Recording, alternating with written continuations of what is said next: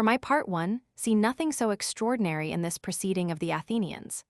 The same reasons, which render it so easy for philosophers to establish these sublime maxims, tend, in part, to diminish the merit of such a conduct in that people. Philosophers never balance betwixt profit and honesty, because their decisions are general, and neither their passions nor imaginations are interested in the objects. And though in the present case the advantage was immediate to the Athenians, yet as it was known only under the general notion of advantage, without being conceived by any particular idea, it must have had a less considerable influence on their imaginations, and have been a less violent temptation, than if they had been acquainted with all its circumstances. Otherwise it is difficult to conceive that a whole people, unjust and violent as men commonly are, should so unanimously have adhered to justice, and rejected any considerable advantage. Any satisfaction, which we lately enjoyed, and of which the memory is fresh and recent, operates on the will with more violence than another of which the traces are decayed and almost obliterated. From whence does this proceed, but that the memory in the first case assists the fancy and gives an additional force and vigor to its conceptions? The image of the past pleasure being strong and violent bestows these qualities on the idea of the future pleasure, which is connected with it by the relation of resemblance. A pleasure which is suitable to the way of life in which we are engaged excites more our desires and appetites than another, which is foreign to it. This phenomenon may be explained from the same principle. Nothing is more capable of infusing any passion into the mind than eloquence, by which objects are represented in their strongest and most lively colors. We may of ourselves acknowledge that such an object is valuable and such another odious. But until an orator excites the imagination and gives force to these ideas, they may have but a feeble influence either on the will or the affections. But eloquence is not always necessary.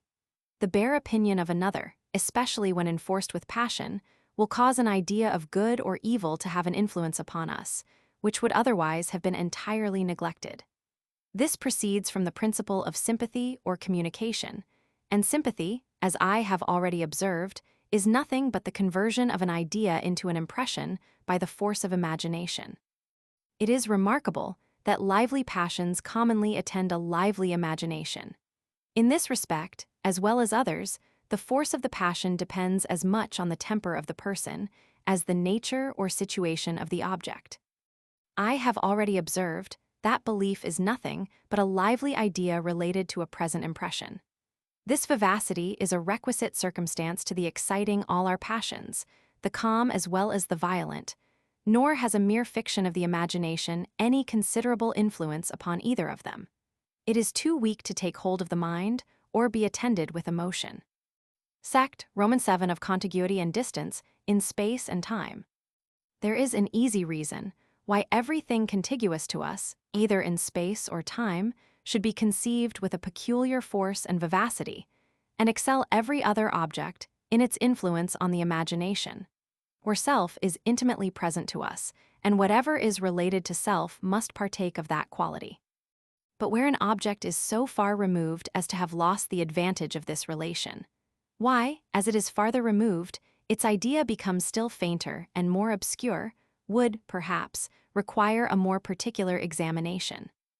It is obvious that the imagination can never totally forget the points of space and time in which we are existent, but receives such frequent advertisements of them from the passions and senses that however it may turn its attention to foreign and remote objects, it is necessitated every moment to reflect on the present. It is also remarkable that in the conception of those objects, which we regard as real and existent, we take them in their proper order and situation, and never leap from one object to another, which is distant from it, without running over, at least in a cursory manner, all those objects, which are interposed betwixt them. When we reflect, therefore, on any object distant from ourselves, we are obliged not only to reach it at first, by passing through all the intermediate space betwixt ourselves and the object, but also to renew our progress every moment, being every moment recalled to the consideration of ourselves and our present situation. It is easily conceived that this interruption must weaken the idea by breaking the action of the mind, and hindering the conception from being so intense and continued as when we reflect on a nearer object. The fewer steps we make to arrive at the object, and the smoother the road is, this diminution of vivacity is less sensibly felt, but still may be observed more or less in proportion to the degrees of distance and difficulty. Here then we are to consider two kinds of objects, the contiguous and remote, of which the former, by means of their relation to ourselves, approach an impression in force and vivacity. The latter, by reason of the interruption in our manner of conceiving them, appear in a weaker and more imperfect light. This is their effect on the imagination. If my reasoning be just, they must have a proportionable effect on the will and passions. Contiguous objects must have an influence much superior to the distant and remote. Accordingly, we find in common life that men are principally concerned about those objects, which are not much removed either in space or time, enjoying the present and leaving what is afar off to the care of chance and fortune. Talk to a man of his condition 30 years hence, and he will not regard you. Speak of what is to happen tomorrow, and he will lend you attention. The breaking of a mirror gives us more concern when at home than the burning of a house, when abroad and some 100 leagues distant. But farther, though distance both in space and time has a considerable effect on the imagination, and by that means on the will and passions, yet the consequence of a removal in space are much inferior to those of a removal in time. 20 years are certainly but a small distance of time in comparison of what history and even the memory of some may inform them of, and yet I doubt if 1,000 leagues, or even the greatest distance of place this globe can admit of, will so remarkably weaken our ideas and diminish our passions. A West Indian merchant will tell you that he is not without concern about what passes in Jamaica, though few extend their views so far into futurity as to dread very remote accidents. The cause of this phenomenon must evidently lie in the different properties of space and time. Without having recourse to metaphysics, anyone may easily observe that space or extension consists of a number of coexistent parts disposed in a certain order and capable of being at once present to the sight or feeling. On the contrary, time or succession, though it consists likewise of parts, never presents to us more than one at once, nor is it possible for any two of them ever to be coexistent. These qualities of the objects have a suitable effect on the imagination. The parts of extension being susceptible of an union to the senses, acquire an union in the fancy. And as the appearance of one part excludes not another, the transition or passage of the thought through the contiguous parts is by that means rendered more smooth and easy. On the other hand, the incompatibility of the parts of time in their real existence separates them in the imagination, and makes it more difficult for that faculty to trace any long succession or series of events. Every part must appear single and alone, nor can regularly have entrance into the fancy without banishing what is supposed to have been immediately precedent. By this means, any distance in time causes a greater interruption in the thought than an equal distance in space, and consequently weakens more considerably the idea, and consequently the passions, which depend in a great measure on the imagination, according to my system. There is another phenomenon of a like nature with the foregoing, viz., the superior effects of the same distance in futurity above that in the past. This difference with respect to the will is easily accounted for. As none of our actions can alter the past, it is not strange it should never determine the will. But with respect to the passions, the question is yet entire and well worth the examining. Besides the propensity to a gradual progression through the points of space and time, we have another peculiarity in our method of thinking, which concurs in producing this phenomenon. We always follow the succession of time in placing our ideas, and from the consideration of any object pass more easily to that which follows immediately after it than to that which went before it. We may learn this, among other instances, from the order, which is always observed in historical narrations. Nothing but an absolute necessity can oblige an historian to break the order of time, and in his narration give the precedence to an event, which was in reality posterior to another. This will easily be applied to the question in hand, if we reflect on what I have before observed, that the present situation of the person is always that of the imagination, and that it is from thence we proceed to the conception of any distant object. When the object is past, the progression of the thought in passing to it from the present is contrary to nature. as proceeding from one point of time to that which is preceding, and from that to another preceding, in opposition to the natural course of the succession. On the other hand, when we turn our thought to a future object, our fancy flows along the stream of time and arrives at the object by an order, which seems most natural, passing always from one point of time to that which is immediately posterior to it. This easy progression of ideas favors the imagination and makes it conceive its object in a stronger and fuller light than when we are continually opposed in our passage and are obliged to overcome the difficulties arising from the natural propensity of the fancy. A small degree of distance in the past has, therefore, a greater effect in interrupting and weakening the conception than a much greater in the future. From this effect of it on the imagination is derived its influence on the will and passions. There is another cause, which both contributes to the same effect, and proceeds from the same quality of the fancy, by which we are determined to trace the succession of time by a similar succession of ideas. When from the present instant we consider 2 points of time equally distant in the future, and in the past, it is evident that, abstractedly considered, their relation to the present is almost equal.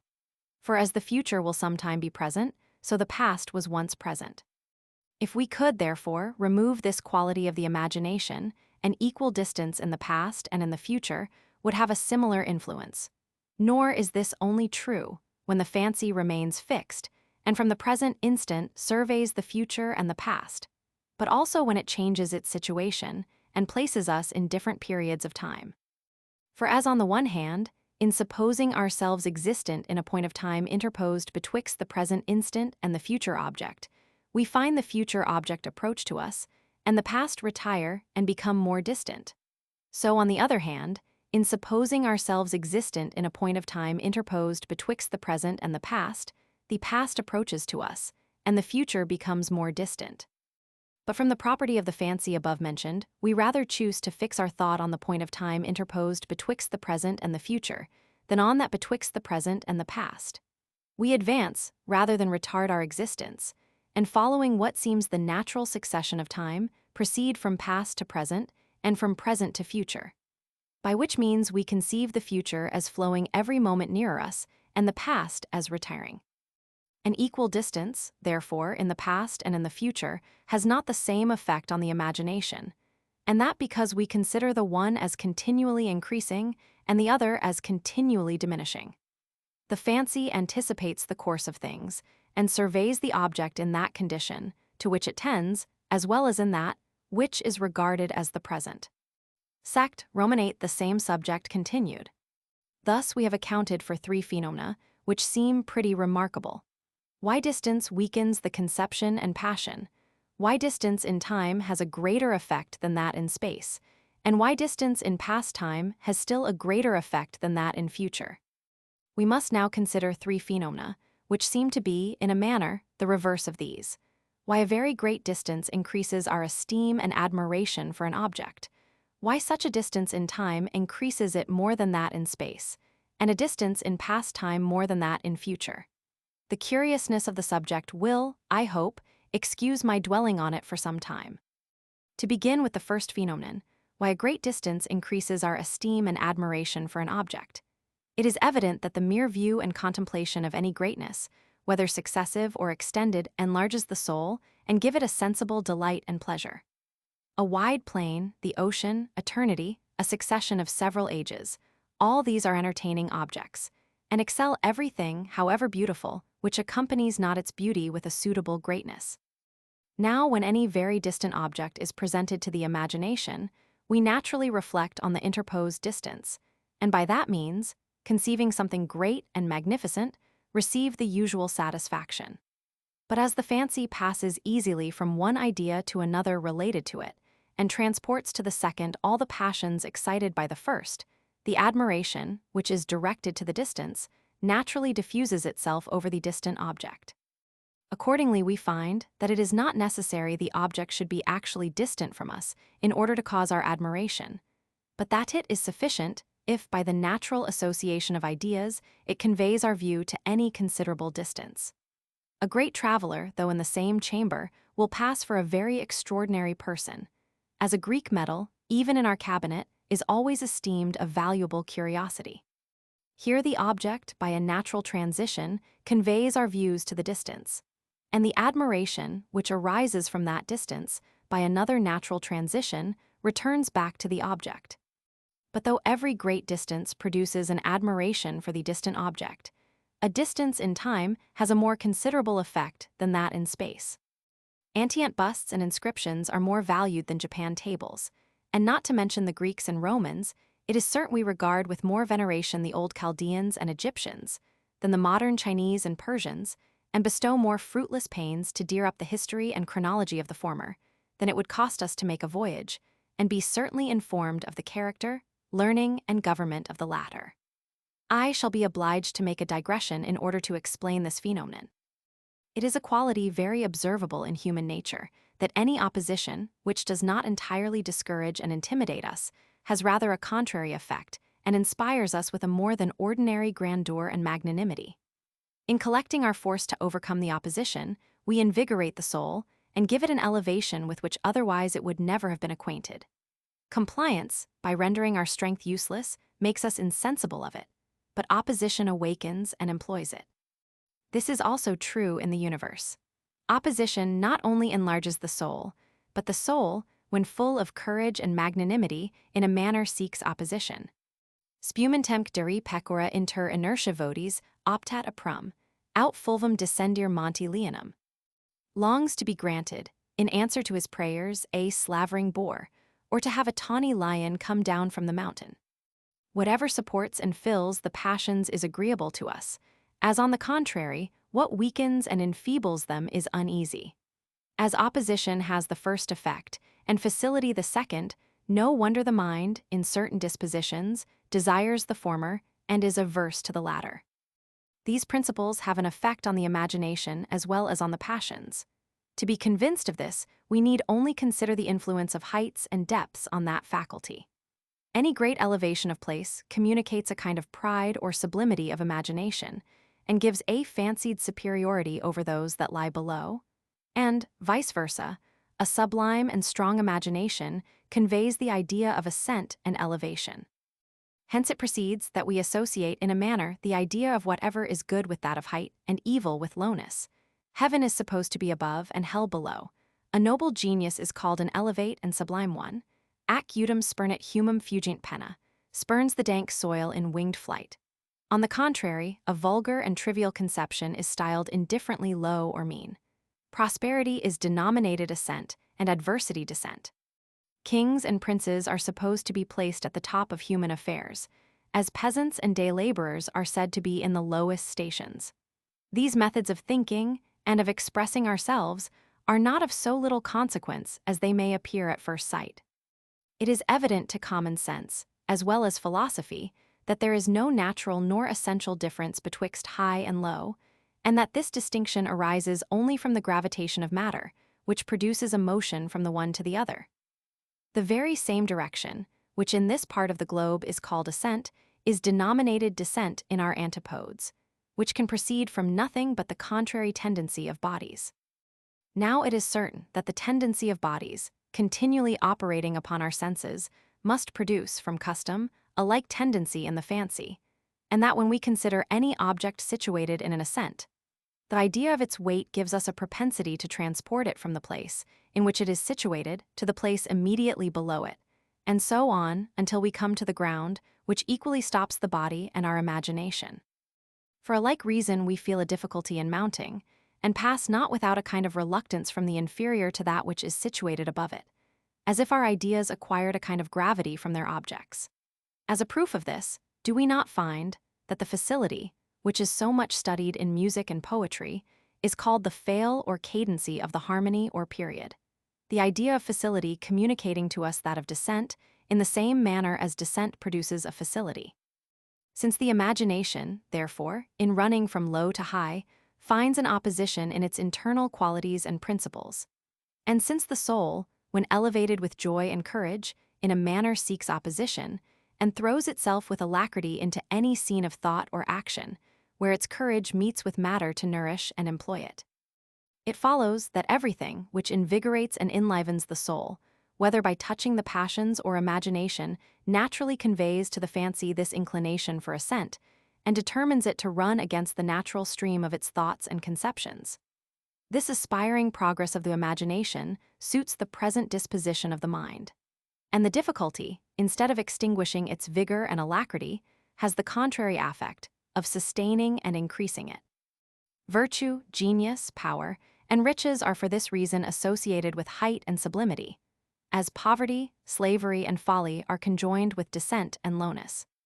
Were the case the same with us as Milton represents it to be with the angels, to whom descent is adverse, and who cannot sink without labor and compulsion, this order of things would be entirely inverted.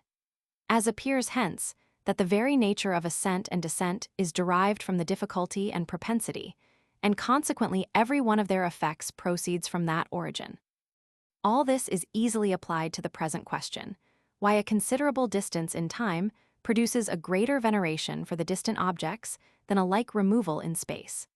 The imagination moves with more difficulty in passing from one portion of time to another than in a transition through the parts of space, and that because space or extension appears united to our senses, while time or succession is always broken and divided. This difficulty, when joined with a small distance, interrupts and weakens the fancy, but has a contrary effect in a great removal. The mind, elevated by the vastness of its object, is still farther elevated by the difficulty of the conception, and being obliged every moment to renew its efforts in the transition from one part of time to another, feels a more vigorous and sublime disposition than in a transition through the parts of space, where the ideas flow along with easiness and facility. In this disposition, the imagination, passing, as is usual, from the consideration of the distance to the view of the distant objects, gives us a proportionable veneration for it. And this is the reason why all the relics of antiquity are so precious in our eyes, and appear more valuable than what is brought even from the remotest parts of the world. The third phenomenon I have remarked will be a full confirmation of this. It is not every removal in time which has the effect of producing veneration and esteem. We are not apt to imagine our posterity will excel us or equal our ancestors. This phenomenon is the more remarkable because any distance in futurity weakens not our ideas so much as an equal removal in the past. Though a removal in the past, when very great, increases our passions beyond a like removal in the future, yet a small removal has a greater influence in diminishing them. In our common way of thinking, we are placed in a kind of middle station betwixt the past and future, and as our imagination finds a kind of difficulty in running along the former, and a facility in following the course of the latter, the difficulty conveys the notion of ascent, and the facility of the contrary. Hence, we imagine our ancestors to be, in a manner, mounted above us, and our posterity to lie below us. Our fancy arrives not at the one without effort, but easily reaches the other, which effort weakens the conception, where the distance is small, but enlarges and elevates the imagination when attended with a suitable object. As on the other hand, the facility assists the fancy in a small removal, but takes off from its force when it contemplates any considerable distance. It may not be improper, before we leave this subject of the will, to resume in a few words all that has been said concerning it, in order to set the whole more distinctly before the eyes of the reader. What we commonly understand by passion is a violent and sensible emotion of mind, when any good or evil is presented, or any object, which, by the original formation of our faculties, is fitted to excite an appetite. By reason we mean affections of the very same kind with the former, but such as operate more calmly and cause no disorder in the temper, which tranquillity leads us into a mistake concerning them, and causes us to regard them as conclusions only of our intellectual faculties. Both the causes and effects of these violent and calm passions are pretty variable, and depend, in a great measure, on the peculiar temper and disposition of every individual.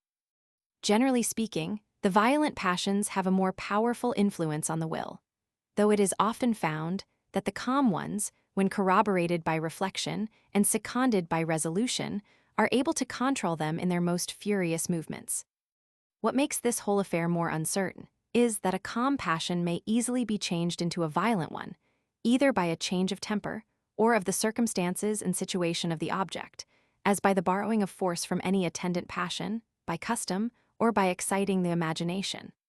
Upon the whole, this struggle of passion and of reason, as it is called, diversifies human life and makes men so different not only from each other, but also from themselves in different times.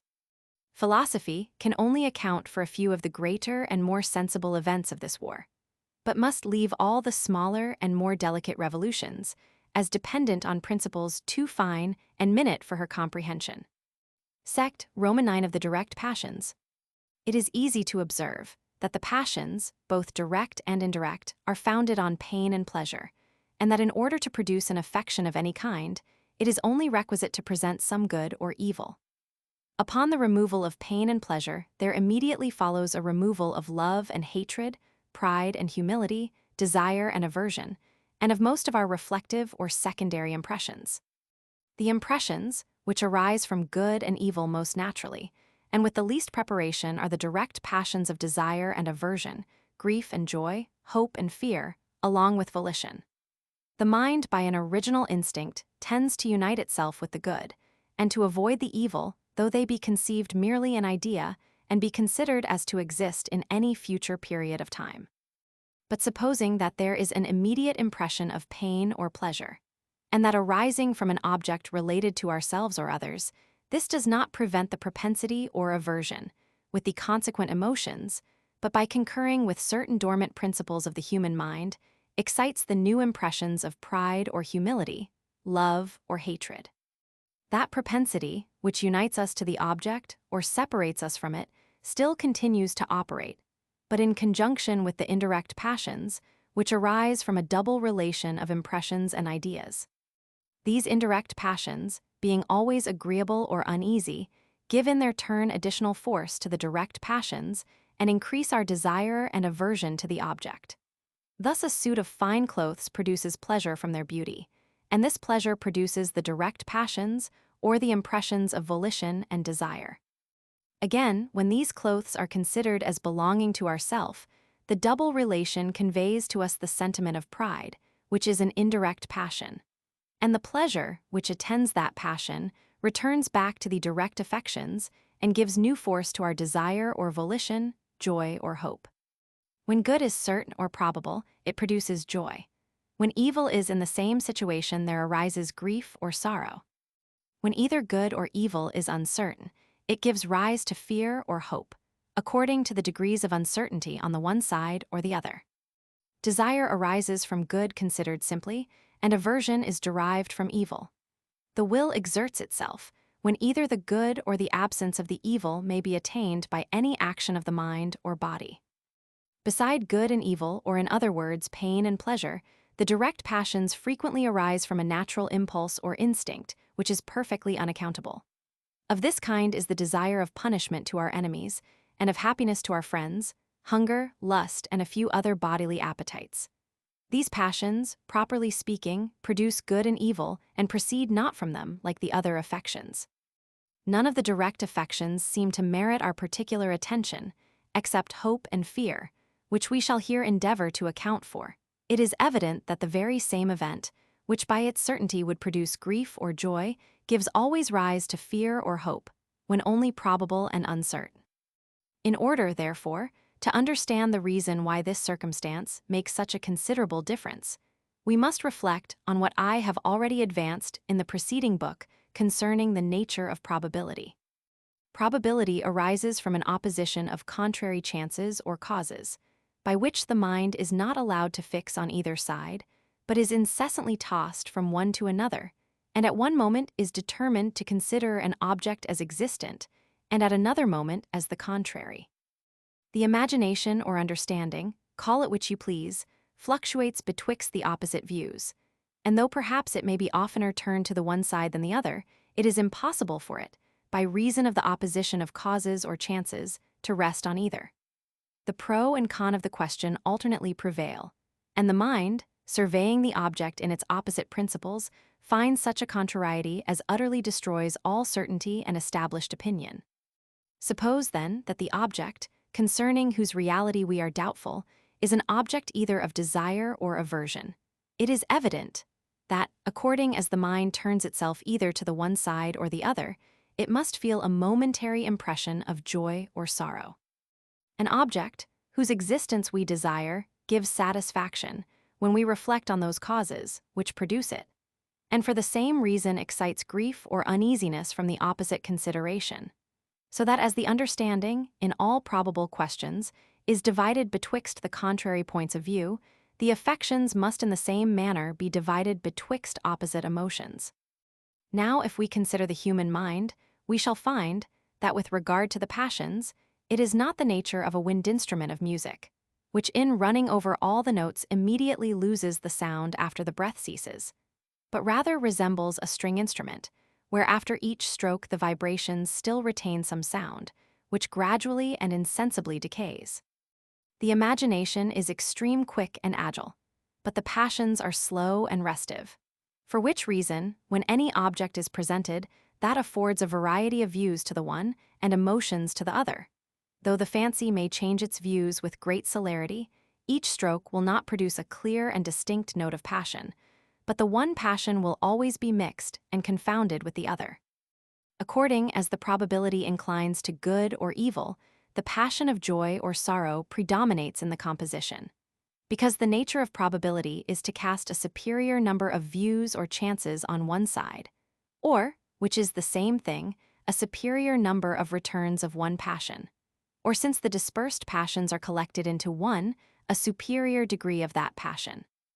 That is, in other words, the grief and joy being intermingled with each other, by means of the contrary views of the imagination, produce by their union the passions of hope and fear. Upon this head there may be started a very curious question concerning that contrariety of passions, which is our present subject. It is observable that where the objects of contrary passions are presented at once, beside the increase of the predominant passion, which has been already explained, and commonly arises at their first shock or rencounter, it sometimes happens that both the passions exist successively and by short intervals. Sometimes that they destroy each other, and neither of them takes place, and sometimes that both of them remain united in the mind. It may, therefore, be asked, by what theory we can explain these variations, and to what general principle we can reduce them. When the contrary passions arise from objects entirely different, they take place alternately, the want of relation in the ideas separating the impressions from each other and preventing their opposition. Thus, when a man is afflicted for the loss of a lawsuit, and joyful for the birth of a son, the mind running from the agreeable to the calamitous object, with whatever celerity it may perform this motion, can scarcely temper the one affection with the other, and remain betwixt them in a state of indifference.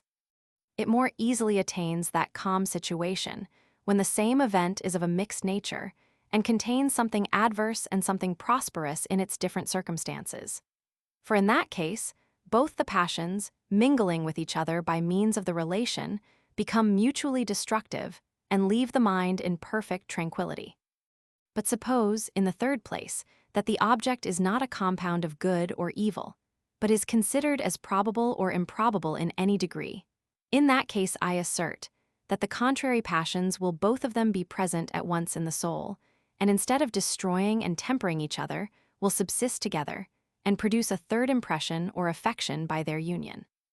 Contrary passions are not capable of destroying each other, except when their contrary movements exactly rencounter and are opposite in their direction, as well as in the sensation they produce. This exact rencounter depends upon the relations of those ideas from which they are derived, and is more or less perfect, according to the degrees of the relation. In the case of probability, the contrary chances are so far related that they determine concerning the existence or non-existence of the same object.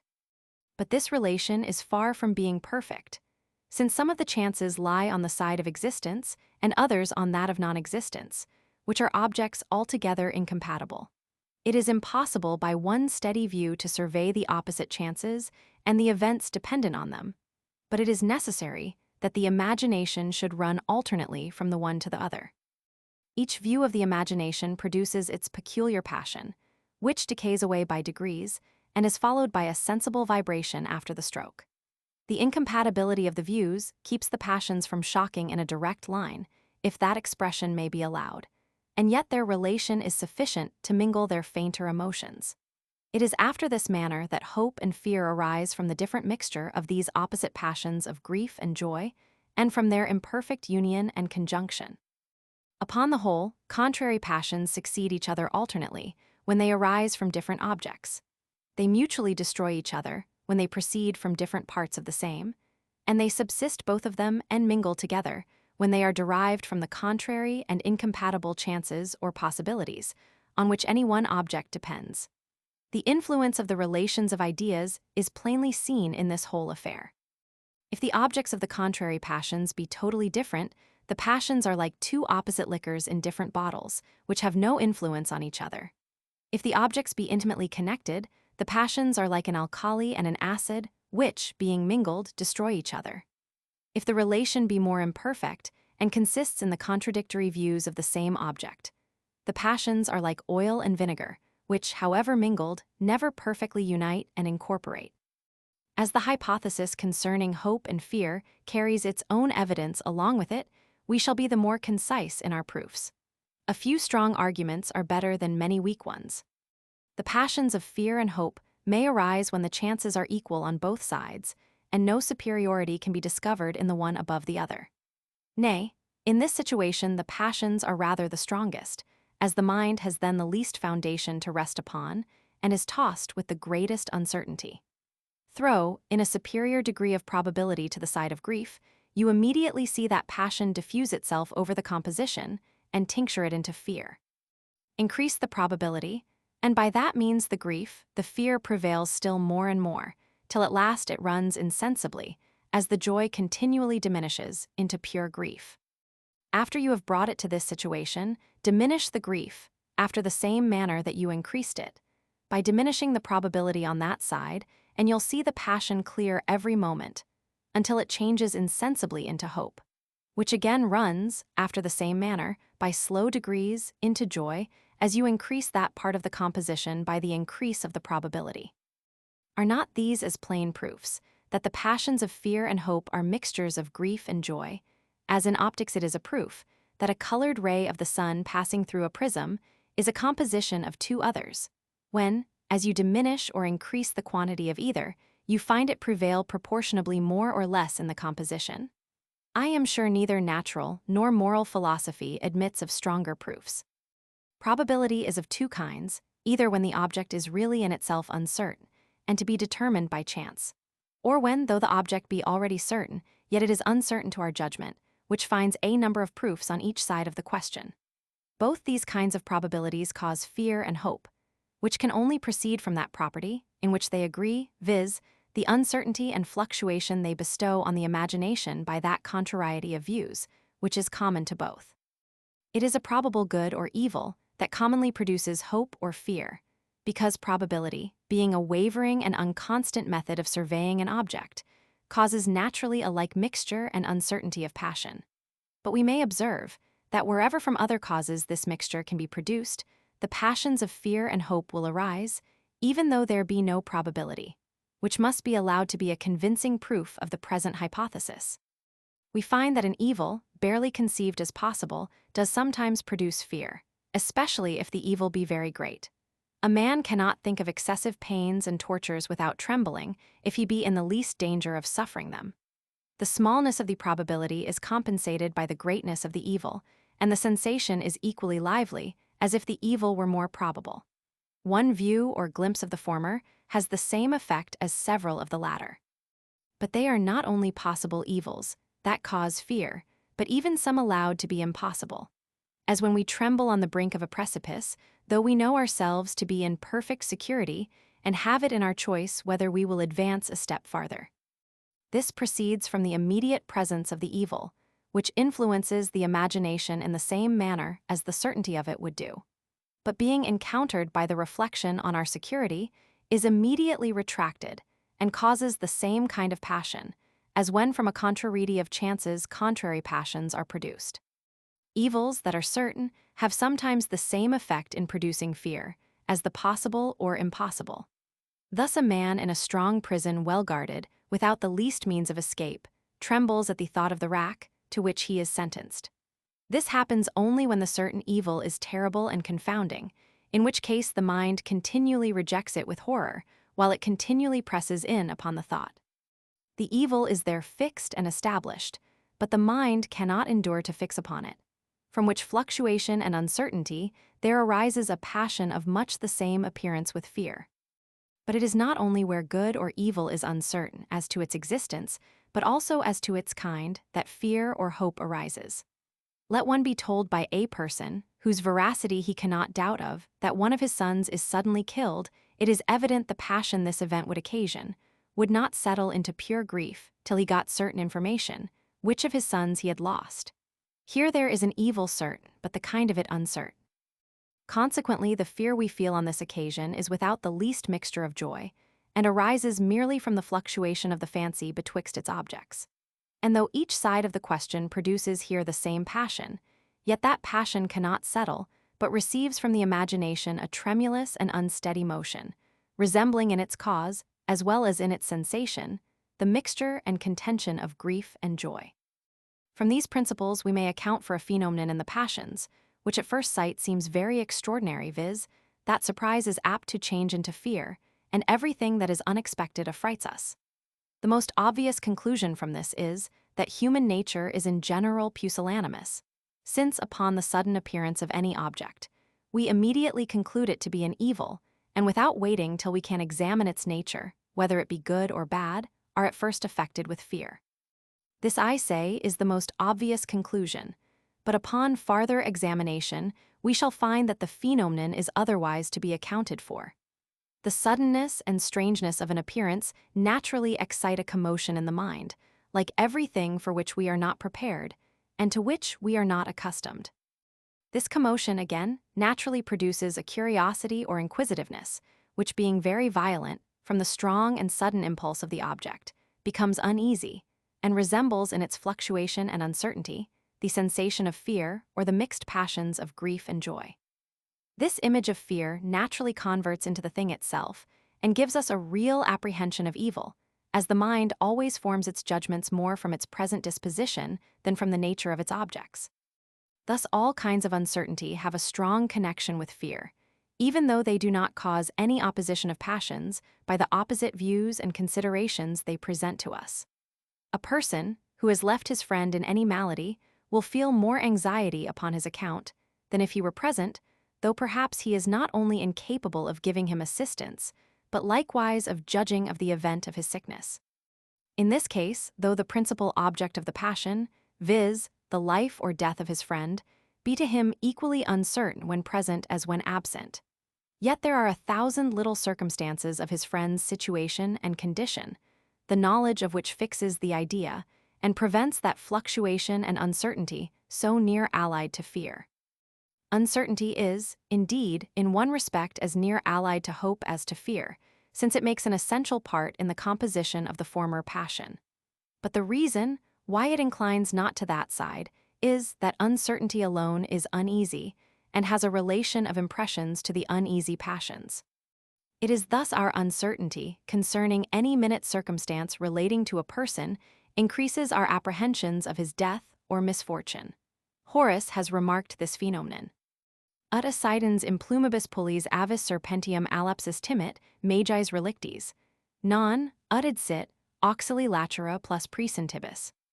As a bird, watching over her fledglings, is more afraid of their being attacked by snakes if she were to leave them, even though, were she to stay, she would not be any more capable of helping them when they were with her. But this principle of the connection of fear with uncertainty I carry farther, and observe that any doubt produces that passion, even though it presents nothing to us on any side but what is good and desirable. A virgin, on her bridal night, goes to bed full of fears and apprehensions, though she expects nothing but pleasure of the highest kind and what she has long wished for. The newness and greatness of the event, the confusion of wishes and joys so embarrass the mind that it knows not on what passion to fix itself, from whence arises a fluttering or unsettledness of the spirits, which being, in some degree, uneasy, very naturally degenerates into fear. Thus we still find that whatever causes any fluctuation or mixture of passions, with any degree of uneasiness, always produces fear, or at least a passion so like it, that they are scarcely to be distinguished. I have here confined myself to the examination of hope and fear in their most simple and natural situation, without considering all the variations they may receive from the mixture of different views and reflections. Terror, consternation, astonishment, anxiety, and other passions of that kind are nothing but different species and degrees of fear. It is easy to imagine how a different situation of the object, or a different turn of thought, may change even the sensation of a passion, and this may in general account for all the particular subdivisions of the other affections, as well as of fear. Love may show itself in the shape of tenderness, friendship, intimacy, esteem, good, will, and in many other appearances, which at the bottom are the same affections, and arise from the same causes, though with a small variation, which it is not necessary to give any particular account of. It is for this reason I have all along confined myself to the principal passion. The same care of avoiding prolixity is the reason why I waive the examination of the will and direct passions, as they appear in animals, since nothing is more evident than that they are of the same nature, and excited by the same causes as in human creatures. I leave this to the reader's own observation, desiring him at the same time to consider the additional force this bestows on the present system. Sect, X of curiosity, or the love of truth. But methinks we have been not a little inattentive to run over so many different parts of the human mind, and examine so many passions, without taking once into the consideration that love of truth, which was the first source of all our inquiries. 'Twill therefore be proper, before we leave this subject, to bestow a few reflections on that passion, and show its origin in human nature. It is an affection of so peculiar a kind, that it would have been impossible to have treated of it under any of those heads, which we have examined, without danger of obscurity and confusion. Truth is of two kinds, consisting either in the discovery of the proportions of ideas, considered as such, or in the conformity of our ideas of objects to their real existence. It is certain that the former species of truth is not desired merely as truth, and that it is not the justness of our conclusions, which alone gives the pleasure. For these conclusions are equally just, when we discover the equality of two bodies by a pair of compasses, as when we learn it by a mathematical demonstration. And though in the one case the proofs be demonstrative, and in the other only sensible, yet generally speaking, the mind acquiesces with equal assurance in the one as in the other. And in an arithmetical operation, where both the truth and the assurance are of the same nature, as in the most profound algebraical problem, the pleasure is very inconsiderable, if rather it does not degenerate into pain, which is an evident proof that the satisfaction, which we sometimes receive from the discovery of truth, proceeds not from it merely as such, but only as endowed with certain qualities. The first and most considerable circumstance requisite to render truth agreeable is the genius and capacity which is employed in its invention and discovery. What is easy and obvious is never valued, and even what is in itself difficult, if we come to the knowledge of it without difficulty, and without any stretch of thought or judgment, is but little regarded. We love to trace the demonstrations of mathematicians, but should receive small entertainment from a person who should barely inform us of the proportions of lines and angles, though we repose the utmost confidence both in his judgment and veracity. In this case, it is sufficient to have ears to learn the truth.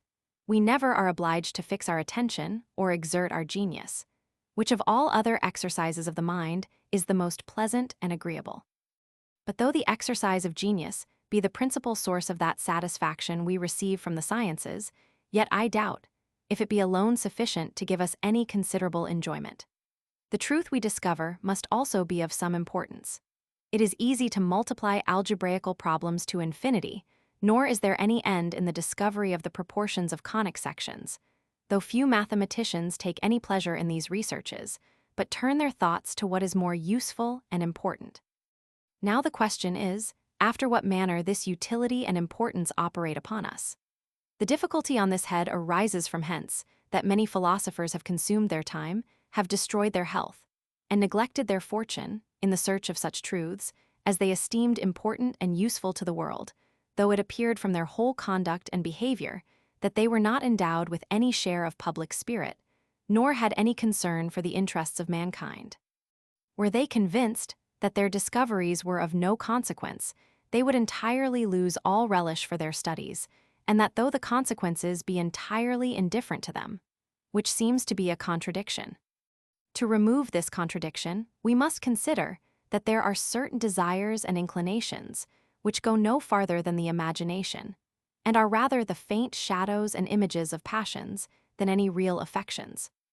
Thus, suppose a man, who takes a survey of the fortifications of any city, considers their strength and advantages, natural or acquired, observes the disposition and contrivance of the bastions, ramparts, mines, and other military works.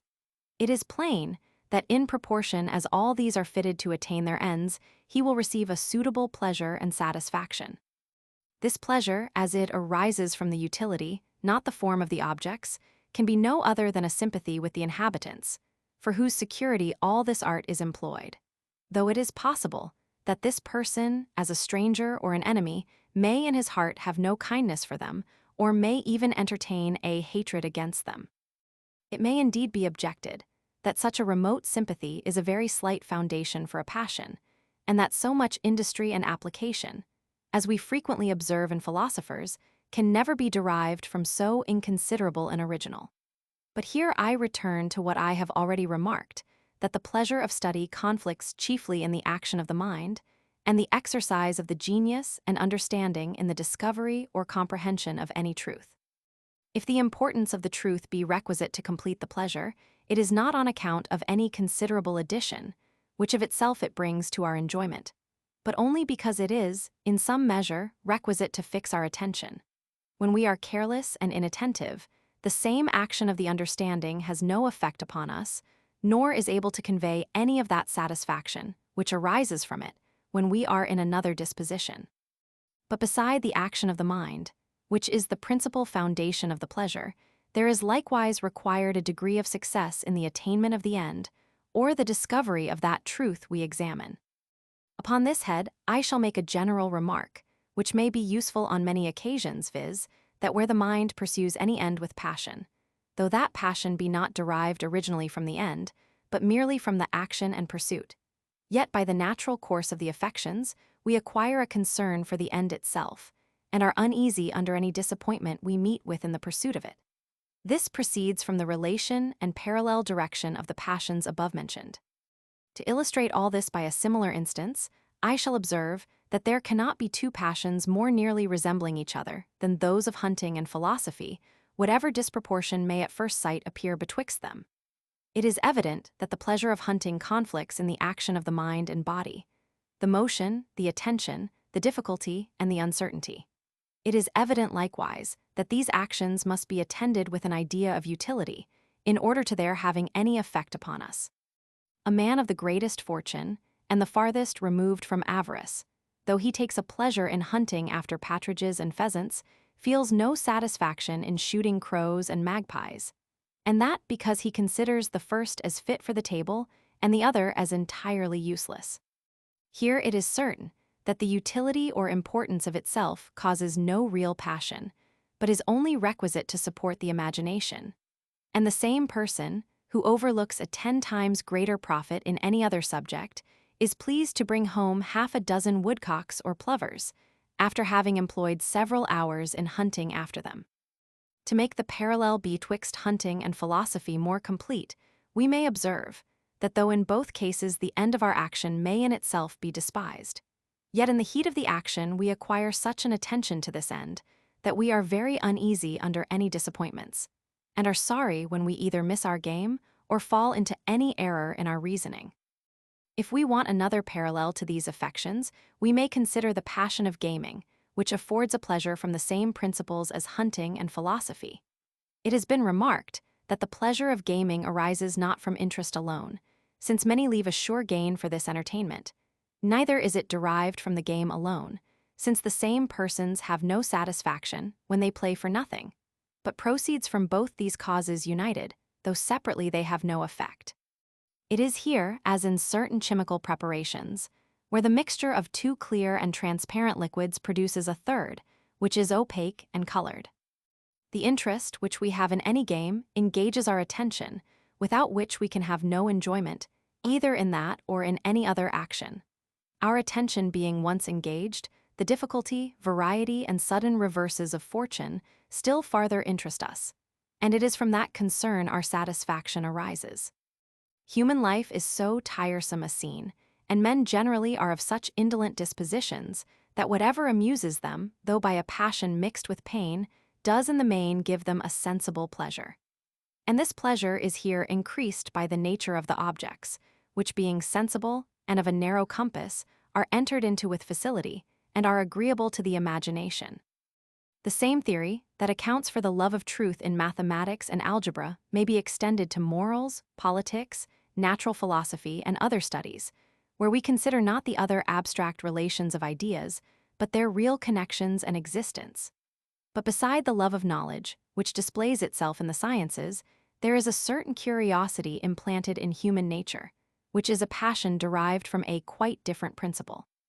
Some people have an insatiable desire of knowing the actions and circumstances of their neighbors, though their interest be no way concerned in them, and they must entirely depend on others for their information, in which case there is no room for study or application. Let us search for the reason of this phenomenon. It has been proved at large that the influence of belief is at once to enliven and infix any idea in the imagination, and prevent all kind of hesitation and uncertainty about it.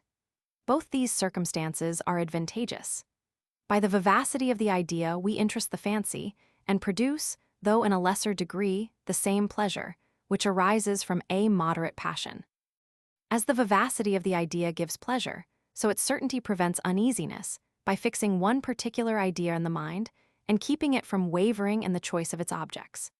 It is a quality of human nature, which is conspicuous on many occasions, and is common both to the mind and body, that too sudden and violent a change is unpleasant to us, and that however any objects may in themselves be indifferent, yet their alteration gives uneasiness. As it is the nature of doubt to cause a variation in the thought, and transport us suddenly from one idea to another, it must of consequence be the occasion of pain. This pain chiefly takes place where interest, relation, or the greatness and novelty of any event interests us in it. It is not every matter of fact, of which we have a curiosity to be informed, neither are they such only as we have an interest to know. It is sufficient if the idea strikes on us with such force, and concerns us so nearly, as to give us an uneasiness in its instability and inconstancy. A stranger, when he arrives first at any town, may be entirely indifferent about knowing the history and adventures of the inhabitants, but as he becomes farther acquainted with them, and has lived any considerable time among them, he acquires the same curiosity as the natives. When we are reading the history of a nation, we may have an ardent desire of clearing up any doubt or difficulty that occurs in it, but become careless in such researches when the ideas of these events are, in a great measure, obliterated. Book 3 of Morals. Part 1 of Virtue and Vice in General. Sect, moral distinctions not derived from reason. There is an inconvenience which attends all abstruse reasoning that it may silence, without convincing an antagonist, and requires the same intense study to make us sensible of its force. That was at first requisite for its invention. When we leave our closet and engage in the common affairs of life, its conclusions seem to vanish, like the phantoms of the night on the appearance of the morning. And it is difficult for us to retain even that conviction, which we had attained with difficulty. This is still more conspicuous in a long chain of reasoning, where we must preserve to the end the evidence of the first propositions, and where we often lose sight of all the most received maxims, either of philosophy or common life. I am not, however, without hopes that the present system of philosophy will acquire new force as it advances, and that our reasonings concerning morals will corroborate whatever has been said concerning the understanding and the passions. Morality is a subject that interests us above all others. We fancy the peace of society to be at stake in every decision concerning it, and it is evident that this concern must make our speculations appear more real and solid than where the subject is, in a great measure, indifferent to us. What affects us, we conclude, can never be a chimera, and as our passion is engaged on the one side or the other, we naturally think that the question lies within human comprehension, which, in other cases of this nature, we are apt to entertain some doubt of.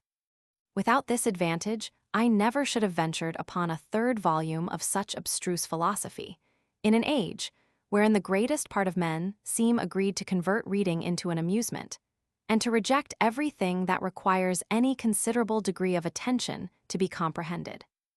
It has been observed that nothing is ever present to the mind but its perceptions, and that all the actions of seeing, hearing, judging, loving, hating, and thinking fall under this denomination. The mind can never exert itself in any action which we may not comprehend under the term of perception, and consequently that term is no less applicable to those judgments, by which we distinguish moral good and evil, than to every other operation of the mind. To approve of one character, to condemn another, are only so many different perceptions. Now as perceptions resolve themselves into two kinds, viz. Impressions and ideas, this distinction gives rise to a question, with which we shall open up our present inquiry concerning morals. Whether it is by means of our ideas or impressions we distinguish betwixt vice and virtue, and pronounce an action blamable or praiseworthy, this will immediately cut off all loose discourses and declamations, and reduce us to something precise and exact on the present subject. Those who affirm that virtue is nothing but a conformity to reason, that there are eternal fitnesses and unfitnesses of things, which are the same to every rational being that considers them, that the immutable measures of right and wrong impose an obligation, not only on human creatures, but also on the deity himself. All these systems concur in the opinion that morality, like truth, is discerned merely by ideas and by their juxtaposition and comparison. In order, therefore, to judge of these systems, we need only consider whether it be possible, from reason alone, to distinguish betwixt moral good and evil, or whether there must concur some other principles to enable us to make that distinction. If morality had naturally no influence on human passions and actions, it were in vain to take such pains to inculcate it, and nothing would be more fruitless than that multitude of rules and precepts with which all moralists abound. Philosophy is commonly divided into speculative and practical, and as morality is always comprehended under the latter division, it is supposed to influence our passions and actions, and to go beyond the calm and indolent judgments of the understanding. And this is confirmed by common experience, which informs us that men are often governed by their duties, and are deterred from some actions by the opinion of injustice, and impelled to others by that of obligation. Since morals, therefore, have an influence on the actions and affections, it follows that they cannot be derived from reason, and that because reason alone, as we have already proved, can never have any such influence. Morals excite passions and produce or prevent actions. Reason of itself is utterly impotent in this particular. The rules of morality, therefore, are not conclusions of our reason. No one, I believe, will deny the justness of this inference, nor is there any other means of evading it than by denying that principle on which it is founded. As long as it is allowed, that reason has no influence on our passions and action, it is in vain to pretend that morality is discovered only by a deduction of reason. An active principle can never be founded on an inactive, and if reason be inactive in itself, it must remain so in all its shapes and appearances, whether it exerts itself in natural or moral subjects, whether it considers the powers of external bodies or the actions of rational beings. It would be tedious to repeat all the arguments by which I have proved that reason is perfectly inert, and can never either prevent or produce any action or affection. It will be easy to recollect what has been said upon that subject. I shall only recall on this occasion one of these arguments, which I shall endeavor to render still more conclusive and more applicable to the present subject. Book 2, Part 3, Sect 3. Reason is the discovery of truth or falsehood. Truth or falsehood consists in an agreement or disagreement either to the real relations of ideas or to real existence and matter of fact. Whatever, therefore, is not susceptible of this agreement or disagreement is incapable of being true or false, and can never be an object of our reason. Now it is evident our passions, volitions, and actions are not susceptible of any such agreement or disagreement, being original facts and realities, complete in themselves, and implying no reference to other passions, volitions, and actions. It is impossible, therefore, they can be pronounced either true or false, and be either contrary or conformable to reason. This argument is of double advantage to our present purpose, for it proves directly that actions do not derive their merit from a conformity to reason, nor their blame from a contrariety to it. And it proves the same truth more indirectly, by showing us that as reason can never immediately prevent or produce any action by contradicting or approving of it, it cannot be the source of moral good and evil, which are found to have that influence. Actions may be laudable or blamable, but they cannot be reasonable. Laudable or blamable, therefore, are not the same with reasonable or unreasonable. The merit and demerit of actions frequently contradict and sometimes control our natural propensities, but reason has no such influence. Moral distinctions, therefore, are not the offspring of reason. Reason is wholly inactive and can never be the source of so active a principle as conscience or a sense of morals. But perhaps it may be said that though no will or action can be immediately contradictory to reason, yet we may find such a contradiction in some of the attendants of the action, that is, in its causes or effects. The action may cause a judgment, or may be obliquely caused by one, when the judgment concurs with a passion, and by an abusive way of speaking, which philosophy will scarce allow of, the same contrariety may, upon that account, be ascribed to the action. How far this truth or falsehood may be the source of morals, it will now be proper to consider.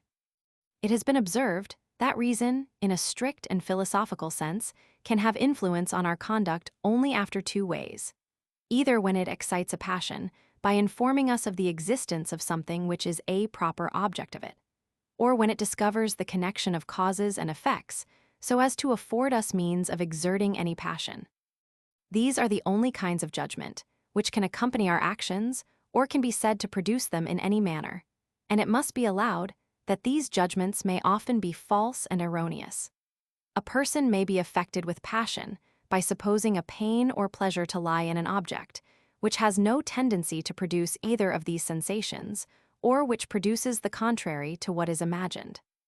A person may also take false measures for the attaining his end, and may retard, by his foolish conduct, instead of forwarding the execution of any project.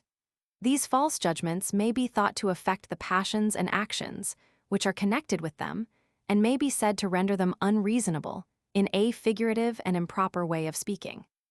But though this be acknowledged, it is easy to observe that these errors are so far from being the source of all immorality that they are commonly very innocent and draw no manner of guilt upon the person who is so unfortunate as to fail into them.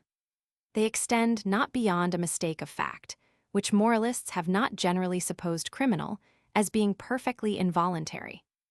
I am more to be lamented than blamed if I am mistaken with regard to the influence of objects in producing pain or pleasure, or if I know not the proper means of satisfying my desires. No one can ever regard such errors as a defect in my moral character. A fruit, for instance, that is really disagreeable, appears to me at a distance, and through mistake I fancy it to be pleasant and delicious. Here is one error. I choose certain means of reaching this fruit, which are not proper for my end. Here is a second error, nor is there any third one, which can ever possibly enter into our reasonings concerning actions. I ask, therefore, if a man, in this situation, and guilty of these two errors, is to be regarded as vicious and criminal, however unavoidable they might have been? Or if it be possible to imagine that such errors are the sources of all immorality. And here it may be proper to observe that if moral distinctions be derived from the truth or falsehood of those judgments, they must take place wherever we form the judgments. Nor will there be any difference, whether the question be concerning an apple or a kingdom, or whether the error be avoidable or unavoidable.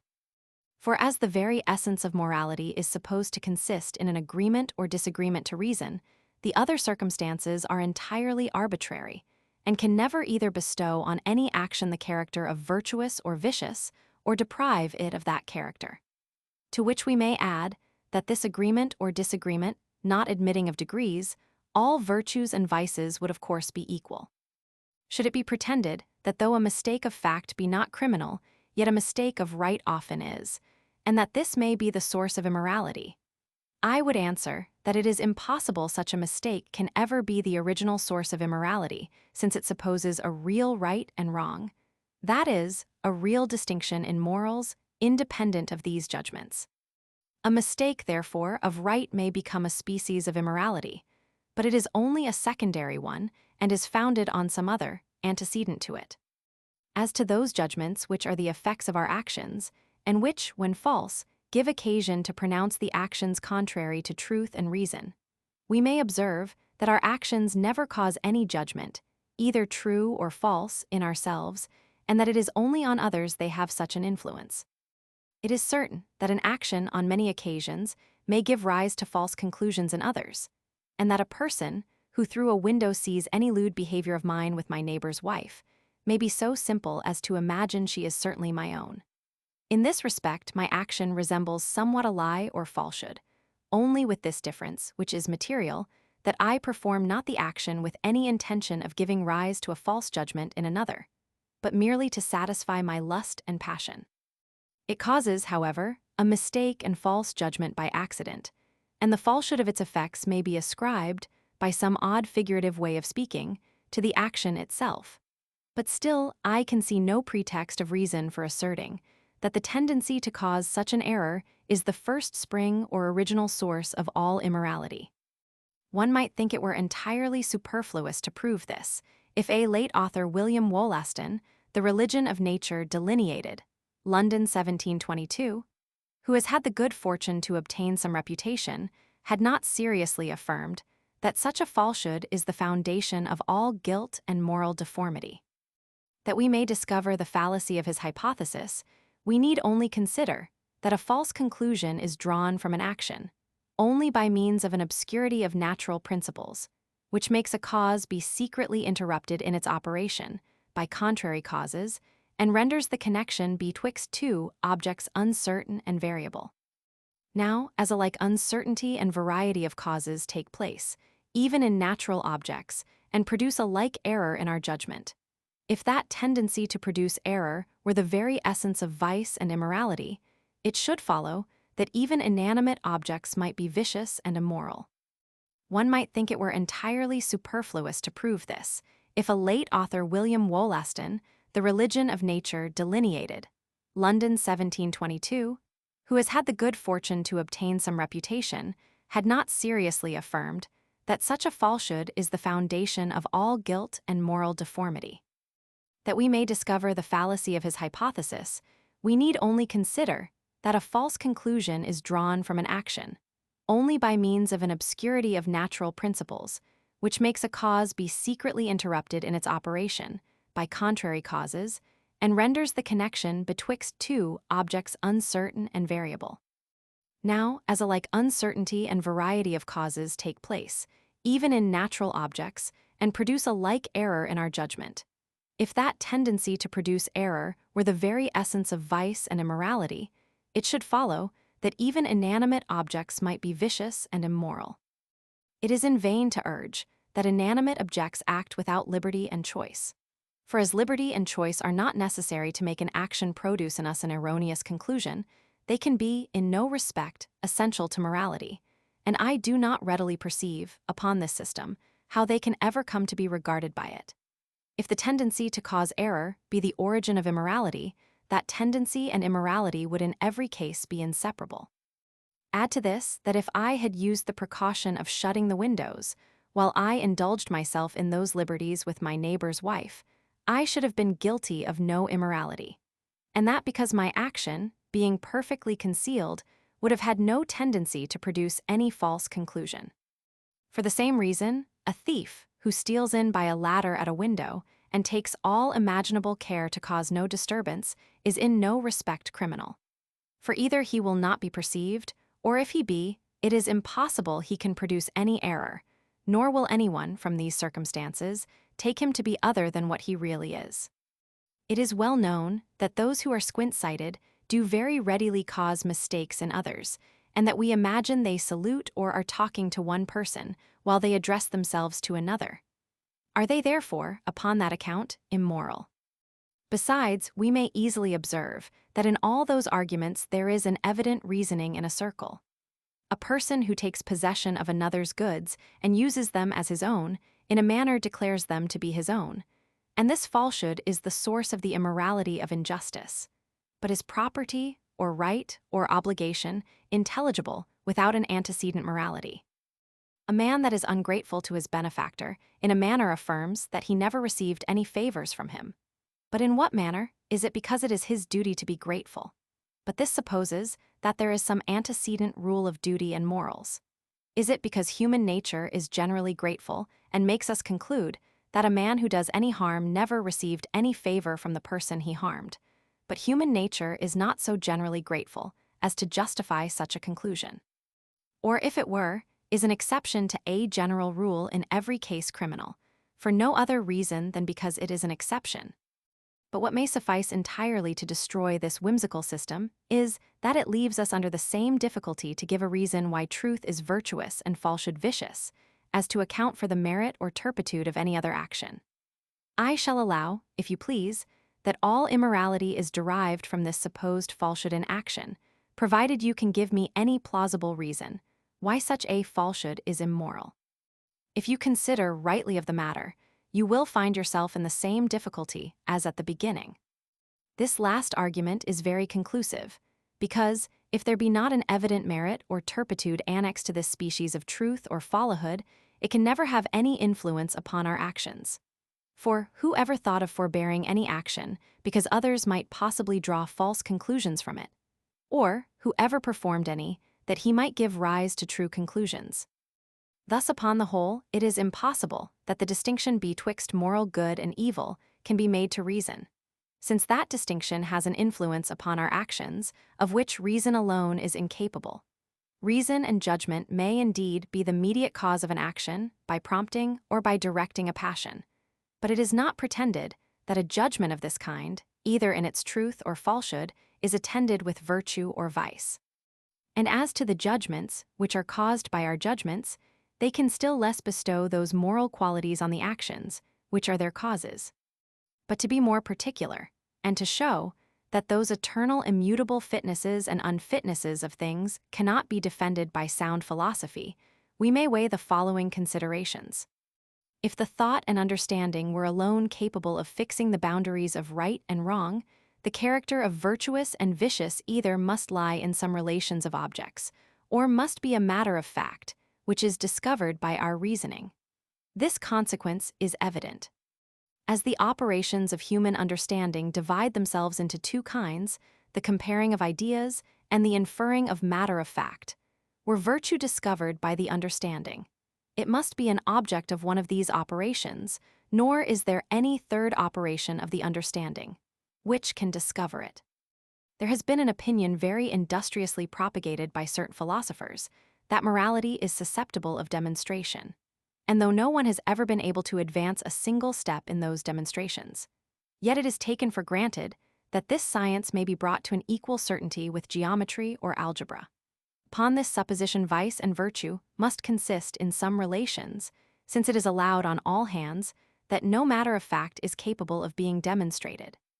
Let us therefore begin with examining this hypothesis, and endeavor, if possible, to fix those moral qualities which have been so long the objects of our fruitless researches. Point out distinctly the relations which constitute morality or obligation, that we may know wherein they consist, and after what manner we must judge of them. If you assert that vice and virtue consist in relations susceptible of certainty and demonstration, you must confine yourself to those four relations, which alone admit of that degree of evidence. And in that case, you run into absurdities from which you will never be able to extricate yourself. For as you make the very essence of morality to lie in the relations, and as there is no one of these relations but what is applicable, not only to an irrational, but also to an inanimate object, it follows that even such objects must be susceptible of merit or demerit. Resemblance, contrariety, degrees in quality, and proportions in quantity and number. All these relations belong as properly to matter as to our actions, passions, and volitions. It is unquestionable, therefore, that morality lies not in any of these relations, nor the sense of it in their discovery. As a proof how confused our way of thinking on this subject commonly is, we may observe that those who assert that morality is demonstrable do not say that morality lies in the relations, and that the relations are distinguishable by reason. They only say that reason can discover such an action in such relations to be virtuous and such another vicious. It seems they thought it sufficient if they could bring the word relation into the proposition without troubling themselves whether it was to the purpose or not. But here, I think, is plain argument. Demonstrative reason discovers only relations. But that reason, according to this hypothesis, discovers also vice and virtue. These moral qualities, therefore, must be relations. When we blame any action, in any situation, the whole complicated object of action and situation must form certain relations wherein the essence of vice consists. This hypothesis is not otherwise intelligible. For what does reason discover when it pronounces any action vicious? Does it discover a relation or a matter of fact? These questions are decisive and must not be eluded. Should it be asserted that the sense of morality consists in the discovery of some relation, distinct from these, and that our enumeration was not complete when we comprehended all demonstrable relations under 4 general heads? To this I know not what to reply till someone be so good as to point out to me this new relation. It is impossible to refute a system which has never yet been explained. In such a manner of fighting in the dark, a man loses his blows in the air, and often places them where the enemy is not present. I must, therefore, on this occasion, rest contented with requiring the 2 following conditions of anyone that would undertake to clear up this system. First, as moral good and evil belong only to the actions of the mind, and are derived from our situation with regard to external objects, the relations, from which these moral distinctions arise, must lie only betwixt internal actions and external objects, and must not be applicable either to internal actions, compared among themselves, or to external objects, when placed in opposition to other external objects. For as morality is supposed to attend certain relations, if these relations could belong to internal actions considered singly, it would follow that we might be guilty of crimes in ourselves, and independent of our situation, with respect to the universe. And in like manner, if these moral relations could be applied to external objects, it would follow that even inanimate beings would be susceptible of moral beauty and deformity. Now it seems difficult to imagine that any relation can be discovered betwixt our passions, volitions, and actions compared to external objects, which relation might not belong either to these passions and volitions or to these external objects compared among themselves. But it will be still more difficult to fulfill the second condition, requisite to justify this system. According to the principles of those who maintain an abstract rational difference betwixt moral good and evil, and a natural fitness and unfitness of things, it is not only supposed that these relations, being eternal and immutable, are the same when considered by every rational creature, but their effects are also supposed to be necessarily the same. And it is concluded they have no less, or rather a greater, influence in directing the will of the deity than in governing the rational and virtuous of our own species. These 2 particulars are evidently distinct. It is one thing to know virtue, and another to conform the will to it. In order, therefore, to prove that the measures of right and wrong are eternal laws, obligatory on every rational mind, it is not sufficient to show the relations upon which they are founded. We must also point out the connection betwixt the relation and the will, and must prove that this connection is so necessary that in every well-disposed mind it must take place and have its influence, though the difference betwixt these minds be in other respects immense and infinite. Now, besides what I have already proved, that even in human nature no relation can ever alone produce any action. Besides this, I say, it has been shewn, in treating of the understanding, that there is no connection of cause and effect, such as this is supposed to be, which is discoverable otherwise than by experience, and of which we can pretend to have any security by the simple consideration of the objects. All beings in the universe, considered in themselves, appear entirely loose and independent of each other. It is only by experience we learn their influence and connection, and this influence we ought never to extend beyond experience. Thus it will be impossible to fulfill the first condition required to the system of eternal measures of right and wrong, because it is impossible to show those relations, upon which such a distinction may be founded, and it is as impossible to fulfill the second condition, because we cannot prove a priori that these relations, if they really existed and were perceived, would be universally forcible and obligatory. But to make these general reflections more clear and convincing, we may illustrate them by some particular instances, wherein this character of moral good or evil is the most universally acknowledged. Of all crimes that human creatures are capable of committing, the most horrid and unnatural is ingratitude, especially when it is committed against parents, and appears in the more flagrant instances of wounds and death. This is acknowledged by all mankind, philosophers as well as the people. The question only arises among philosophers, whether the guilt or moral deformity of this action be discovered by demonstrative reasoning or be felt by an internal sense, and by means of some sentiment, which the reflecting on such an action naturally occasions. This question will soon be decided against the former opinion if we can show the same relations in other objects, without the notion of any guilt or iniquity attending them. Reason or science is nothing but the comparing of ideas and the discovery of their relations. And if the same relations have different characters, it must evidently follow that those characters are not discovered merely by reason.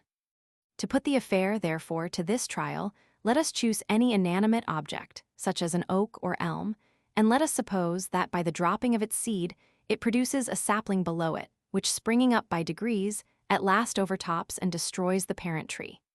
I ask, if in this instance there be wanting any relation, which is discoverable in parricide or ingratitude? Is not the one tree the cause of the other's existence, and the latter the cause of the destruction of the former, in the same manner as when a child murders his parent? It is not sufficient to reply that a choice or will is wanting. For in the case of parricide, a will does not give rise to any different relations, but is only the cause from which the action is derived, and consequently produces the same relations that in the oak or elm arise from some other principles. It is a will or choice that determines a man to kill his parent, and they are the laws of matter and motion that determine a sapling to destroy the oak from which it sprung.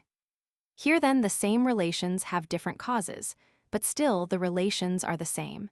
And as their discovery is not in both cases attended with a notion of immorality, it follows that that notion does not arise from such a discovery. But to choose an instance, still more resembling, I would fain ask anyone why incest in the human species is criminal, and why the very same action and the same relations in animals have not the smallest moral turpitude and deformity. If it be answered that this action is innocent in animals, because they have not reason sufficient to discover its turpitude, but that man, being endowed with that faculty which ought to restrain him to his duty, the same action instantly becomes criminal to him. Should this be said, I would reply that this is evidently arguing in a circle. For before reason can perceive this turpitude, the turpitude must exist, and consequently is independent of the decisions of our reason, and is their object more properly than their effect. According to this system, then, every animal that has sense and appetite and will, that is, every animal must be susceptible of all the same virtues and vices, for which we ascribe praise and blame to human creatures. All the difference is that our superior reason may serve to discover the vice or virtue, and by that means may augment the blame or praise. But still, this discovery supposes a separate being in these moral distinctions, and a being which depends only on the will and appetite, and which, both in thought and reality, may be distinguished from the reason. Animals are susceptible of the same relations, with respect to each other, as the human species, and therefore would also be susceptible of the same morality, if the essence of morality consisted in these relations. Their want of a sufficient degree of reason may hinder them from perceiving the duties and obligations of morality, but can never hinder these duties from existing, since they must antecedently exist in order to their being perceived. Reason must find them, and can never produce them. This argument deserves to be weighed, as being, in my opinion, entirely decisive. Nor does this reasoning only prove that morality consists not in any relations that are the objects of science, but if examined will prove with equal certainty that it consists not in any matter of fact which can be discovered by the understanding. This is the second part of our argument, and if it can be made evident, we may conclude that morality is not an object of reason. But can there be any difficulty in proving that vice and virtue are not matters of fact, whose existence we can infer by reason? Take any action allowed to be vicious, willful murder, for instance. Examine it in all lights and see if you can find that matter of fact or real existence, which you call vice in whichever way you take it, you find only certain passions, motives, volitions, and thoughts. There is no other matter of fact in the case. The vice entirely escapes you, as long as you consider the object. You never can find it till you turn your reflection into your own breast and find a sentiment of disapprobation, which arises in you towards this action.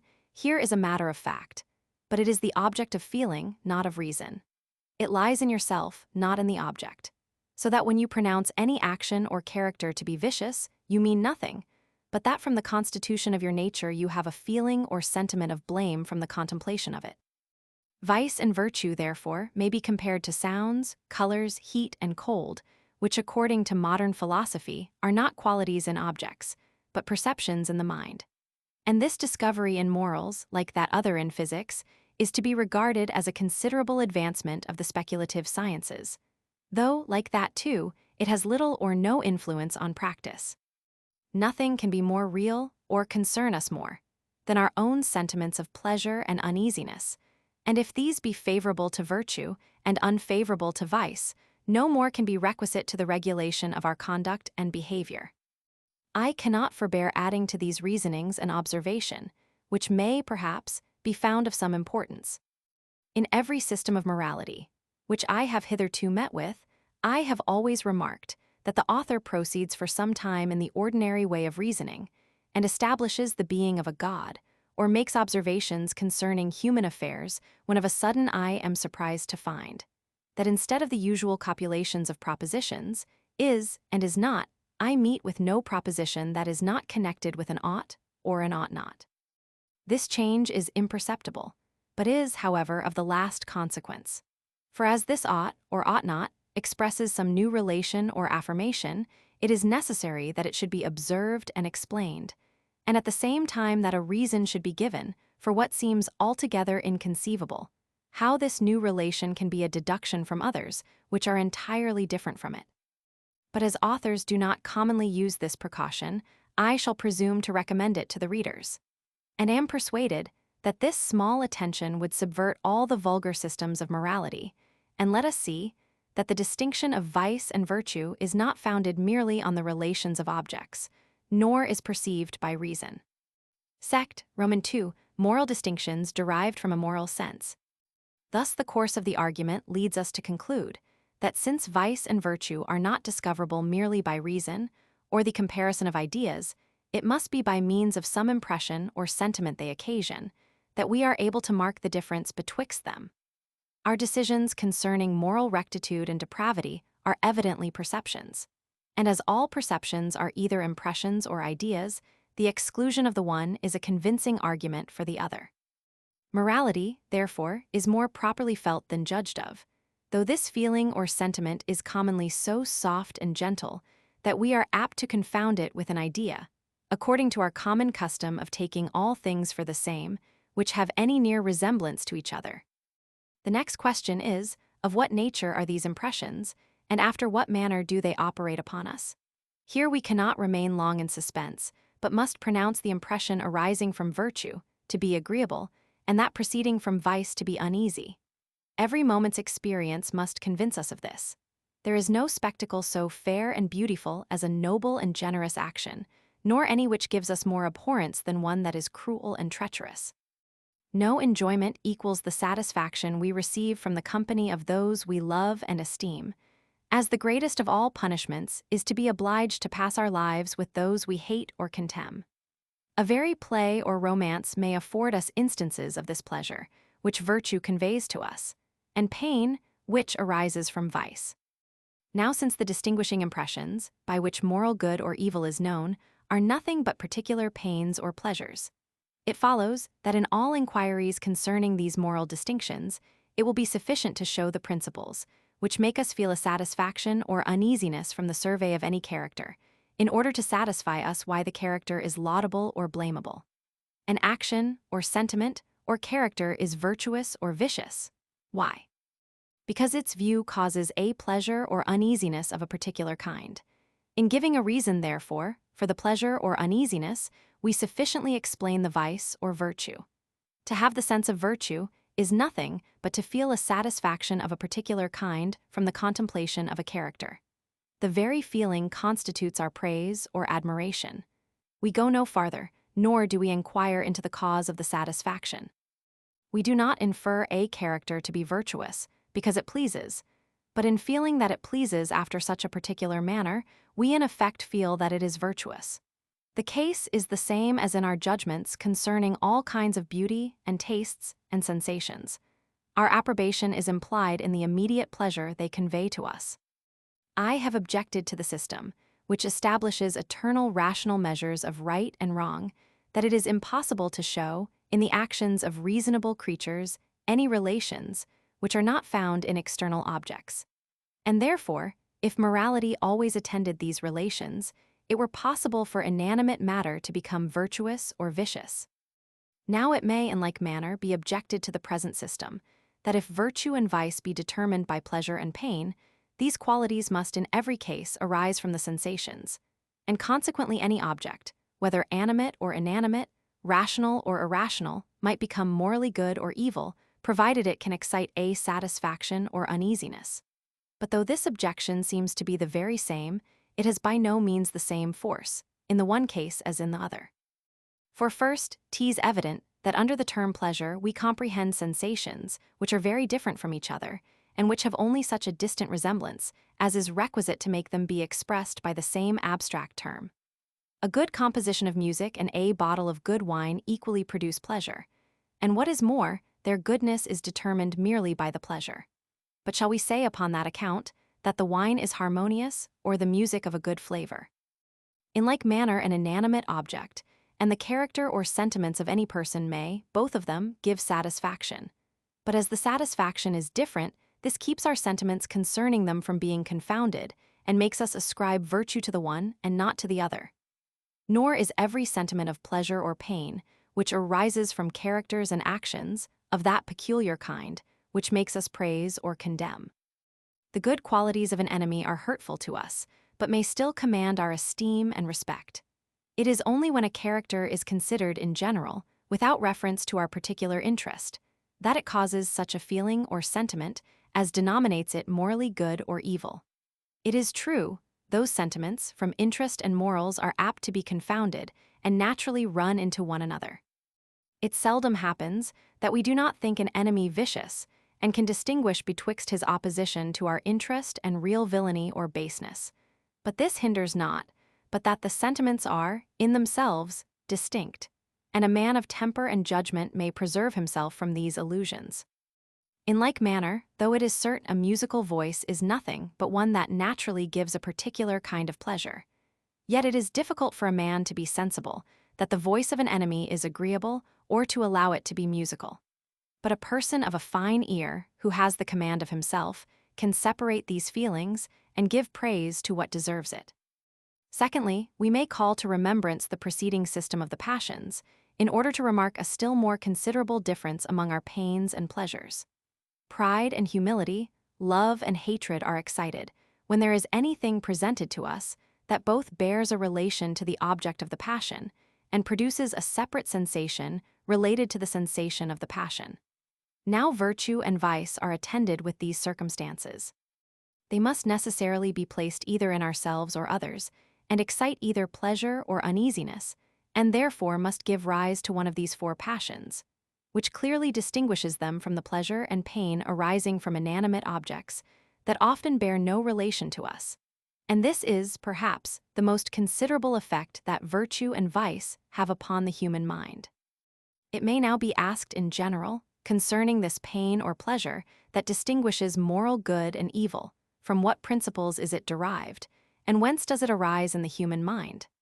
To this I reply, first, that it is absurd to imagine that in every particular instance, these sentiments are produced by an original quality and primary constitution.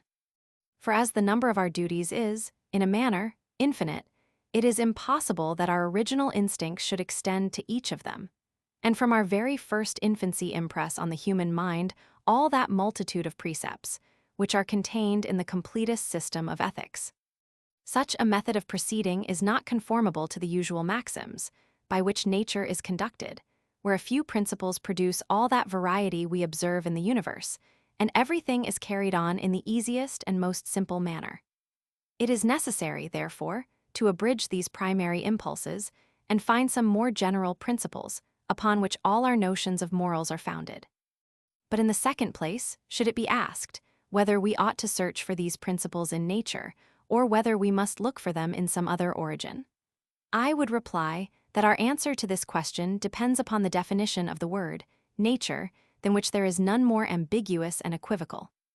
If nature be opposed to miracles, not only the distinction betwixt vice and virtue is natural, but also every event which has ever happened in the world, excepting those miracles on which our religion is founded. In saying, then, that the sentiments of vice and virtue are natural in this sense, we make no very extraordinary discovery. But nature may also be opposed to rare and unusual. And in this sense of the word, which is the common one, there may often arise disputes concerning what is natural or unnatural. And one may in general affirm that we are not possessed of any very precise standard by which these disputes can be decided. Frequent and rare depend upon the number of examples we have observed. And as this number may gradually increase or diminish, it will be impossible to fix any exact boundaries betwixt them. We may only affirm on this head that if ever there was anything which could be called natural in this sense, the sentiments of morality certainly may. Since there never was any nation of the world, nor any single person in any nation, who was utterly deprived of them, and who never, in any instance, showed the least approbation or dislike of manners. These sentiments are so rooted in our constitution and temper, that without entirely confounding the human mind by disease or madness, it is impossible to extirpate and destroy them. But nature may also be opposed to artifice, as well as to what is rare and unusual, and in this sense it may be disputed whether the notions of virtue be natural or not. We readily forget that the designs and projects and views of men are principles as necessary in their operation as heat and cold, moist and dry. But taking them to be free and entirely our own, it is usual for us to set them in opposition to the other principles of nature, should it therefore be demanded whether the sense of virtue be natural or artificial. I am of opinion that it is impossible for me at present to give any precise answer to this question. Perhaps it will appear afterwards that our sense of some virtues is artificial and that of others natural. The discussion of this question will be more proper when we enter upon an exact detail of each particular vice and virtue. In the following discourse natural is also opposed sometimes to civil, sometimes to moral. The opposition will always discover the sense in which it is taken. Meanwhile, it may not be amiss to observe from these definitions of natural and unnatural that nothing can be more unphilosophical than those systems, which assert that virtue is the same with what is natural and vice with what is unnatural. For in the first sense of the word, nature, as opposed to miracles, both vice and virtue are equally natural. And in the second sense, as opposed to what is unusual, perhaps virtue will be found to be the most unnatural. At least it must be owned that heroic virtue, being as unusual, is as little natural as the most brutal barbarity. As to the third sense of the word, it is certain that both vice and virtue are equally artificial and out of nature. For however it may be disputed, whether the notion of a merit or demerit in certain actions be natural or artificial, it is evident that the actions themselves are artificial and are performed with a certain design and intention. Otherwise, they could never be ranked under any of these denominations. It is impossible, therefore, that the character of natural and unnatural can ever, in any sense, mark the boundaries of vice and virtue. Thus we are still brought back to our first position, that virtue is distinguished by the pleasure, and vice by the pain that any action, sentiment, or character gives us by the mere view and contemplation. This decision is very commodious, because it reduces us to this simple question, why any action or sentiment upon the general view or survey gives a certain satisfaction or uneasiness, in order to show the origin of its moral rectitude or depravity, without looking for any incomprehensible relations and qualities, which never did exist in nature, nor even in our imagination, by any clear and distinct conception. I flatter myself I have executed a great part of my present design by a state of the question, which appears to me so free from ambiguity and obscurity. Part 2 of Justice and Injustice. Sect, I justice, whether a natural or artificial virtue. I have already hinted that our sense of every kind of virtue is not natural, but that there are some virtues that produce pleasure and approbation by means of an artifice or contrivance, which arises from the circumstances and necessity of mankind. Of this kind I assert justice to be, and shall endeavor to defend this opinion by a short, and, I hope, convincing argument before I examine the nature of the artifice from which the sense of that virtue is derived. It is evident that when we praise any actions, we regard only the motives that produce them, and consider the actions as signs or indications of certain principles in the mind and temper. The external performance has no merit. We must look within to find the moral quality. This we cannot do directly, and therefore fix our attention on actions as on external signs. But these actions are still considered as signs, and the ultimate object of our praise and approbation is the motive that produced them. After the same manner, when we require any action or blame a person for not performing it, we always suppose that one in that situation should be influenced by the proper motive of that action, and we esteem it vicious in him to be regardless of it. If we find, upon inquiry, that the virtuous motive was still powerful over his breast, though checked in its operation by some circumstances unknown to us, we retract our blame and have the same esteem for him as if he had actually performed the action which we require of him. It appears, therefore, that all virtuous actions derive their merit only from virtuous motives, and are considered merely as signs of those motives. From this principle I conclude that the first virtuous motive, which bestows a merit on any action, can never be a regard to the virtue of that action, but must be some other natural motive or principle. To suppose that the mere regard to the virtue of the action may be the first motive, which produced the action and rendered it virtuous, is to reason in a circle. Before we can have such a regard, the action must be really virtuous, and this virtue must be derived from some virtuous motive, and consequently the virtuous motive must be different from the regard to the virtue of the action. A virtuous motive is requisite to render an action virtuous. An action must be virtuous before we can have a regard to its virtue. Some virtuous motive, therefore, must be antecedent to that regard. Nor is this merely a metaphysical subtlety, but enters into all our reasonings in common life, though perhaps we may not be able to place it in such distinct philosophical terms. We blame a father for neglecting his child. Why? Because it shows a want of natural affection, which is the duty of every parent. Were not natural affection a duty, the care of children could not be a duty, and it were impossible we could have the duty in our eye in the attention we give to our offspring. In this case, therefore, all men suppose a motive to the action distinct from a sense of duty. Here is a man that does many benevolent actions, relieves the distressed, comforts the afflicted, and extends his bounty even to the greatest strangers. No character can be more amiable and virtuous. We regard these actions as proofs of the greatest humanity. This humanity bestows a merit on the actions. A regard to this merit is, therefore, a secondary consideration and derived from the antecedent principle of humanity, which is meritorious and laudable. In short, it may be established as an undoubted maxim that no action can be virtuous or morally good unless there be in human nature some motive to produce it, distinct from the sense of its morality. But may not the sense of morality or duty produce an action without any other motive? I answer, it may, but this is no objection to the present doctrine. When any virtuous motive or principle is common in human nature, a person who feels his heart devoid of that motive may hate himself upon that account and may perform the action without the motive, from a certain sense of duty, in order to acquire by practice that virtuous principle, or at least to disguise to himself, as much as possible, his want of it. A man that really feels no gratitude in his temper is still pleased to perform grateful actions and thinks he has, by that means, fulfilled his duty.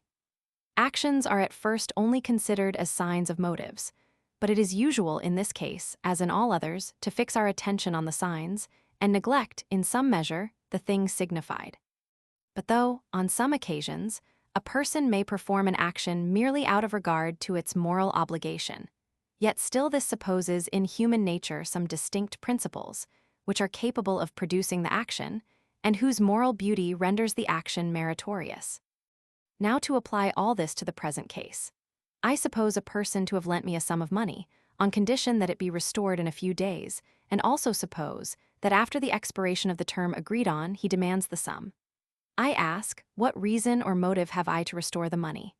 It will perhaps be said that my regard to justice and abhorrence of villainy and knavery are sufficient reasons for me, if I have the least grain of honesty or sense of duty and obligation.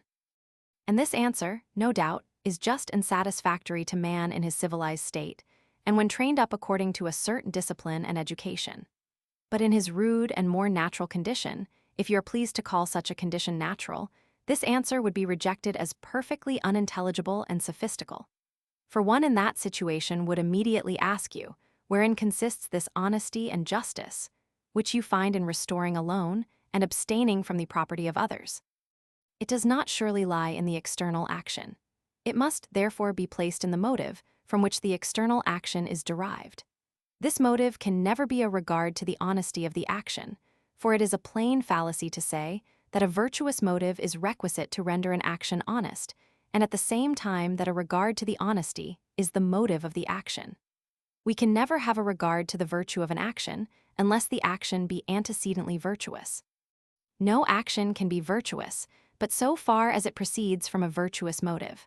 A virtuous motive, therefore, must precede the regard to the virtue, and it is impossible that the virtuous motive and the regard to the virtue can be the same. It is requisite, then, to find some motive to acts of justice and honesty, distinct from our regard to the honesty, and in this lies the great difficulty. For should we say that a concern for our private interest or reputation is the legitimate motive to all honest actions, it would follow that wherever that concern ceases, honesty can no longer have place. But it is certain that self-love, when it acts at its liberty, instead of engaging us to honest actions, is the source of all injustice and violence. Nor can a man ever correct those vices without correcting and restraining the natural movements of that appetite. But should it be affirmed that the reason or motive of such actions is the regard to public interest, to which nothing is more contrary than examples of injustice and dishonesty? Should this be said, I would propose the three following considerations as worthy of our attention. First, public interest is not naturally attached to the observation of the rules of justice, but is only connected with it after an artificial convention for the establishment of these rules, as shall be shewn more at large hereafter. Secondly, if we suppose that the loan was secret, and that it is necessary for the interest of the person that the money be restored in the same manner, as when the lender would conceal his riches, in that case the example ceases, and the public is no longer interested in the actions of the borrower. Though I suppose there is no moralist who will affirm that the duty and obligation ceases. Thirdly, experience sufficiently proves that men in the ordinary conduct of life look not so far as the public interest when they pay their creditors, perform their promises, and abstain from theft and robbery, and injustice of every kind. That is a motive too remote and too sublime to affect the generality of mankind, and operate with any force in actions so contrary to private interest as are frequently those of justice and common honesty. In general, it may be affirmed that there is no such passion in human minds as the love of mankind, merely as such, independent of personal qualities, of services, or of relation to ourself. It is true, there is no human, and indeed no sensible, creature whose happiness or misery does not, in some measure, affect us when brought near to us and represented in lively colors. But this proceeds merely from sympathy, and is no proof of such an universal affection to mankind, since this concern extends itself beyond our own species. An affection betwixt the sexes is a passion evidently implanted in human nature, and this passion not only appears in its peculiar symptoms, but also in inflaming every other principle of affection, and raising a stronger love from beauty, wit, kindness, than what would otherwise flow from them. Were there an universal love among all human creatures, it would appear after the same manner. Any degree of a good quality would cause a stronger affection than the same degree of a bad quality would cause hatred, contrary to what we find by experience. Men's tempers are different, and some have a propensity to the tender, and others to the rougher, affections. But in the main, we may affirm that man in general or human nature is nothing but the object both of love and hatred, and requires some other cause, which by a double relation of impressions and ideas may excite these passions. In vain would we endeavor to elude this hypothesis. There are no phenomena that point out any such kind affection to men, independent of their merit and every other circumstance. We love company in general, but it is as we love any other amusement. An Englishman in Italy is a friend, a European in China, and perhaps a man would be beloved as such were we to meet him in the moon. But this proceeds only from the relation to ourselves, which in these cases gathers force by being confined to a few persons. If public benevolence, therefore, or a regard to the interests of mankind, cannot be the original motive to justice, much less can private benevolence, or a regard to the interests of the party concerned, be this motive. For what if he be my enemy and has given me just cause to hate him? What if he be a vicious man and deserves the hatred of all mankind? What if he be a miser and can make no use of what I would deprive him of? What if he be a profligate debauchee and would rather receive harm than benefit from large possessions? What if I be in necessity and have urgent motives to acquire something to my family? In all these cases, the original motive to justice would fail, and consequently the justice itself, and along with it all property, title, and obligation. A rich man lies under a moral obligation to communicate to those in necessity a share of his superfluities. Were private benevolence the original motive to justice, a man would not be obliged to leave others in the possession of more than he is obliged to give them. At least the difference would be very inconsiderable. Men generally fix their affections more on what they are possessed of than on what they never enjoyed. For this reason, it would be greater cruelty to dispossess a man of anything than not to give it him. But who will assert that this is the only foundation of justice? Besides, we must consider that the chief reason why men attach themselves so much to their possessions is that they consider them as their property and as secured to them inviolably by the laws of society. But this is a secondary consideration and dependent on the preceding notions of justice and property. A man's property is supposed to be fenced against every mortal in every possible case, but private benevolence is, and ought to be, weaker in some persons than in others, and in many, or indeed in most persons, must absolutely fail. Private benevolence, therefore, is not the original motive of justice. From all this it follows that we have no real or universal motive for observing the laws of equity, but the very equity and merit of that observance. And as no action can be equitable or meritorious where it cannot arise from some separate motive, there is here an evident sophistry and reasoning in a circle. Unless, therefore, we will allow that nature has established a sophistry and rendered it necessary and unavoidable, we must allow that the sense of justice and injustice is not derived from nature, but arises artificially, though necessarily from education and human conventions. I shall add, as a corollary to this reasoning, that since no action can be laudable or blamable without some motives or impelling passions, distinct from the sense of morals, these distinct passions must have a great influence on that sense. It is according to their general force in human nature that we blame or praise. In judging of the beauty of animal bodies, we always carry in our eye the economy of a certain species, and where the limbs and features observe that proportion, which is common to the species, we pronounce them handsome and beautiful. In like manner, we always consider the natural and usual force of the passions, when we determine concerning vice and virtue. And if the passions depart very much from the common measures on either side, they are always disapproved as vicious. A man naturally loves his children better than his nephews better than his cousins better than strangers, where everything else is equal. Hence arise our common measures of duty, in preferring the one to the other. Our sense of duty always follows the common and natural course of our passions. To avoid giving offense, I must here observe that when I deny justice to be a natural virtue, I make use of the word natural only as opposed to artificial. In another sense of the word, as no principle of the human mind is more natural than a sense of virtue, so no virtue is more natural than justice. Mankind is an inventive species, and where an invention is obvious and absolutely necessary, it may as properly be said to be natural as anything that proceeds immediately from original principles, without the intervention of thought or reflection. Though the rules of justice be artificial, they are not arbitrary. Nor is the expression improper to call them laws of nature. If by natural we understand what is common to any species, or even if we confine it to mean what is inseparable from the species. Sect, Roman 2, of the origin of justice and property.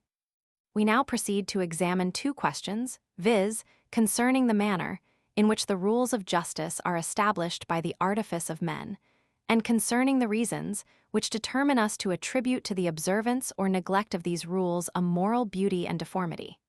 These questions will appear afterwards to be distinct. We shall begin with the former. Of all the animals with which this globe is peopled, there is none towards whom nature seems, at first sight, to have exercised more cruelty than towards man in the numberless wants and necessities with which she has loaded him, and in the slender means which she affords to the relieving these necessities. In other creatures, these two particulars generally compensate each other. If we consider the lion as a voracious and carnivorous animal, we shall easily discover him to be very necessitous. But if we turn our eye to his make and temper, his agility, his courage, his arms, and his force, we shall find that his advantages hold proportion with his wants. The sheep and ox are deprived of all these advantages, but their appetites are moderate, and their food is of easy purchase. In man alone, this unnatural conjunction of infirmity and of necessity may be observed in its greatest perfection. Not only the food which is required for his sustenance flies his search and approach, or at least requires his labor to be produced, but he must be possessed of clothes and lodging to defend him against the injuries of the weather. Though to consider him only in himself, he is provided neither with arms, nor force, nor other natural abilities which are in any degree answerable to so many necessities. It is by society alone he is able to supply his defects, and raise himself up to an equality with his fellow creatures, and even acquire a superiority above them. By society, all his infirmities are compensated, and though in that situation his wants multiply every moment upon him, yet his abilities are still more augmented, and leave him in every respect more satisfied and happy than it is possible for him, in his savage and solitary condition, ever to become. When every individual person labors apart, and only for himself, his force is too small to execute any considerable work. His labor being employed in supplying all his different necessities, he never attains a perfection in any particular art. And as his force and success are not at all times equal, the least failure in either of these particulars must be attended with inevitable ruin and misery. Society provides a remedy for these three inconveniences. By the conjunction of forces, our power is augmented, by the partition of employments, our ability increases, and by mutual succor we are less exposed to fortune and accidents. It is by this additional force, ability, and security that society becomes advantageous. But in order to form society, it is requisite not only that it be advantageous, but also that men be sensible of these advantages. And it is impossible, in their wild, uncultivated state, that by study and reflection alone, they should ever be able to attain this knowledge. Most fortunately, therefore, there is conjoined to those necessities, whose remedies are remote and obscure, another necessity, which having a present and more obvious remedy, may justly be regarded as the first and original principle of human society. This necessity is no other than that natural appetite betwixt the sexes, which unites them together and preserves their union, till a new tie takes place in their concern for their common offspring. This new concern becomes also a principle of union betwixt the parents and offspring, and forms a more numerous society, where the parents govern by the advantage of their superior strength and wisdom, and at the same time are restrained in the exercise of their authority by that natural affection which they bear their children. In a little time, custom and habit operating on the tender minds of the children makes them sensible of the advantages which they may reap from society, as well as fashions them by degrees for it, by rubbing off those rough corners and untoward affections which prevent their coalition. For it must be confessed that however the circumstances of human nature may render an union necessary, and however those passions of lust and natural affection may seem to render it unavoidable. Yet there are other particulars in our natural temper, and in our outward circumstances, which are very incommodious, and are even contrary to the requisite conjunction. Among the former, we may justly esteem our selfishness to be the most considerable. I am sensible that, generally speaking, the representations of this quality have been carried much too far, and that the descriptions, which certain philosophers delight so much to form of mankind in this particular, are as wide of nature as any accounts of monsters, which we meet with in fables and romances. So far from thinking that men have no affection for anything beyond themselves, I am of opinion that though it be rare to meet with one who loves any single person better than himself, yet it is as rare to meet with one in whom all the kind affections, taken together, do not overbalance all the selfish. Consult common experience. Do you not see that though the whole expense of the family be generally under the direction of the master of it, yet there are few that do not bestow the largest part of their fortunes on the pleasures of their wives, and the education of their children, reserving the smallest portion for their own proper use and entertainment? This is what we may observe concerning such as have those endearing ties, and may presume that the case would be the same with others were they placed in a like situation. But though this generosity must be acknowledged to the honor of human nature, we may at the same time remark that so noble an affection, instead of fitting men for large societies, is almost as contrary to them as the most narrow selfishness. For while each person loves himself better than any other single person, and in his love to others bears the greatest affection to his relations and acquaintance, this must necessarily produce an opposition of passions and a consequent opposition of actions, which cannot but be dangerous to the new established union. It is, however, worthwhile to remark that this contrariety of passions would be attended with but small danger, did it not concur with a peculiarity in our outward circumstances, which affords it an opportunity of exerting itself. There are different species of goods, which we are possessed of, the internal satisfaction of our minds, the external advantages of our body, and the enjoyment of such possessions as we have acquired by our industry and good fortune. We are perfectly secure in the enjoyment of the first.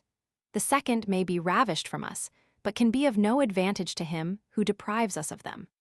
The last only are both exposed to the violence of others, and may be transferred without suffering any loss or alteration, while at the same time there is not a sufficient quantity of them to supply everyone's desires and necessities. As the improvement, therefore, of these goods is the chief advantage of society, so the instability of their possession, along with their scarcity, is the chief impediment. In vain should we expect to find, in uncultivated nature, a remedy to this inconvenience, or hope for any an artificial principle of the human mind, which might control those partial affections, and make us overcome the temptations arising from our circumstances. The idea of justice can never serve to this purpose, or be taken for a natural principle, capable of inspiring men with an equitable conduct towards each other. That virtue, as it is now understood, would never have been dreamed of among rude and savage men. For the notion of injury or injustice implies an immorality or vice committed against some other person. And as every immorality is derived from some defect or unsoundness of the passions, and as this defect must be judged of, in a great measure, from the ordinary course of nature in the constitution of the mind, it will be easy to know whether we be guilty of any immorality with regard to others by considering the natural and usual force of those several affections which are directed towards them. Now it appears that in the original frame of our mind, our strongest attention is confined to ourselves. Our next is extended to our relations and acquaintance, and it is only the weakest which reaches to strangers and indifferent persons. This partiality, then, and unequal affection must not only have an influence on our behavior and conduct in society, but even on our ideas of vice and virtue, so as to make us regard any remarkable transgression of such a degree of partiality, either by too great an enlargement or contraction of the affections, as vicious and immoral. This we may observe in our common judgments concerning actions, where we blame a person who either centers all his affections in his family or is so regardless of them as, in any opposition of interest, to give the preference to a stranger or mere chance acquaintance. From all which it follows that our natural, uncultivated ideas of morality, instead of providing a remedy for the partiality of our affections, do rather conform themselves to that partiality and give it an additional force and influence. The remedy, then, is not derived from nature, but from artifice. Or more properly speaking, nature provides a remedy in the judgment and understanding for what is irregular and incommodious in the affections. For when men, from their early education in society, have become sensible of the infinite advantages that result from it, and have besides acquired a new affection to company and conversation, and when they have observed that the principal disturbance in society arises from those goods, which we call external, and from their looseness and easy transition from one person to another, they must seek for a remedy by putting these goods, as far as possible, on the same footing with the fixed and constant advantages of the mind and body. This can be done after no other manner than by a convention entered into by all the members of the society to bestow stability on the possession of those external goods, and leave every one in the peaceable enjoyment of what he may acquire by his fortune and industry. By this means, every one knows what he may safely possess, and the passions ail restrained in their partial and contradictory motions. Nor is such a restraint contrary to these passions, for if so, it could never be entered into nor maintained, but it is only contrary to their heedless and impetuous movement. Instead of departing from our own interest or from that of our nearest friends by abstaining from the possessions of others, we cannot better consult both these interests than by such a convention, because it is by that means we maintain society, which is so necessary to their well-being and subsistence, as well as to our own. This convention is not of the nature of a promise, for even promises themselves, as we shall see afterwards, arise from human conventions.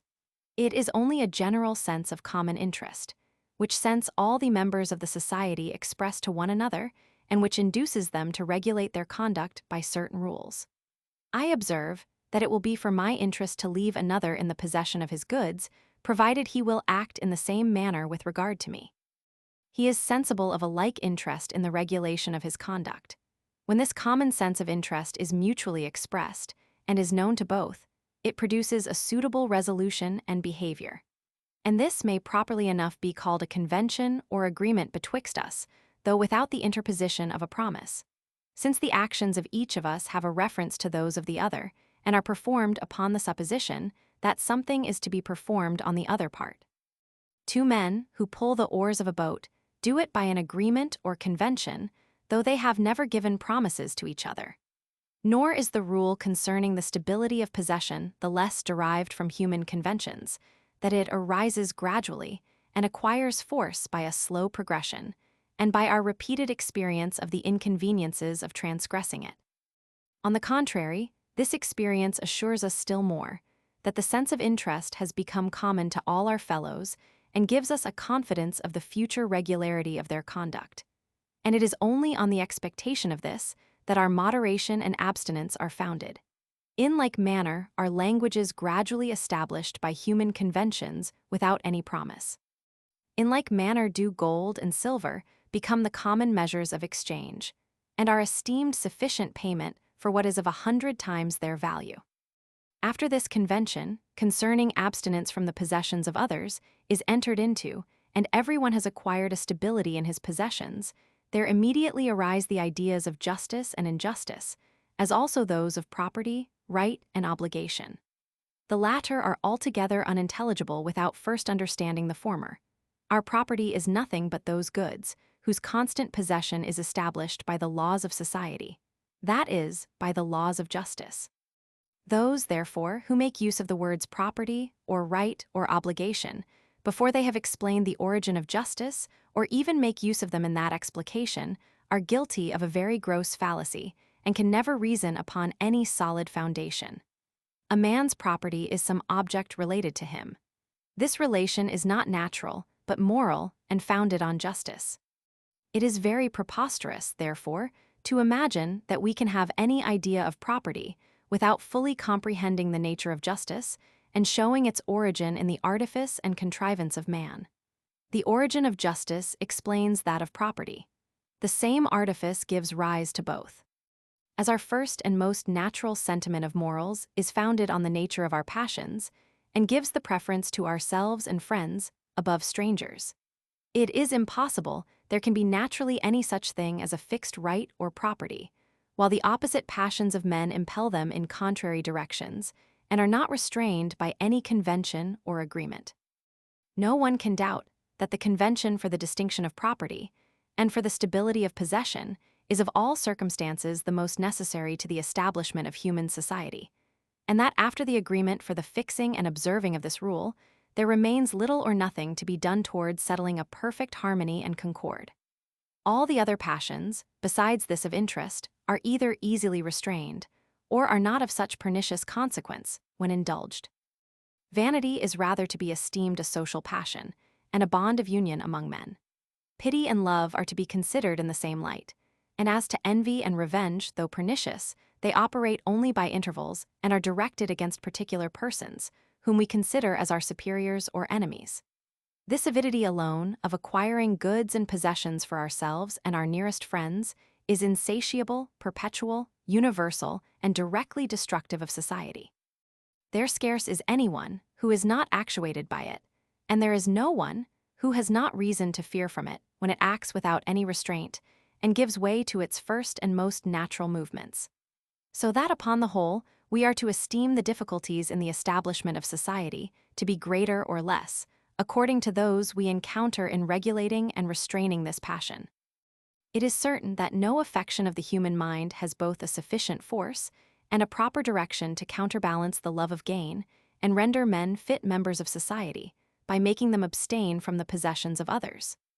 Benevolence to strangers is too weak for this purpose, and as to the other passions, they rather inflame this avidity when we observe that the larger our possessions are, the more ability we have of gratifying all our appetites. There is no passion, therefore, capable of controlling the interested affection, but the very affection itself by an alteration of its direction. Now this alteration must necessarily take place upon the least reflection, since it is evident that the passion is much better satisfied by its restraint than by its liberty, and that in preserving society we make much greater advances in the acquiring possessions than in the solitary and forlorn condition, which must follow upon violence and an universal license. The question, therefore, concerning the wickedness or goodness of human nature, enters not in the least into that other question concerning the origin of society, nor is there anything to be considered but the degrees of men's sagacity or folly. For whether the passion of self-interest be esteemed vicious or virtuous, it is all a case, since itself alone restrains it, so that if it be virtuous, men become social by their virtue. If vicious, their vice has the same effect. Now as it is by establishing the rule for the stability of possession that this passion restrains itself. If that rule be very abstruse and of difficult invention, society must be esteemed in a manner accidental and the effect of many ages. But if it be found that nothing can be more simple and obvious than that rule, that every parent, in order to preserve peace among his children, must establish it, and that these first rudiments of justice must every day be improved as the society enlarges. If all this appear evident, as it certainly must, we may conclude that it is utterly impossible for men to remain any considerable time in that savage condition which precedes society, but that his very first state and situation may justly be esteemed social. This, however, hinders not, but that philosophers may, if they please, extend their reasoning to the supposed state of nature, provided they allow it to be a mere philosophical fiction, which never had and never could have any reality. Human nature being composed of two principal parts, which are requisite in all its actions, the affections and understanding. It is certain that the blind motions of the former, without the direction of the latter, incapacitate men for society. And it may be allowed us to consider separately the effects that result from the separate operations of these two component parts of the mind. The same liberty may be permitted to moral, which is allowed to natural philosophers, and it is very usual with the latter to consider any motion as compounded and consisting of two parts separate from each other, though at the same time they acknowledge it to be in itself uncompounded and inseparable. This state of nature, therefore, is to be regarded as a mere fiction, not unlike that of the Golden Age which poets have invented, only with this difference that the former is described as full of war, violence, and injustice, whereas the latter is pointed out to us as the most charming and most peaceable condition that can possibly be imagined. The seasons in that first age of nature were so temperate, if we may believe the poets, that there was no necessity for men to provide themselves with clothes and houses as a security against the violence of heat and cold. The rivers flowed with wine and milk, the oaks yielded honey, and nature spontaneously produced her greatest delicacies, nor were these the chief advantages of that happy age. The storms and tempests were not alone removed from nature, but those more furious tempests were unknown to human breasts, which now cause such uproar and engender such confusion. Avarice, ambition, cruelty, selfishness were never heard of. Cordial affection, compassion, sympathy were the only movements with which the human mind was yet acquainted. Even the distinction of mine and thine was banished from that happy race of mortals, and carried with them the very notions of property and obligation, justice and injustice. This, no doubt, is to be regarded as an idle fiction, but yet deserves our attention, because nothing can more evidently show the origin of those virtues, which are the subjects of our present inquiry. I have already observed that justice takes its rise from human conventions, and that these are intended as a remedy to some inconveniences, which proceed from the concurrence of certain qualities of the human mind with the situation of external objects. The qualities of the mind are selfishness and limited generosity, and the situation of external objects is their easy change, joined to their scarcity in comparison of the wants and desires of men. But however philosophers may have been bewildered in those speculations, poets have been guided more infallibly by a certain taste or common instinct, which in most kinds of reasoning goes farther than any of that art and philosophy with which we have been yet acquainted. They easily perceived, if every man had a tender regard for another, or if nature supplied abundantly all our wants and desires, that the jealousy of interest, which justice supposes, could no longer have place. Nor would there be any occasion for those distinctions and limits of property and possession, which at present are in use among mankind. Increase to a sufficient degree the benevolence of men or the bounty of nature, and you render justice useless, by supplying its place with much nobler virtues and more valuable blessings. The selfishness of men is animated by the few possessions we have, in proportion to our wants, and it is to restrain this selfishness that men have been obliged to separate themselves from the community and to distinguish betwixt their own goods and those of others. Nor need we have recourse to the fictions of poets to learn this, but beside the reason of the thing may discover the same truth by common experience and observation. It is easy to remark that a cordial affection renders all things common among friends, and that married people in particular mutually lose their property, and are unacquainted with the mine and thine, which are so necessary, and yet cause such disturbance in human society. The same effect arises from any alteration in the circumstances of mankind, as when there is such a plenty of anything as satisfies all the desires of men, in which case the distinction of property is entirely lost, and everything remains in common. This we may observe with regard to air and water, though the most valuable of all external objects, and may easily conclude that if men were supplied with everything in the same abundance, or if everyone had the same affection and tender regard for everyone as for himself, justice and injustice would be equally unknown among mankind. Here then is a proposition, which I think may be regarded as certain, that it is only from the selfishness and confined generosity of men, along with the scanty provision nature has made for his wants, that justice derives its origin. If we look backward, we shall find that this proposition bestows an additional force on some of those observations which we have already made on this subject. First, we may conclude from it that a regard to public interest or a strong extensive benevolence is not our first and original motive for the observation of the rules of justice, since it is allowed that if men were endowed with such a benevolence, these rules would never have been dreamt of. Secondly, we may conclude from the same principle that the sense of justice is not founded on reason, or on the discovery of certain connections and relations of ideas, which are eternal, immutable, and universally obligatory. For since it is confessed that such an alteration as that above mentioned, in the temper and circumstances of mankind, would entirely alter our duties and obligations, it is necessary upon the common system that the sense of virtue is derived from reason, to show the change which this must produce in the relations and ideas. But it is evident that the only cause why the extensive generosity of man and the perfect abundance of everything would destroy the very idea of justice is because they render it useless, and that, on the other hand, his confined benevolence and his necessitous condition give rise to that virtue, only by making it requisite to the public interest and to that of every individual. 'Twas therefore a concern for our own and the public interest which made us establish the laws of justice, and nothing can be more certain than that it is not any relation of ideas which gives us this concern, but our impressions and sentiments, without which everything in nature is perfectly indifferent to us and can never in the least affect us. The sense of justice, therefore, is not founded on our ideas, but on our impressions. Thirdly, we may farther confirm the foregoing proposition, that those impressions, which give rise to this sense of justice, are not natural to the mind of man, but arise from artifice and human conventions.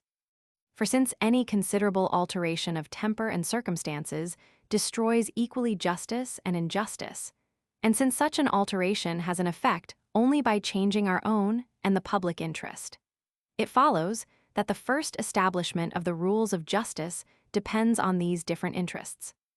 But if men pursued the public interest naturally, and with a hearty affection, they would never have dreamed of restraining each other by these rules. And if they pursued their own interest without any precaution, they would run headlong into every kind of injustice and violence. These rules, therefore, are artificial, and seek their end in an oblique and indirect manner. Nor is the interest, which gives rise to them, of a kind that could be pursued by the natural and inartificial passions of men. To make this more evident, consider that though the rules of justice are established merely by interest, their connection with interest is somewhat singular, and is different from what may be observed on other occasions. A single act of justice is frequently contrary to public interest, and were it to stand alone, without being followed by other acts, may, in itself, be very prejudicial to society. When a man of merit, of a beneficent disposition, restores a great fortune to a miser, or a seditious bigot, he has acted justly and laudably, but the public is a real sufferer. Nor is every single act of justice, considered apart, more conducive to private interest than to public. And it is easily conceived how a man may impoverish himself by a signal instance of integrity, and have reason to wish that with regard to that single act, the laws of justice were for a moment suspended in the universe. But however single acts of justice may be contrary, either to public or private interest, it is certain that the whole plan or scheme is highly conducive, or indeed absolutely requisite, both to the support of society and the well-being of every individual. It is impossible to separate the good from the ill. Property must be stable and must be fixed by general rules. Though in one instance the public be a sufferer, this momentary ill is amply compensated by the steady prosecution of the rule, and by the peace and order which it establishes in society. And even every individual person must find himself a gainer, on balancing the account. Since, without justice, society must immediately dissolve, and every one must fall into that savage and solitary condition, which is infinitely worse than the worst situation that can possibly be supposed in society. When therefore men have had experience enough to observe that whatever may be the consequence of any single act of justice, performed by a single person, yet the whole system of actions, concurred in by the whole society, is infinitely advantageous to the whole, and to every part, it is not long before justice and property take place. Every member of society is sensible of this interest. Everyone expresses this sense to his fellows, along with the resolution he has taken of squaring his actions by it, on condition that others will do the same. No more is requisite to induce any one of them to perform an act of justice who has the first opportunity. This becomes an example to others. And thus justice establishes itself by a kind of convention or agreement. That is, by a sense of interest, supposed to be common to all, and where every single act is performed in expectation that others are to perform the like. Without such a convention, no one would ever have dreamed that there was such a virtue as justice, or have been induced to conform his actions to it. Taking any single act, my justice may be pernicious in every respect, and it is only upon the supposition that others are to imitate my example that I can be induced to embrace that virtue, since nothing but this combination can render justice advantageous or afford me any motives to conform myself to its rules. We come now to the second question we proposed, viz., why we annex the idea of virtue to justice and of vice to injustice. This question will not detain us long after the principles, which we have already established. All we can say of it at present will be dispatched in a few words. And for farther satisfaction, the reader must wait till we come to the third part of this book. The natural obligation to justice, viz. Interest, has been fully explained. But as to the moral obligation, or the sentiment of right and wrong, it will first be requisite to examine the natural virtues, before we can give a full and satisfactory account of it. After men have found by experience that their selfishness and confined generosity, acting at their liberty, totally incapacitate them for society, and at the same time have observed that society is necessary to the satisfaction of those very passions, they are naturally induced to lay themselves under the restraint of such rules, as may render their commerce more safe and commodious. To the imposition, then, and observance of these rules, both in general and in every particular instance, they are at first induced only by a regard to interest. And this motive, on the first formation of society, is sufficiently strong and forcible.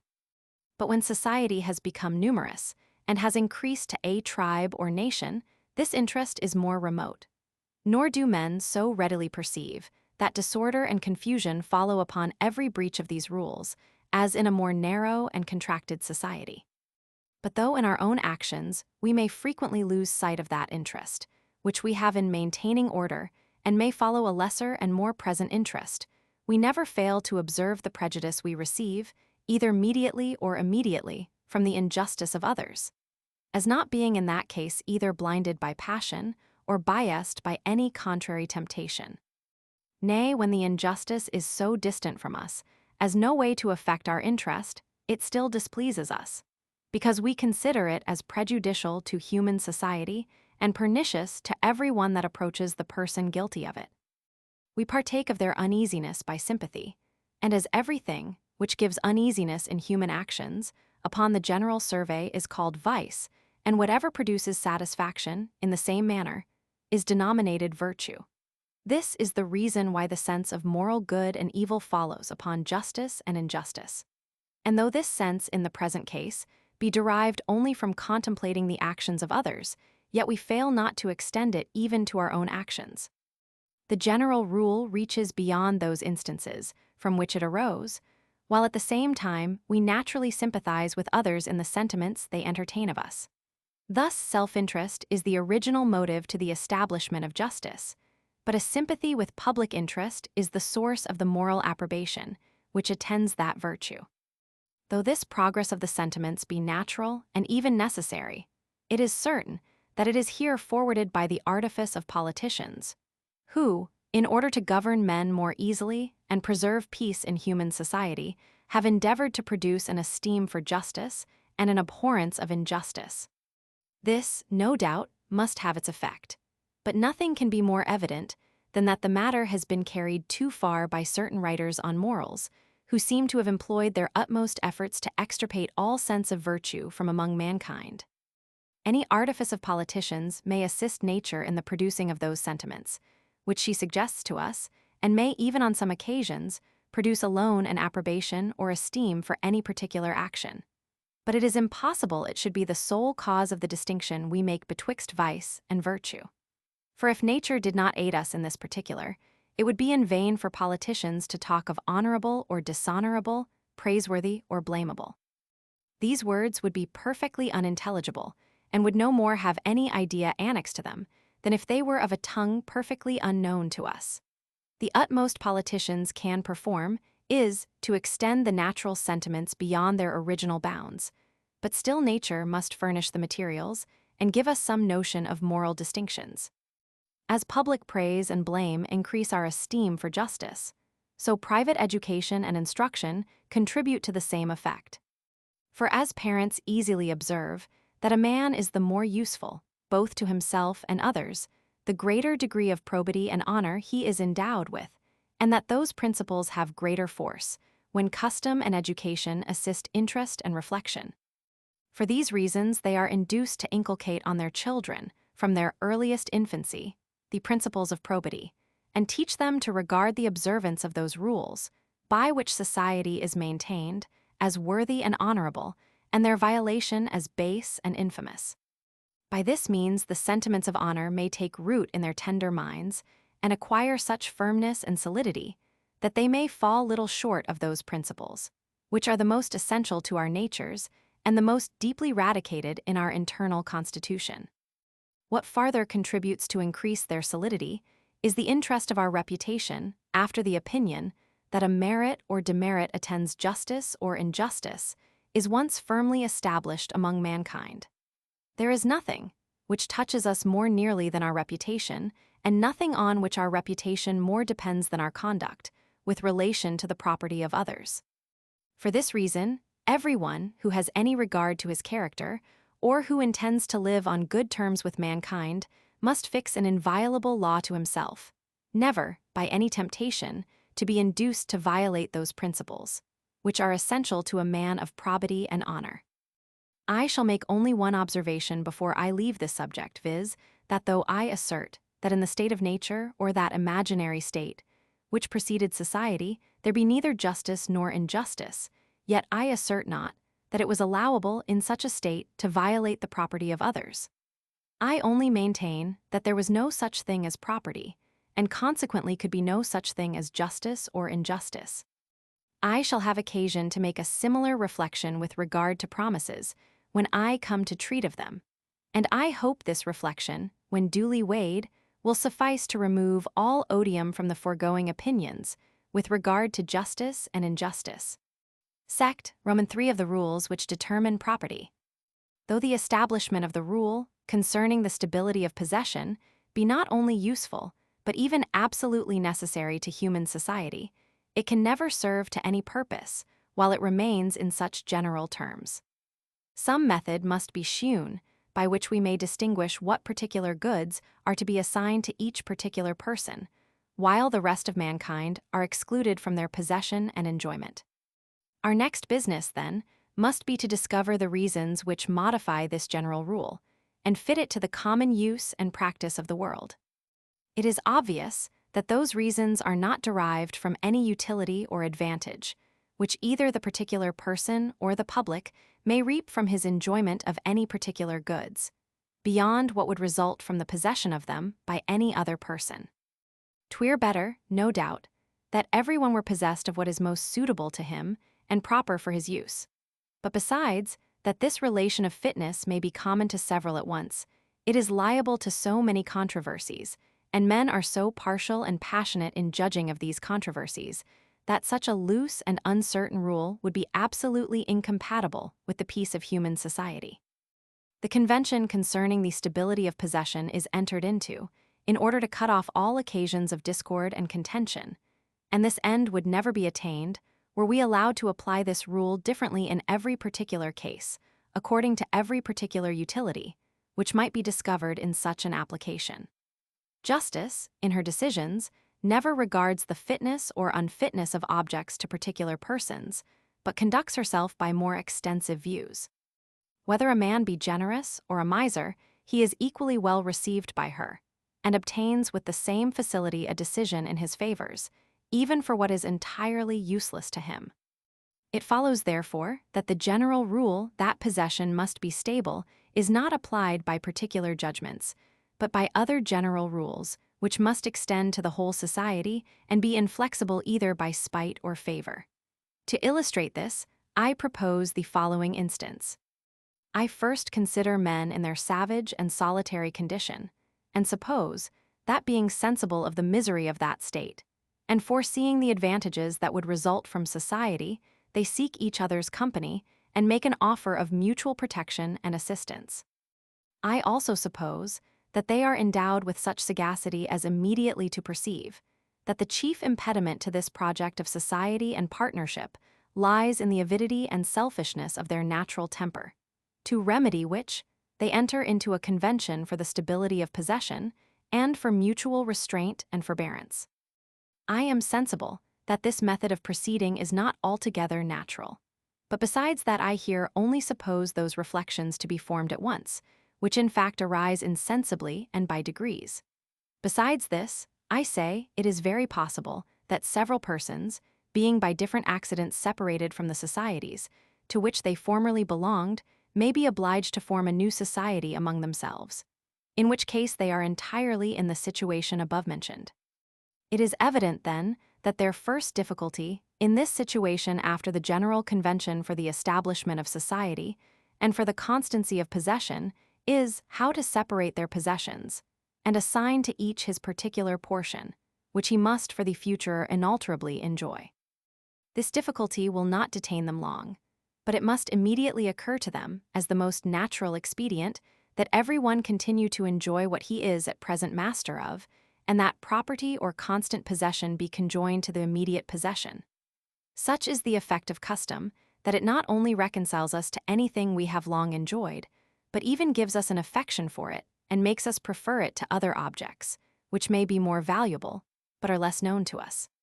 What has long lain under our eye, and has often been employed to our advantage, that we are always the most unwilling to part with, but can easily live without possessions, which we never have enjoyed, and are not accustomed to. It is evident, therefore, that men would easily acquiesce in this expedient, that every one continue to enjoy what he is at present possessed of, and this is the reason why they would so naturally agree in preferring it. No questions in philosophy are more difficult than when a number of causes present themselves for the same phenomenon, to determine which is the principal and predominant. There seldom is any very precise argument to fix our choice, and men must be contented to be guided by a kind of taste or fancy, arising from analogy and a comparison of familiar instances. Thus, in the present case, there are, no doubt, motives of public interest for most of the rules which determine property, but still I suspect that these rules are principally fixed by the imagination or the more frivolous properties of our thought and conception. I shall continue to explain these causes, leaving it to the reader's choice, whether he will prefer those derived from public utility or those derived from the imagination. We shall begin with the right of the present possessor. It is a quality which I have already observed in human nature, that when two objects appear in a close relation to each other, the mind is apt to ascribe to them any additional relation, in order to complete the union, and this inclination is so strong as often to make us run into errors, such as that of the conjunction of thought and matter, if we find that they can serve to that purpose. Many of our impressions are incapable of place or local position, and yet those very impressions we suppose to have a local conjunction with the impressions of sight and touch, merely because they are conjoined by causation and are already united in the imagination. Since, therefore, we can feign a new relation, and even an absurd one, in order to complete any union, it will easily be imagined that if there be any relations which depend on the mind, it will readily conjoin them to any preceding relation, and unite, by a new bond, such objects as have already an union in the fancy. Thus, for instance, we never fail, in our arrangement of bodies, to place those which are resembling in contiguity to each other, or at least in correspondent points of view, because we feel a satisfaction in joining the relation of contiguity to that of resemblance, or the resemblance of situation to that of qualities. And this is easily accounted for from the known properties of human nature. When the mind is determined to join certain objects, but undetermined in its choice of the particular objects, it naturally turns its eye to such as are related together. They are already united in the mind, they present themselves at the same time to the conception, and instead of requiring any new reason for their conjunction, it would require a very powerful reason to make us overlook this natural affinity. This we shall have occasion to explain more fully afterwards, when we come to treat of beauty. In the meantime, we may content ourselves with observing that the same love of order and uniformity, which arranges the books in a library and the chairs in a parlor, contribute to the formation of society, and to the well-being of mankind by modifying the general rule concerning the stability of possession. And as property forms a relation betwixt a person and an object, it is natural to found it on some preceding relation. And as property is nothing but a constant possession, secured by the laws of society, it is natural to add it to the present possession, which is a relation that resembles it. For this also has its influence. If it be natural to conjoin all sorts of relations, it is more so to conjoin such relations as are resembling and are related together. But we may observe that though the rule of the assignment of property to the present possessor be natural, and by that means useful, yet its utility extends not beyond the first formation of society. Nor would anything be more pernicious than the constant observance of it, by which restitution would be excluded, and every injustice would be authorized and rewarded. We must therefore seek for some other circumstance that may give rise to property after society is once established. And of this kind, I find four most considerable, viz., occupation, prescription, accession, and succession. We shall briefly examine each of these, beginning with occupation.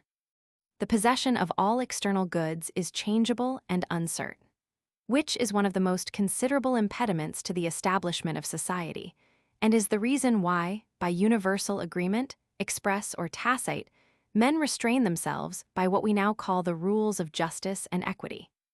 The misery of the condition, which precedes this restraint, is the cause why we submit to that remedy as quickly as possible, and this affords us an easy reason why we annex the idea of property to the first possession or to occupation. Men are unwilling to leave property in suspense, even for the shortest time, or open the least door to violence and disorder. To which we may add that the first possession always engages the attention most, and did we neglect it, there would be no color of reason for assigning property to any succeeding possession. Some philosophers account for the right of occupation by saying that everyone has a property in his own labor, and when he joins that labor to anything, it gives him the property of the whole. But 1. There are several kinds of occupation where we cannot be said to join our labor to the object we acquire, as when we possess a meadow by grazing our cattle upon it. 2. This accounts for the matter by means of accession, which is taking a needless circuit. 3. We cannot be said to join our labor to anything but in a figurative sense. Properly speaking, we only make an alteration on it by our labor. This forms a relation betwixt us and the object, and thence arises the property, according to the preceding principles. There remains nothing but to determine exactly what is meant by possession, and this is not so easy as may at first sight be imagined.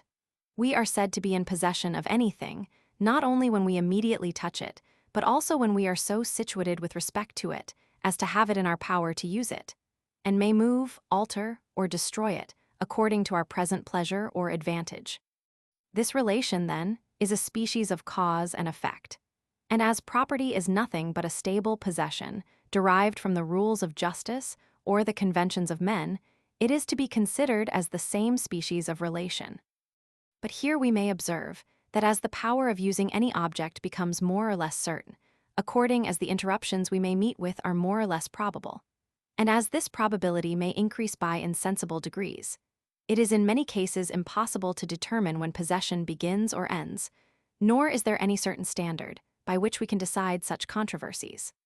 A wild boar that falls into our snares is deemed to be in our possession if it be impossible for him to escape. But what do we mean by impossible? How do we separate this impossibility from an improbability, and how distinguish that exactly from a probability? Mark the precise limits of the one and the other, and show the standard by which we may decide all disputes that may arise, and, as we find by experience, frequently do arise upon this subject. If we seek a solution of these difficulties in reason and public interest, we never shall find satisfaction. And if we look for it in the imagination, it is evident that the qualities which operate upon that faculty run so insensibly and gradually into each other that it is impossible to give them any precise bounds or termination. The difficulties on this head must increase when we consider that our judgment alters very sensibly according to the subject, and that the same power and proximity will be deemed possession in one case, which is not esteemed such in another. A person who has hunted a hare to the last degree of weariness, would look upon it as an injustice for another to rush in before him and seize his prey. But the same person advancing to pluck an apple that hangs within his reach has no reason to complain if another, more alert, passes him and takes possession. What is the reason of this difference, but that immobility not being natural to the hare, but the effect of industry, forms in that case a strong relation with the hunter, which is wanting in the other. Here then it appears that a certain and infallible power of enjoyment, without touch or some other sensible relation, often produces not property. And I farther observe that a sensible relation, without any present power, is sometimes sufficient to give a title to any object. The sight of a thing is seldom a considerable relation, and is only regarded as such when the object is hidden or very obscure, in which case we find that the view alone conveys a property, according to that maxim that even a whole continent belongs to the nation which first discovered it. It is, however, remarkable that both in the case of discovery and that of possession, the first discoverer and possessor must join to the relation and intention of rendering himself proprietor. Otherwise, the relation will not have its effect. And that because the connection in our fancy betwixt the property and the relation is not so great, but that it requires to be helped by such an intention. From all these circumstances, it is easy to see how perplexed many questions may become concerning the acquisition of property by occupation, and the least effort of thought may present us with instances which are not susceptible of any reasonable decision. If we prefer examples which are real to such as are feigned, we may consider the following one, which is to be met with in almost every writer that has treated of the laws of nature. 2 Grecian colonies, leaving their native country in search of new feats, were informed that a city near them was deserted by its inhabitants. To know the truth of this report, they dispatched at once 2 messengers, one from each colony, who, finding on their approach that their information was true, begun a race together with an intention to take possession of the city, each of them for his countrymen. One of these messengers, finding that he was not an equal match for the other, launched his spear at the gates of the city, and was so fortunate as to fix it there before the arrival of his companion. This produced a dispute betwixt the 2 colonies, which of them was the proprietor of the empty city, and this dispute still subsists among philosophers. For my part, one find the dispute impossible to be decided, and that because the whole question hangs upon the fancy, which in this case is not possessed of any precise or determinate standard, upon which it can give sentence. To make this evident, let us consider that if these 2 persons had been simply members of the colonies, and not messengers or deputies, their actions would not have been of any consequence, since, in that case, their relation to the colonies would have been but feeble and imperfect. Add to this that nothing determined them to run to the gates rather than the walls or any other part of the city, but that the gates, being the most obvious and remarkable part, satisfy the fancy best in taking them for the whole, as we find by the poets, who frequently draw their images and metaphors from them. Besides, we may consider that the touch or contact of the one messenger is not properly possession, no more than the piercing the gates with a spear, but only forms a relation, and there is a relation, in the other case, equally obvious, though not perhaps of equal force. Which of these relations, then, conveys a right and property, or whether any of them be sufficient for that effect, I leave to the decision of such as are wiser than myself. But such disputes may not only arise concerning the real existence of property and possession, but also concerning their extent. And these disputes are often susceptible of no decision, or can be decided by no other faculty than the imagination. A person who lands on the shore of a small island, that is desart and uncultivated, is deemed its possessor from the very first moment, and acquires the property of the whole, because the object is there bounded and circumscribed in the fancy, and at the same time is proportioned to the new possessor. The same person landing on a desart island, as large as Great Britain, extends his property no farther than his immediate possession, though a numerous colony are esteemed the proprietors of the whole from the instant of their debarkment. But it often happens that the title of first possession becomes obscure through time, and that it is impossible to determine many controversies which may arise concerning it. In that case, long possession or prescription naturally takes place, and gives a person a sufficient property in anything he enjoys. The nature of human society admits not of any great accuracy, nor can we always remount to the first origin of things in order to determine their present condition. Any considerable space of time sets objects at such a distance that they seem, in a manner, to lose their reality and have as little influence on the mind as if they never had been in being. A man's title that is clear and certain at present will seem obscure and doubtful 50 years hence, even though the facts, on which it is founded, should be proved with the greatest evidence and certainty. The same facts have not the same influence after so long an interval of time. And this may be received as a convincing argument for our preceding doctrine with regard to property and justice. Possession during a long tract of time conveys a title to any object. But as it is certain that, however everything be produced in time, there is nothing real that is produced by time, it follows that property being produced by time is not anything real in the objects, but is the offspring of the sentiments, on which alone time is found to have any influence.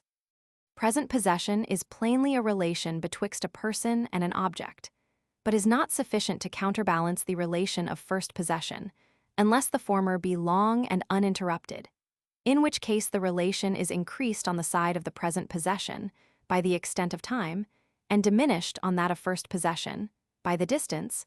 This change in the relation produces a consequent change in the property. We acquire the property of objects by accession when they are connected in an intimate manner with objects that are already our property, and at the same time are inferior to them. Thus the fruits of our garden, the offspring of our cattle, and the work of our slaves are all of them esteemed our property, even before possession. Where objects are connected together in the imagination, they are apt to be put on the same footing, and are commonly supposed to be endowed with the same qualities. We readily pass from one to the other, and make no difference in our judgments concerning them, especially if the latter be inferior to the former. This source of property can never be explained but from the imaginations, and one may affirm that the causes are here unmixed. We shall proceed to explain them more particularly, and illustrate them by examples from common life and experience. It has been observed above that the mind has a natural propensity to join relations, especially resembling ones, and finds a kind of fitness and uniformity in such an union. From this propensity are derived these laws of nature, that upon the first formation of society, property always follows the present possession, and afterwards that it arises from first or from long possession. Now we may easily observe that relation is not confined merely to one degree, but that from an object that is related to us, we acquire a relation to every other object which is related to it, and so on till the thought loses the chain by too long a progress. However the relation may weaken by each remove, it is not immediately destroyed, but frequently connects two objects by means of an intermediate one, which is related to both. And this principle is of such force as to give rise to the right of accession, and causes us to acquire the property not only of such objects as we are immediately possessed of, but also of such as are closely connected with them. Suppose a German, a Frenchman, and a Spaniard to come into a room where there are placed upon the table 3 bottles of wine, Rhenish, Burgundy, and Port, and suppose they should fall a quarreling about the division of them.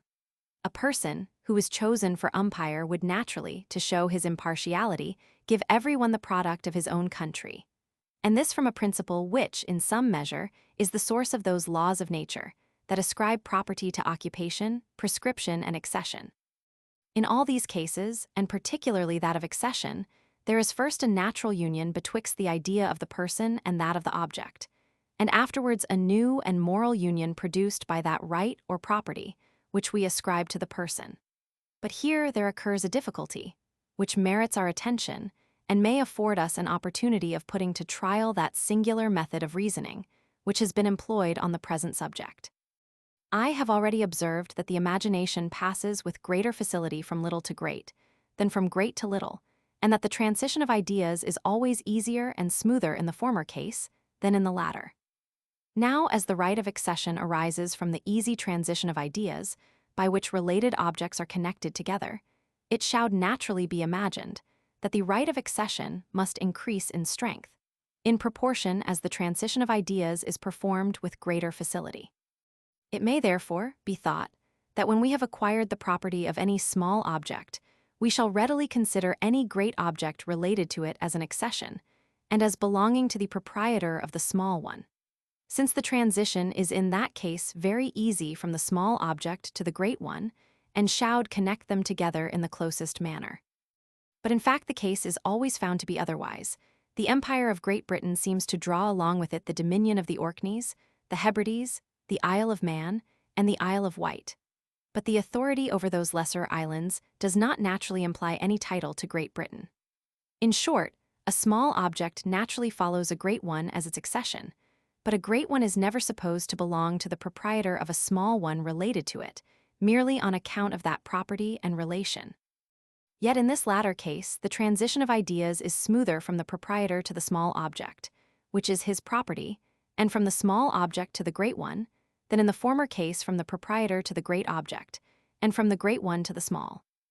It may therefore be thought that these phenomena are objections to the foregoing hypothesis, that the ascribing of property to accession is nothing but an affect of the relations of ideas and of the smooth transition of the imagination. It will be easy to solve this objection if we consider the agility and unsteadiness of the imagination with the different views in which it is continually placing its objects. When we attribute to a person a property in two objects, we do not always pass from the person to one object, and from that to the other related to it. The objects being here to be considered as the property of the person, we are apt to join them together and place them in the same light. Suppose, therefore, a great and a small object to be related together.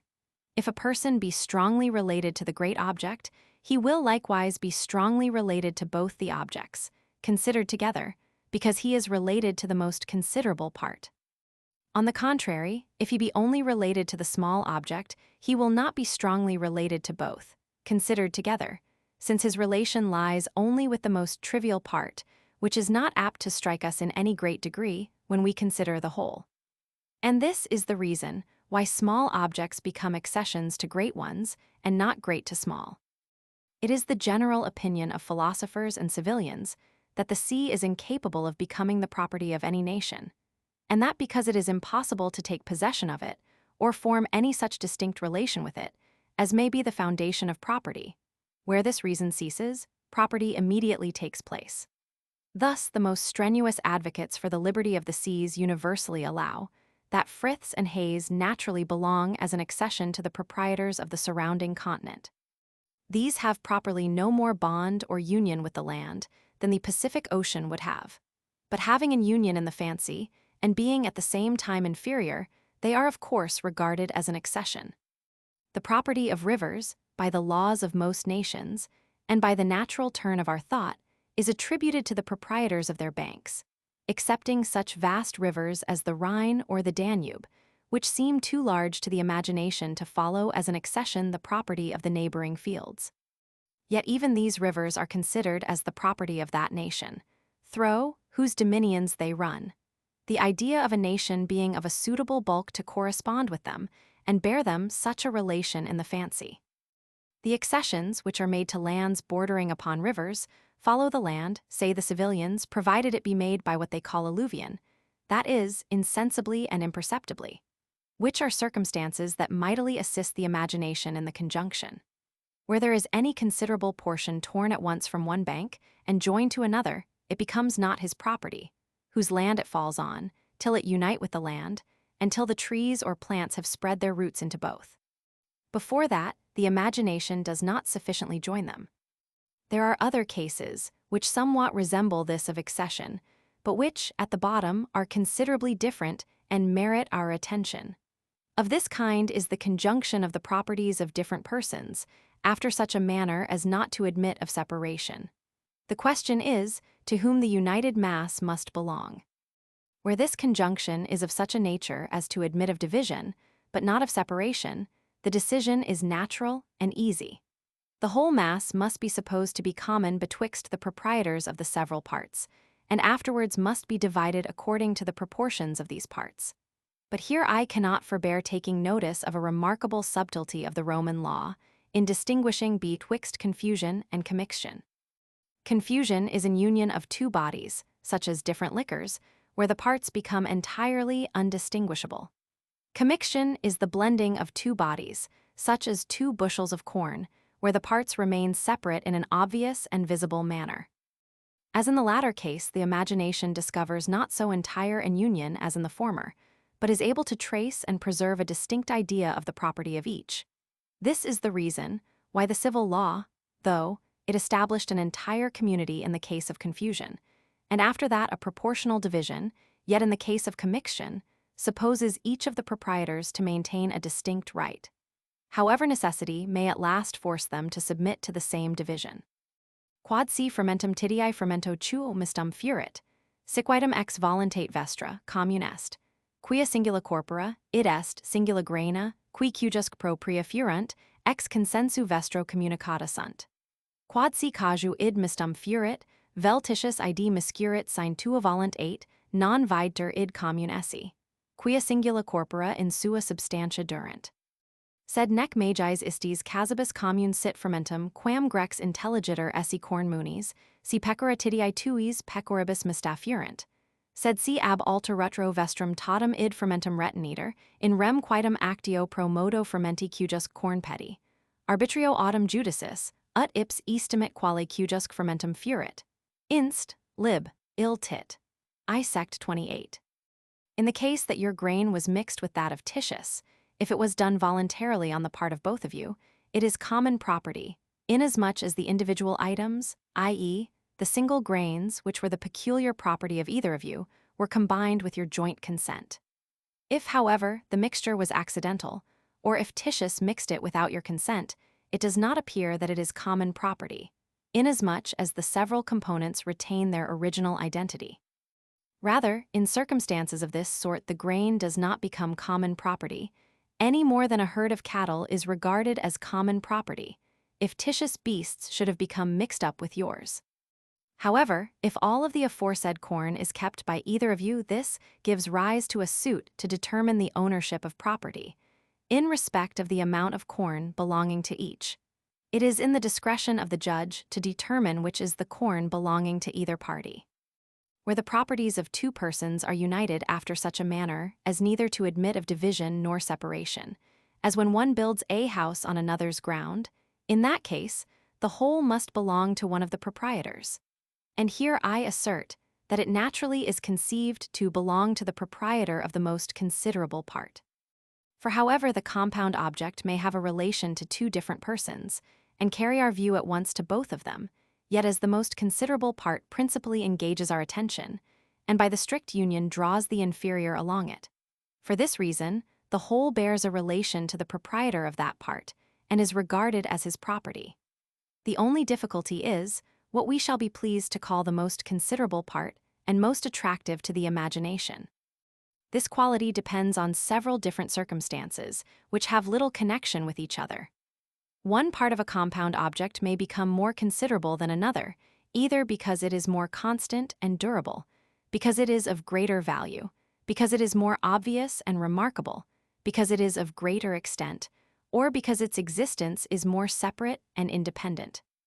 It will be easy to conceive that, as these circumstances may be conjoined and opposed in all the different ways, and according to all the different degrees which can be imagined, there will result many cases where the reasons on both sides are so equally balanced that it is impossible for us to give any satisfactory decision.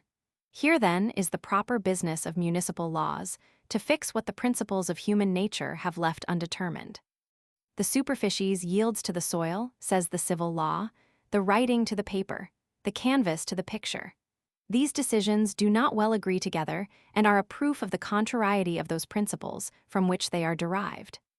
But of all the questions of this kind, the most curious is that which for so many ages divided the disciples of Proculus and Sabinus.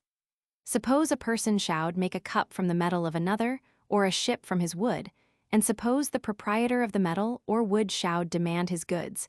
The question is whether he acquires a title to the cup or ship. Sabinus maintained the affirmative and asserted that the substance or matter is the foundation of all the qualities, that it is incorruptible and immortal, and therefore superior to the form, which is casual and dependent. On the other hand, Proculus observed that the form is the most obvious and remarkable part, and that from it bodies are denominated of this or that particular species. To which he might have added that the matter or substance is in most bodies so fluctuating and uncertain that it is utterly impossible to trace it in all its changes. For my part, I know not from what principles such a controversy can be certainly determined. I shall therefore content myself with observing that the decision of Tribonian seems to me pretty ingenious, that the cup belongs to the proprietor of the metal because it can be brought back to its first form, but that the ship belongs to the author of its form for a contrary reason.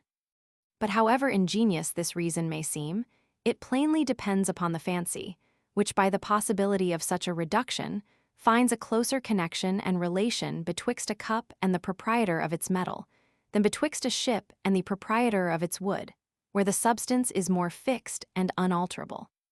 The right of succession is a very natural one, from the presumed consent of the parent or near relation, and from the general interest of mankind, which requires that men's possessions should pass to those who are dearest to them in order to render them more industrious and frugal. Perhaps these causes are seconded by the influence of relation or the association of ideas, by which we are naturally directed to consider the son after the parent's decease, and ascribe to him a title to his father's possessions. Those goods must become the property of some body, but of whom is the question? Here it is evident the person's children naturally present themselves to the mind, and being already connected to those possessions by means of their deceased parent, we are apt to connect them still farther by the relation of property. Of this there are many parallel instances. In examining the different titles to authority in government, we shall meet with many reasons to convince us that the right of succession depends, in a great measure, on the imagination. Meanwhile, I shall rest contented with observing one example, which belongs to the present subject. Suppose that a person die without children, and that a dispute arises among his relations concerning his inheritance. It is evident that if his riches be derived partly from his father, partly from his mother, the most natural way of determining such a dispute is to divide his possessions, and assign each part to the family from whence it is derived. Now, as the person is supposed to have been once the full and entire proprietor of those goods, I ask, what is it makes us find a certain equity and natural reason in this partition, except it be the imagination? His affection to these families does not depend upon his possessions, for which reason his consent can never be presumed precisely for such a partition.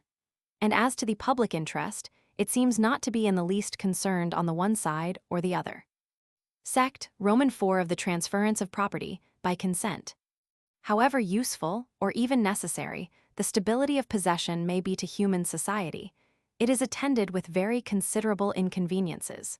The relation of fitness or suitableness ought never to enter into consideration in distributing the properties of mankind, but we must govern ourselves by rules, which are more general in their application and more free from doubt and uncertainty. Of this kind is present possession upon the first establishment of society, and afterwards occupation, prescription, accession, and succession.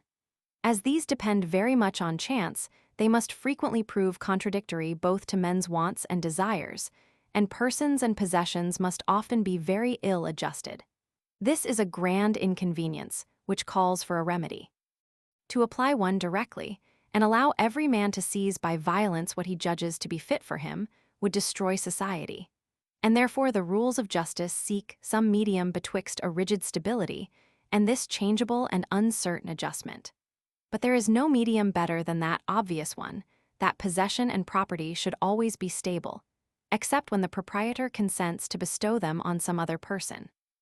This rule can have no ill consequence in occasioning wars and dissensions, since the proprietor's consent, who alone is concerned, is taken along in the alienation, and it may serve to many good purposes in adjusting property to persons. Different parts of the earth produce different commodities, and not only so, but different men both are by nature fitted for different employments, and attain to greater perfection in anyone when they confine themselves to it alone. All this requires a mutual exchange and commerce, for which reason the translation of property by consent is founded on a law of nature, as well as its stability without such a consent. So far is determined by a plain utility and interest. But perhaps it is from more trivial reasons that delivery, or a sensible transference of the object, is commonly required by civil laws, and also by the laws of nature, according to most authors, as a requisite circumstance in the translation of property. The property of an object, when taken for something real, without any reference to morality or the sentiments of the mind, is a quality perfectly insensible and even inconceivable. Nor can we form any distinct notion, either of its stability or translation.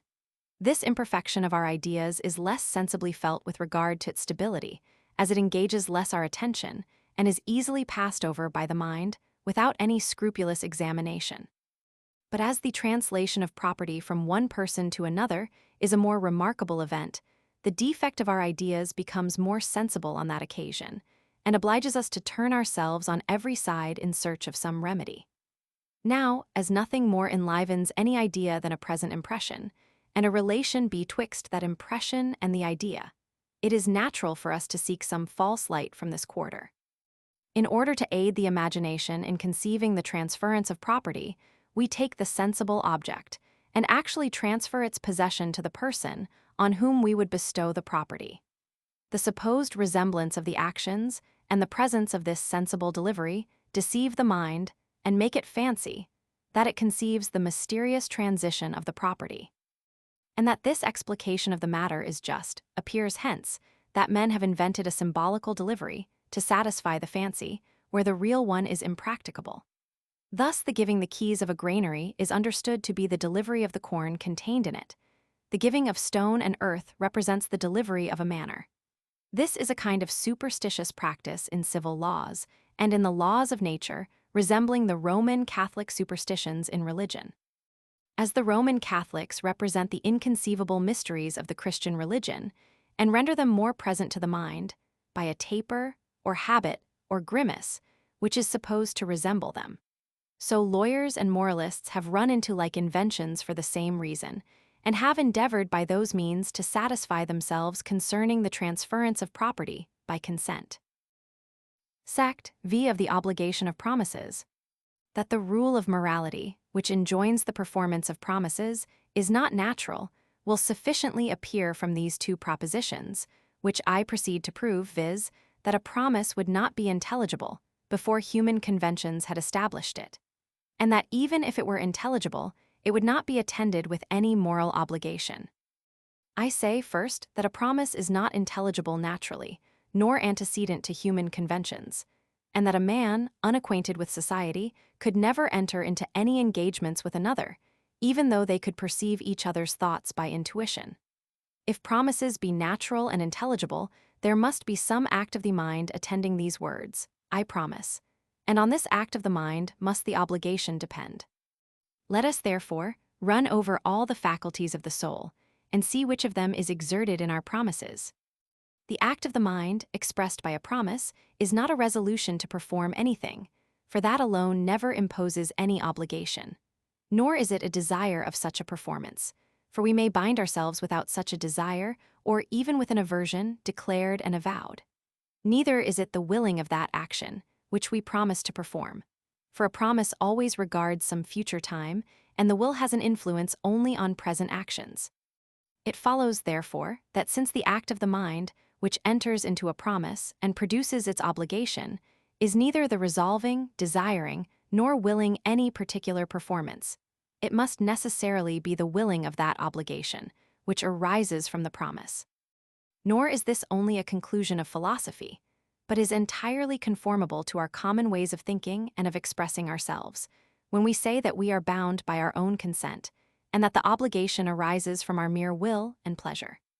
The only question, then, is whether there be not a manifest absurdity in supposing this act of the mind, and such an absurdity as no man could fall into, whose ideas are not confounded with prejudice and the fallacious use of language. All morality depends upon our sentiments, and when any action or quality of the mind pleases us after a certain manner, we say it is virtuous, and when the neglect or non-performance of it displeases us after a like manner, we say that we lie under an obligation to perform it. A change of the obligation supposes a change of the sentiment, and a creation of a new obligation supposes some new sentiment to arise. But it is certain we can naturally no more change our own sentiments than the motions of the heavens, nor by a single act of our will, that is, by a promise, render any action agreeable or disagreeable, moral or immoral, which, without that act, would have produced contrary impressions or have been endowed with different qualities. It would be absurd, therefore, to will any new obligation, that is, any new sentiment of pain or pleasure, nor is it possible that men could naturally fall into so gross an absurdity. A promise, therefore, is naturally something altogether unintelligible, nor is there any act of the mind belonging to it. Were morality discoverable by reason, and not by sentiment, it would be still more evident that promises could make no alteration upon it. Morality is supposed to consist in relation. Every new imposition of morality, therefore, must arise from some new relation of objects, and consequently the will could not produce immediately any change in morals, but could have that effect only by producing a change upon the objects. But as the moral obligation of a promise is the pure effect of the will, without the least change in any part of the universe, it follows that promises have no natural obligation. Should it be said that this act of the will being in effect a new object produces new relations and new duties, I would answer that this is a pure sophism which may be detected by a very moderate share of accuracy and exactness. To will a new obligation is to will a new relation of objects, and therefore, if this new relation of objects were formed by the volition itself, we should in effect will the volition, which is plainly absurd and impossible. The will has here no object to which it could tend, but must return upon itself in infinitum. The new obligation depends upon new relations. The new relations depend upon a new volition. The new volition has for object a new obligation, and consequently new relations, and consequently a new volition, which volition again has in view a new obligation, relation, and volition without any termination. It is impossible, therefore, we could ever will a new obligation, and consequently it is impossible the will could ever accompany a promise or produce a new obligation of morality. But secondly, if there was any act of the mind belonging to it, it could not naturally produce any obligation. This appears evidently from the foregoing reasoning. A promise creates a new obligation. A new obligation supposes new sentiments to arise. The will never creates new sentiments. There could not naturally, therefore, arise any obligation from a promise, even supposing the mind could fall into the absurdity of willing that obligation. The same truth may be proved still more evidently by that reasoning, which proved justice in general to be an artificial virtue. No action can be required of us as our duty unless there be implanted in human nature some actuating passion or motive capable of producing the action. This motive cannot be the sense of duty. A sense of duty supposes an antecedent obligation, and where an action is not required by any natural passion, it cannot be required by any natural obligation, since it may be omitted without proving any defect or imperfection in the mind and temper, and consequently without any vice. Now it is evident we have no motive leading us to the performance of promises, distinct from a sense of duty. If we thought that promises had no moral obligation, we never should feel any inclination to observe them. This is not the case with the natural virtues. Though there was no obligation to relieve the miserable, our humanity would lead us to it, and when we omit that duty, the immorality of the omission arises from its being a proof that we want the natural sentiments of humanity. A father knows it to be his duty to take care of his children, but he has also a natural inclination to it. And if no human creature had that inclination, no one could lie under any such obligation. But as there is naturally no inclination to observe promises distinct from a sense of their obligation, it follows that fidelity is no natural virtue, and that promises have no force antecedent to human conventions.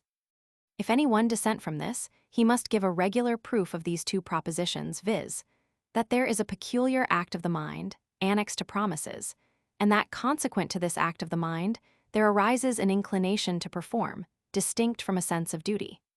I presume that it is impossible to prove either of these 2 points, and therefore I venture to conclude that promises are human inventions, founded on the necessities and interests of society. In order to discover these necessities and interests, we must consider the same qualities of human nature, which we have already found to give rise to the preceding laws of society. Men being naturally selfish, or endowed only with a confined generosity, they are not easily induced to perform any action for the interest of strangers, except with a view to some reciprocal advantage, which they had no hope of obtaining but by such a performance. Now, as it frequently happens, that these mutual performances cannot be finished at the same instant, it is necessary that one party be contented to remain in uncertainty and depend upon the gratitude of the other for a return of kindness. But so much corruption is there among men that, generally speaking, this becomes but a slender security. And as the benefactor is here supposed to bestow his favors with a view to self-interest, this both takes off from the obligation and sets an example to selfishness, which is the true mother of ingratitude. Were we, therefore, to follow the natural course of our passions and inclinations, we should perform but few actions for the advantage of others from disinterested views, because we are naturally very limited in our kindness and affection, and we should perform as few of that kind out of a regard to interest, because we cannot depend upon their gratitude. Here, then, is the mutual commerce of good offices in a manner lost among mankind, and every one reduced to his own skill and industry for his well-being and subsistence. The invention of the law of nature, concerning the stability of possession, has already rendered men tolerable to each other. That of the transference of property and possession by consent has begun to render them mutually advantageous. But still, these laws of nature, however strictly observed, are not sufficient to render them so serviceable to each other, as by nature they are fitted to become. Though possession be stable, men may often reap but small advantage from it, while they are possessed of a greater quantity of any species of goods than they have occasion for, and at the same time suffer by the want of others. The transference of property, which is the proper remedy for this inconvenience, cannot remedy it entirely, because it can only take place with regard to such objects as are present and individual, but not to such as are absent or general. One cannot transfer the property of a particular house 20 leagues distant, because the consent cannot be attended with delivery, which is a requisite circumstance. Neither can one transfer the property of 10 bushels of corn or 5 hogsheads of wine by the mere expression and consent, because these are only general terms and have no direct relation to any particular heap of corn or barrels of wine. Besides, the commerce of mankind is not confined to the barter of commodities, but may extend to services and actions, which we may exchange to our mutual interest and advantage. Your corn is ripe today, mine will be so tomorrow. It is profitable for us both that I should labor with you today and that you should aid me tomorrow. I have no kindness for you, and know you have as little for me. I will not, therefore, take any pains upon your account, and should I labor with you upon my own account, in expectation of a return, I know I should be disappointed, and that I should in vain depend upon your gratitude. Here, then, I leave you to labor alone. You treat me in the same manner. The seasons change, and both of us lose our harvests for want of mutual confidence and security. All this is the effect of the natural and inherent principles and passions of human nature. And as these passions and principles are inalterable, it may be thought that our conduct, which depends on them, must be so too, and that it would be in vain, either for moralists or politicians, to tamper with us, or attempt to change the usual course of our actions with a view to public interest. And indeed, did the success of their designs depend upon their success in correcting the selfishness and ingratitude of men, they would never make any progress, unless aided by omnipotence, which is alone able to new-mold the human mind and change its character in such fundamental articles. All they can pretend to is to give a new direction to those natural passions, and teach us that we can better satisfy our appetites in an oblique and artificial manner than by their headlong and impetuous motion. Hence I learn to do a service to another without bearing him any real kindness, because I foresee that he will return my service in expectation of another of the same kind, and in order to maintain the same correspondence of good offices with me or with others. And accordingly, after I have served him, and he is in possession of the advantage arising from my action, he is induced to perform his part, as foreseeing the consequences of his refusal. But though this self-interested commerce of man begins to take place, and to predominate in society, it does not entirely abolish the more generous and noble intercourse of friendship and good offices. I may still do services to such persons as I love and am more particularly acquainted with, without any prospect of advantage. And they may make me a return in the same manner, without any view but that of recompensing my past services. In order, therefore, to distinguish those two different sorts of commerce, the interested and the disinterested, there is a certain form of words invented for the former, by which we bind ourselves to the performance of any action. This form of words constitutes what we call a promise, which is the sanction of the interested commerce of mankind. When a man says he promises anything, he in effect expresses a resolution of performing it, and along with that, by making use of this form of words, subjects himself to the penalty of never being trusted again in case of failure. A resolution is the natural act of the mind, which promises express. But were there no more than a resolution in the case, promises would only declare our former motives and would not create any new motive or obligation. They are the conventions of men, which create a new motive, when experience has taught us that human affairs would be conducted much more for mutual advantage, were there certain symbols or signs instituted, by which we might give each other security of our conduct in any particular incident. After these signs are instituted, whoever uses them is immediately bound by his interest to execute his engagements, and must never expect to be trusted any more, if he refuse to perform what he promised. Nor is that knowledge, which is requisite to make mankind sensible of this interest in the institution and observance of promises, to be esteemed superior to the capacity of human nature, however savage and uncultivated. There needs but a very little practice of the world to make us perceive all these consequences and advantages. The shortest experience of society discovers them to every mortal, and when each individual perceives the same sense of interest in all his fellows, he immediately performs his part of any contract, as being assured that they will not be wanting in theirs. All of them, by concert, enter into a scheme of actions, calculated for common benefit, and agree to be true to their word. Nor is there anything requisite to form this concert or convention, but that every one have a sense of interest in the faithful fulfilling of engagements, and express that sense to other members of the society. This immediately causes that interest to operate upon them, and interest is the first obligation to the performance of promises. Afterwards, a sentiment of morals concurs with interest, and becomes a new obligation upon mankind. This sentiment of morality, in the performance of promises, arises from the same principles as that in the abstinence from the property of others. Public interest, education, and the artifices of politicians have the same effect in both cases. The difficulties that occur to us in supposing a moral obligation to attend promises we either surmount or elude.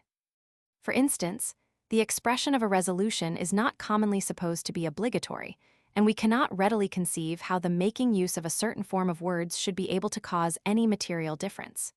Here, therefore, we feign a new act of the mind, which we call the willing and obligation, and on this we suppose the morality to depend. But we have proved already that there is no such act of the mind, and consequently that promises impose no natural obligation. To confirm this, we may subjoin some other reflections concerning that will, which is supposed to enter into a promise and to cause its obligation. It is evident that the will alone is never supposed to cause the obligation, but must be expressed by words or signs in order to impose a tie upon any man. The expression being once brought in as subservient to the will, soon becomes the principal part of the promise, nor will a man be less bound by his word, though he secretly give a different direction to his intention, and withhold himself both from a resolution and from willing an obligation. But though the expression makes on most occasions the whole of the promise, yet it does not always so, and one who should make use of any expression of which he knows not the meaning, and which he uses without any intention of binding himself, would not certainly be bound by it. Nay, though he knows its meaning, yet if he uses it in jest only, and with such signs as show evidently he has no serious intention of binding himself, he would not lie under any obligation of performance. But it is necessary that the words be a perfect expression of the will without any contrary signs. Nay, even this we must not carry so far as to imagine that one, whom, by our quickness of understanding, we conjecture, from certain signs, to have an intention of deceiving us, is not bound by his expression or verbal promise if we accept of it, but must limit this conclusion to those cases where the signs are of a different kind from those of deceit. All these contradictions are easily accounted for if the obligation of promises be merely a human invention for the convenience of society, but will never be explained if it be something real and natural arising from any action of the mind or body. I shall farther observe that since every new promise imposes a new obligation of morality on the person who promises, and since this new obligation arises from his will, it is one of the most mysterious and incomprehensible operations that can possibly be imagined, and may even be compared to transubstantiation or holy orders, where a certain form of words, along with a certain intention, changes entirely the nature of an external object, and even of a human nature. But though these mysteries be so far alike, it is very remarkable that they differ widely in other particulars, and that this difference may be regarded as a strong proof of the difference of their origins. As the obligation of promises is an invention for the interest of society, it is warped into as many different forms as that interest requires, and even runs into direct contradictions, rather than lose sight of its object. But as those other monstrous doctrines are mere priestly inventions, and have no public interest in view, they are less disturbed in their progress by new obstacles. And it must be owned that, after the first absurdity, they follow more directly the current of reason and good sense. Theologians clearly perceived that the external form of words, being mere sound, require an intention to make them have any efficacy, and that this intention being once considered as a requisite circumstance, its absence must equally prevent the effect, whether avowed or concealed, whether sincere or deceitful. Accordingly, they have commonly determined that the intention of the priest makes the sacrament, and that when he secretly withdraws his intention, he is highly criminal in himself, but still destroys the baptism, or communion, or holy orders. The terrible consequences of this doctrine were not able to hinder its taking place, as the inconvenience of a similar doctrine, with regard to promises, have prevented that doctrine from establishing itself. Men are always more concerned about the present life than the future, and are apt to think the smallest evil, which regards the former, more important than the greatest, which regards the latter. I mean so far as holy orders are supposed to produce the indelible character. In other respects, they are only a legal qualification. We may draw the same conclusion concerning the origin of promises from the force, which is supposed to invalidate all contracts and to free us from their obligation. Such a principle is a proof that promises have no natural obligation and are mere artificial contrivances for the convenience and advantage of society. If we consider aright of the matter, force is not essentially different from any other motive of hope or fear, which may induce us to engage our word and lay ourselves under any obligation. A man, dangerously wounded, who promises a competent sum to a surgeon to cure him, would certainly be bound to performance, though the case be not so much different from that of one who promises a sum to a robber, as to produce so great a difference in our sentiments of morality, if these sentiments were not built entirely on public interest and convenience. Sect, Romans 6. Some farther reflections concerning justice and injustice.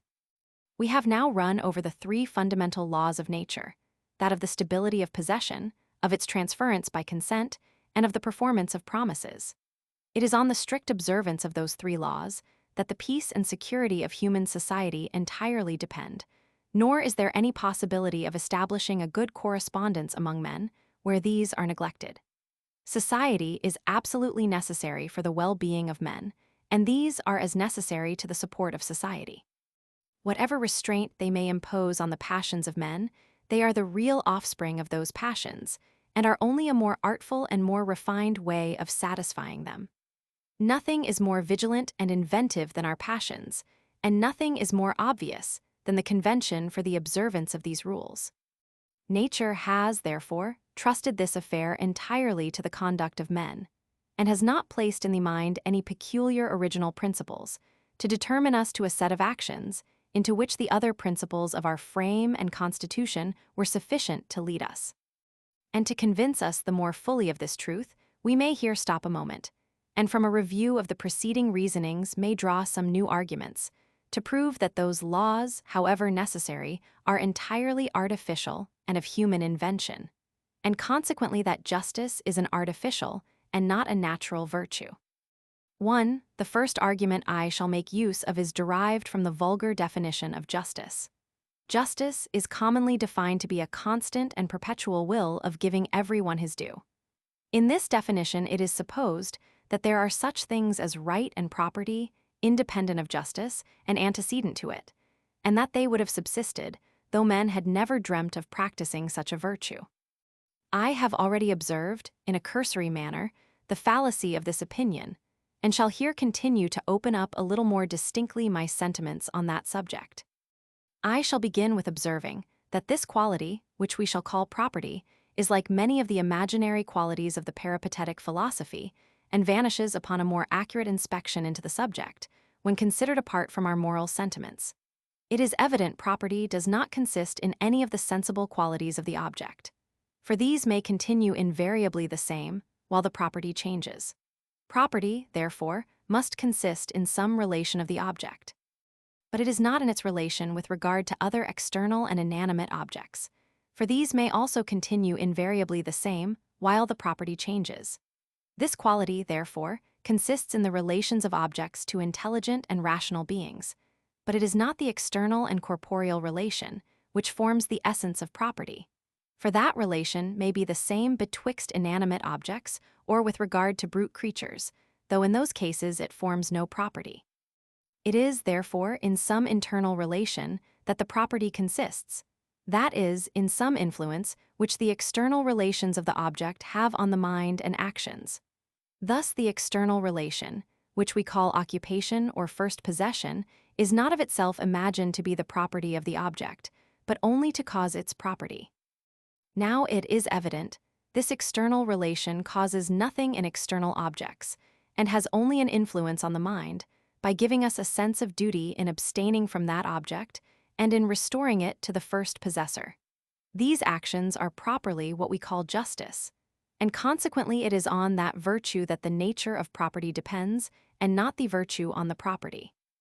If anyone, therefore, would assert that justice is a natural virtue, and injustice a natural vice, he must assert that abstracting from the nations of property, and right and obligation, a certain conduct and train of actions, in certain external relations of objects, has naturally a moral beauty or deformity, and causes an original pleasure or uneasiness. Thus the restoring a man's goods to him is considered as virtuous, not because nature has annexed a certain sentiment of pleasure to such a conduct, with regard to the property of others, but because she has annexed that sentiment to such a conduct, with regard to those external objects, of which others have had the first or long possession, or which they have received by the consent of those who have had first or long possession. If nature has given us no such sentiment, there is not, naturally, nor antecedent to human conventions, any such thing as property. Now, though it seems sufficiently evident, in this dry and accurate consideration of the present subject, that nature has annexed no pleasure or sentiment of approbation to such a conduct, yet that I may leave as little room for doubt as possible, I shall subjoin a few more arguments to confirm my opinion. First, if nature had given us a pleasure of this kind, it would have been as evident and discernible as on every other occasion. Nor should we have found any difficulty to perceive that the consideration of such actions, in such a situation, gives a certain pleasure and sentiment of approbation. We should not have been obliged to have recourse to notions of property in the definition of justice, and at the same time make use of the notions of justice in the definition of property. This deceitful method of reasoning is a plain proof that there are contained in the subject some obscurities and difficulties, which we are not able to surmount, and which we desire to evade by this artifice. Secondly, those rules, by which properties, rights, and obligations are determined, have in them no marks of a natural origin but many of artifice and contrivance. They are too numerous to have proceeded from nature. They are changeable by human laws, and have all of them a direct and evident tendency to public good, and the support of civil society. This last circumstance is remarkable upon two accounts. First, because, though the cause of the establishment of these laws had been a regard for the public good, as much as the public good is their natural tendency, they would still have been artificial, as being purposely contrived and directed to a certain end.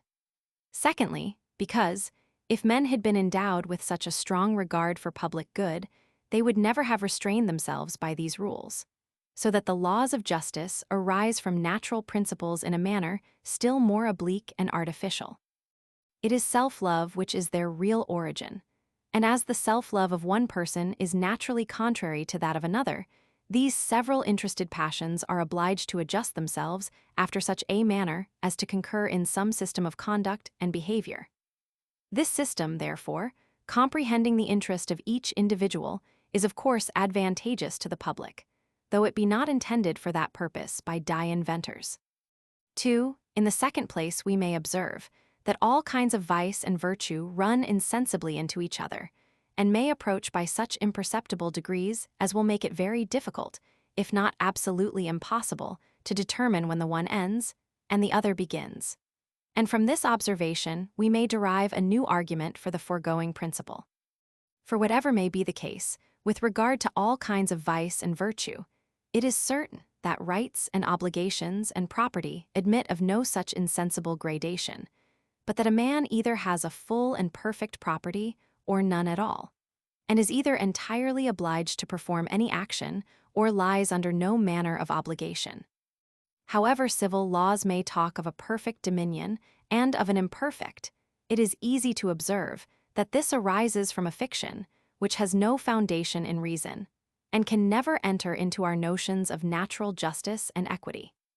A man that hires a horse, though but for a day, has as full a right to make use of it for that time, as he whom we call its proprietor has to make use of it any other day. And it was evident that however the use may be bounded in time or degree, the right itself is not susceptible of any such gradation, but is absolute and entire, so far as it extends. Accordingly, we may observe that this right both arises and perishes in an instant, and that a man entirely acquires the property of any object by occupation or the consent of the proprietor, and loses it by his own consent, without any of that insensible gradation, which is remarkable in other qualities and relations. Since, therefore, this is die case with regard to property, and rights and obligations, I ask, how it stands with regard to justice and injustice. After whatever manner you answer this question, you run into inextricable difficulties.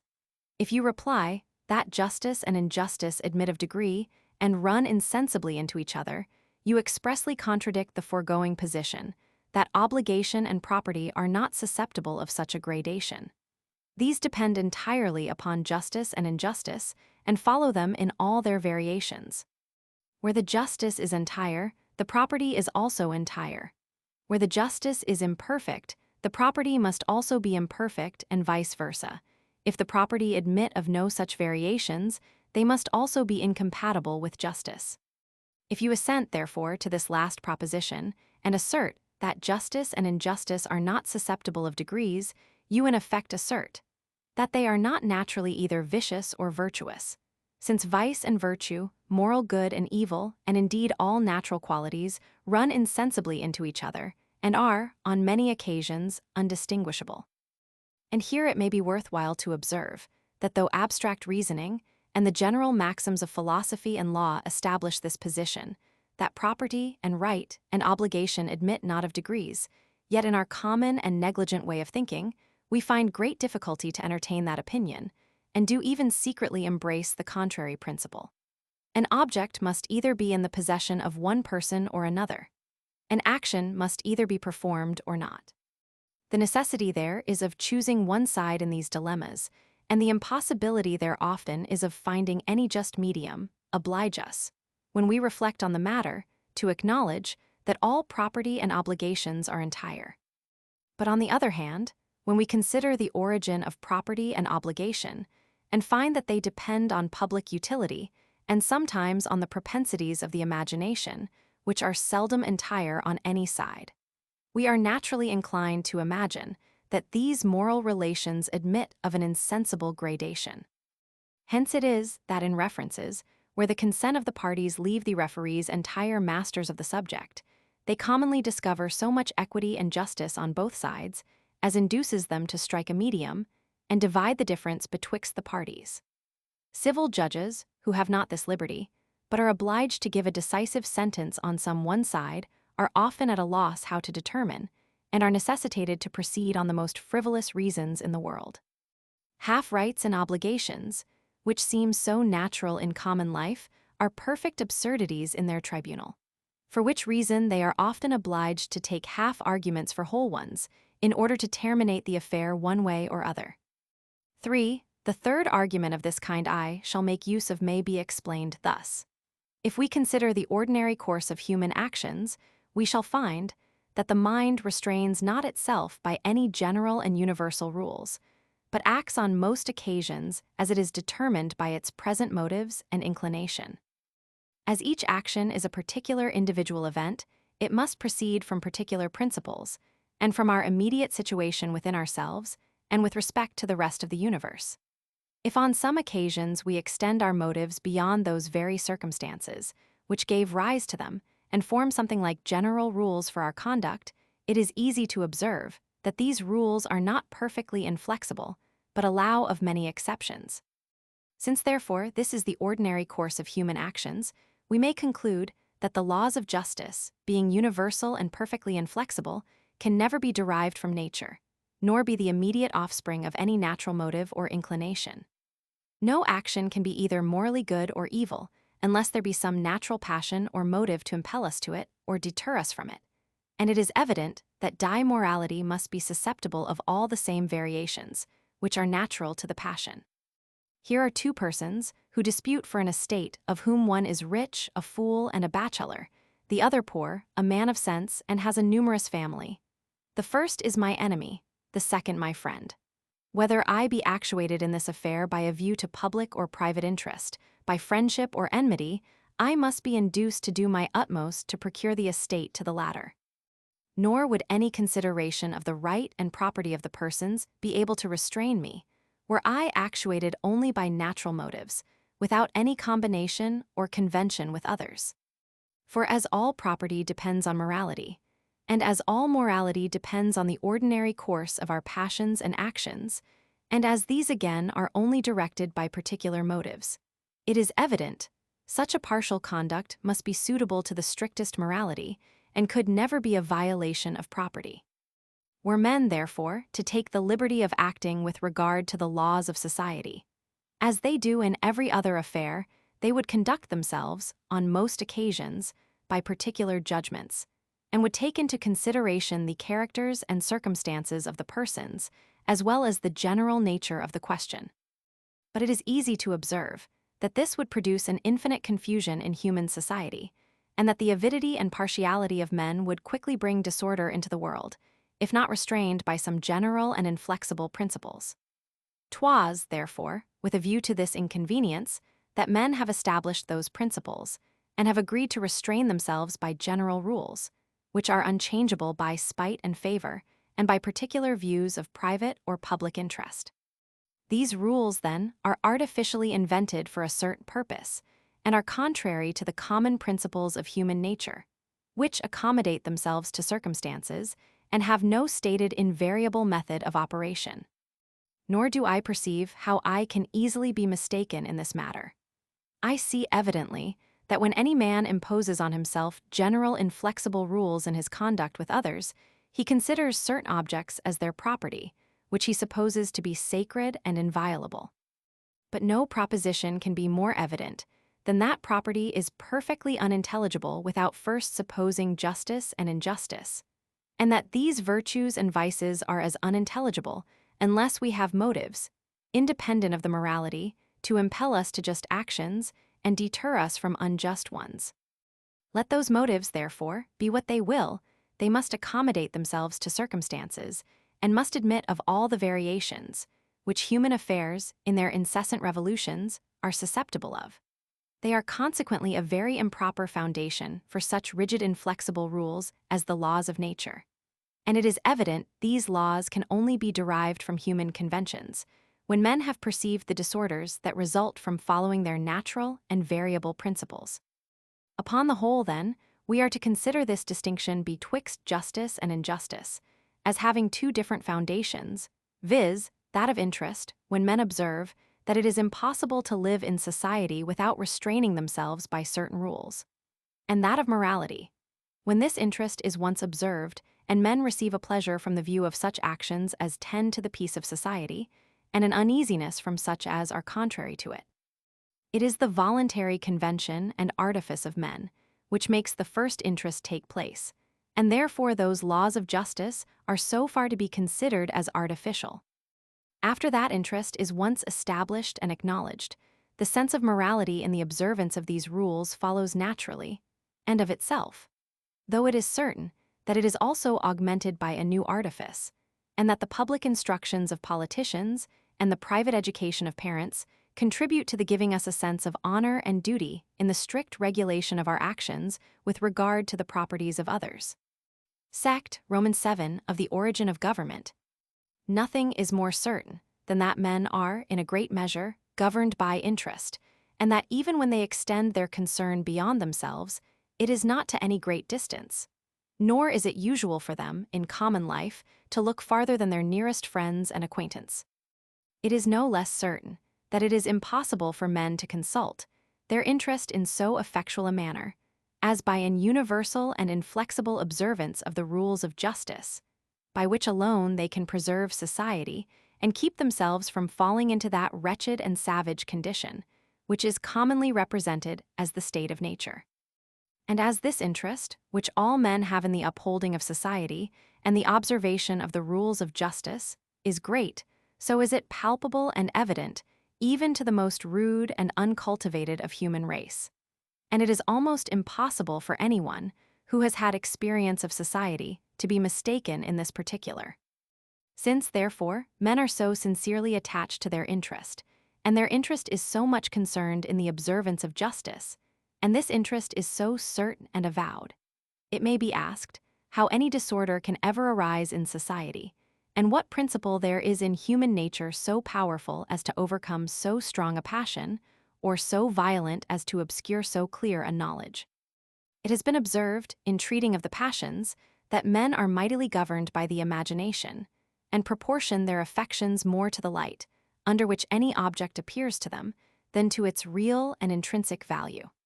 What strikes upon them with a strong and lively idea commonly prevails above what lies in a more obscure light, and it must be a great superiority of value that is able to compensate this advantage. Now as everything that is contiguous to us, either in space or time, strikes upon us with such an idea, it has a proportional effect on the will and passions, and commonly operates with more force than any object that lies in a more distant and obscure light.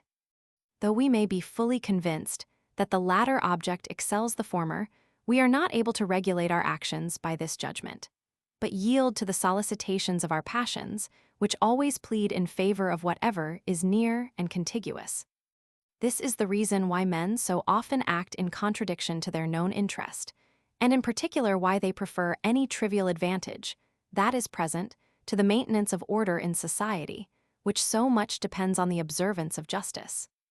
The consequences of every breach of equity seem to lie very remote and are not able to counterbalance any immediate advantage that may be reaped from it. They are, however, nevertheless real for being remote, and as all men are in some degree subject to the same weakness, it necessarily happens that the violations of equity must become very frequent in society, and the commerce of men, by that means, be rendered very dangerous and uncertain. You have the same propension that I have in favor of what is contiguous above what is remote. You are, therefore, naturally carried to commit acts of injustice as well as me.